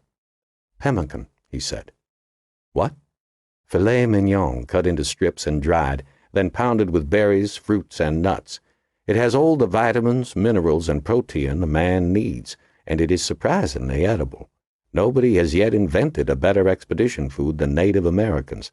Lewis and Clark lived on it for months." "Well, I guess you're provisioned anyway," Hayward said, shaking her head, "provided you don't get lost." Pendergast unzipped the top of his fatigues, displaying the inner lining. "Perhaps my most vital possession, maps. Like the flyers of the World War II, I've traced them on my flight jacket, so to speak." He nodded at the complicated set of lines, tunnels, and levels that had been drawn on the cream-colored lining in a precise hand. He zipped up the camos and then, as if remembering something, dug in his pockets and handed a set of keys to Hayward. "I meant to tape these to prevent any jingling. You'd better hold them for me." From another pocket he removed his wallet and FBI identification, which he also passed to the sergeant. "Please give this to Lieutenant Dakota. I won't be needing these below." He ran his hands quickly over his clothes, as if to reassure himself that everything was in place. Then he turned once again toward the trap door and lowered himself gingerly into the tube. "I appreciate your taking care of this for me," he said, nodding at the valise. "No problem," Hayward replied. "Send me a postcard." The trapdoor shut over the dank black tube, and Hayward sealed it with a quick twirl of her wrist. 32. Margot stared at the titration, scarcely blinking. As each clear drop trembled and fell into the solution, she waited expectantly for a color change. The sound of Frock's low breathing behind her, as he, too, stared at the apparatus, reminded her that she was unconsciously holding her breath. Suddenly the solution blossomed a bright yellow color. Margot turned the glass stopcock, stopping the flow of solution, and recorded the level on the graduated cylinder. She took a step back, aware that an unpleasantly familiar feeling was settling over her, a sense of unease, even dread. Standing motionless, she remembered the drama that had played out in another laboratory, a mere 100 feet down the hall and 18 months into the past. It had been just the two of them that time as well, crowded around Greg Kawakita's genetic extrapolator, watching as the program listed the physical attributes of the creature that would come to be known as Umbuan, the museum beast. She remembered almost cursing John Whittlesey, the scientist whose expedition had been lost in the depths of the Amazon. Whittlesey, who had inadvertently used a certain aquatic plant as packing fibers for the specimens he'd sent back to the museum. Unknown to Whittlesey, unknown to all of them, the Umbwan beast had been addicted to the plant. It needed the hormones in the plant in order to survive, and when its own habitat was destroyed, the beast went in search of the only remaining source of the plant, the packing fibers in the crates. But by a supreme irony, the crates were later locked in the museum's secure area, forcing the creature to go after the closest substitute to the plant hormones it could find, the hypothalamus of the human brain. As Margot stared at the yellow solution, she realized that she was feeling something else besides dread. Dissatisfaction. There was something strange here, something unexplained. She had felt the same way after the carcass of the Umbwan beast had been taken away following the slaughter of the Superstition exhibition's opening night. Taken away in a van with government plates and never seen again. Though she'd never wanted to admit it, she'd always sensed, somehow, that they'd never gotten to the bottom of the story, never really understood what Umbwan was. At the time, she'd hoped to see autopsy results, a pathology report, something that could explain how the beast had known to come to the museum in the first place, or why the creature showed such a high proportion of human genes. Something, anything that could bring the story to a close, even, perhaps, lay her own nightmares to rest. She realized now that Frock's own theory of Umbwan being an evolutionary aberration had never completely convinced her. Against her will, she forced herself to think back to those few moments she'd actually seen the beast, charging down the darkened hallway toward herself and Pendergast, triumph in its feral eyes. To her, it looked more like a hybrid than an aberration. But a hybrid of what? The sound of Frock shifting in his wheelchair chased her thoughts away. "Let's try it once again," he said, "to be sure." "I'm already sure," Margot replied. "My dear," Frock said with a smile, "you are too young to be sure of anything. Remember, all experimental results must be reproducible. I don't mean to disappoint you, but I fear that this will all turn out to be a waste of time, better spent examining the Bitterman corpse." Margot began setting up the titration again, swallowing her irritation. At the rate they were going, they wouldn't have results on her finds at Kawakita's ruined lab for weeks. Frock was famous for the care and precision of his scientific experiments, and he seemed, as usual, supremely unaware that time was of the essence. But then, like most great scientists, he was self-absorbed, much more interested in his own work and his own theories than anyone else's. She remembered the conferences they'd had while he was her dissertation advisor, in which he would tell one story after another about his adventures in Africa, South America, or Australia in the days before he became crippled, devoting more time to his own tales than to discussing her research. They had been working for hours on titrations and linear regression programs, trying to coax some kind of results out of the plant fibers she'd found at the site. Margot watched the solution, massaging the small of her back. Dakota had been certain there was some kind of psychoactive drug in the fibers, but so far they had found nothing to support that theory. If only they'd kept some of the original plant fibers, Margot thought. We could do cross-comparison studies. But the CDC had demanded that all traces of the original fibers be destroyed. They'd even insisted on incinerating her handbag, which she'd once used to transport some of the fibers. That was another thing. If all the remaining fibers had been destroyed, how had Greg Kawakita obtained some of his own? How had he managed to grow them? And above all else, why? And then there was the mystery of the flask marked activated 7-dehydrocoal. The missing piece was obviously sterol. She'd looked it up and had to laugh at her own stupidity. Of course she knew why it sounded so familiar. It was the most common form of vitamin D3.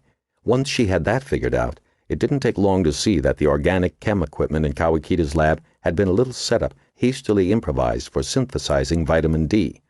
But why? The solution turned yellow, and she marked the level, exactly the same as she knew it would be.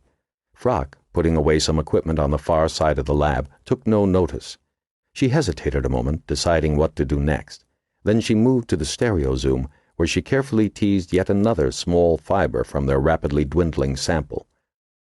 Frock rumbled over as she manipulated the microscope stage. "It's 7 o'clock, Margot," he said gently. "Forgive me, but I think you've been working too hard. May I suggest we break for the evening?" Margot smiled. "I'm almost done, Dr. Frock. I'd like to do one last thing, then I'll call it a day." "Ah, and what might that be?" "I thought I'd just freeze-fracture a specimen and get a 10-angstrom SEM image." Frock frowned. "Toward what end?" Margot stared at the specimen, a tiny dot on the glass stage. "I'm not really sure. When we first studied this plant, we knew it carried a real virus of some kind, a virus that coded for both human and animal proteins. I wanted to see if this virus might be the source of the drug." A low rumble shook Frock's capacious front, finally erupting as a chuckle. "Margot, I would say it is definitely time for a break," he said. "This is wild speculation." "Perhaps," Margot said, "but I'd prefer to call it a hunch." Frock looked at her a moment, then sighed deeply. "As you wish," he said, "but I, for one, need my rest. I'll be at Morristown Memorial tomorrow, enduring that annual battery of tests they seem to force on you in retirement. See you Wednesday morning, my dear." Margot said goodbye, watching as Frock wheeled himself out into the corridor. She was beginning to realize that the famous scientist did not enjoy being crossed. When she'd been his graduate student, timid and compliant, he'd always been utterly charming, the soul of gentility. But now that Frock was emeritus and she was a curator in her own right, expressing her own ideas, he sometimes seemed less than pleased with the new assertiveness. She brushed the tiny sample into a specimen well and carried it to the freeze-fracture machine. Inside the machine, it would be encased in a small plastic block, frozen to nearly absolute zero and cleaved in two. Then the scanning electron microscope would make an extremely high-resolution picture of the fractured surface. Frock was right, of course. Under normal circumstances, a procedure such as this would have no bearing on their research. She'd called it a hunch, but in reality it was for lack of anything else to try. Soon a green light appeared on the cryogenic machine. Handling the block with an electronic cradle, Margot moved it onto the cleaving stage. The diamond cleaver descended with a smooth motion, there was a faint click, and the block separated. Placing one of the halves in the SEM, she carefully adjusted the mount, scanning controls, and electron beam. In a few minutes, a crisp black and white image appeared on the adjoining screen. Staring at it, Margot felt her blood run cold. As expected, she could make out small hexagonal particles, the real virus that Kawakita's extrapolation program had originally detected in the plant fibers 18 months earlier. But here, it existed in an unbelievably high concentration. The plant organelles were literally packed with it, and surrounding the particles were large vacuoles that held some kind of crystallized secretion that could only come from the real virus itself. She breathed out slowly. The high concentrations, the crystallized secretions, could mean only one thing. This plant, Reliquary Pendergast, was only a carrier. The virus made the drug, and the reason they couldn't find traces of the drug was because the drug was encapsulated inside the vacuoles. Well then, she thought, the answer was simple. Isolate the real virus, grow it in a medium, and see what drug it produces. Kawakita must have thought of this. Perhaps Kawakita hadn't been trying to genetically engineer the plant at all. Perhaps he was genetically engineering the virus. If that were the case... Margot sat down, her mind working furiously. At last, things seemed to be dovetailing. The old research and the new, the viral matter and its host plant, the fibers. But it still didn't explain why Kawakita had left the museum to do this. And it didn't explain how the creature could have come all that distance from the Amazon rainforest in search of the plants that the Whittlesey expedition had... Whittlesey.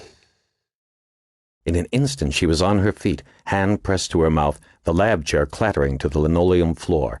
Suddenly, everything had become perfectly, terrifyingly clear.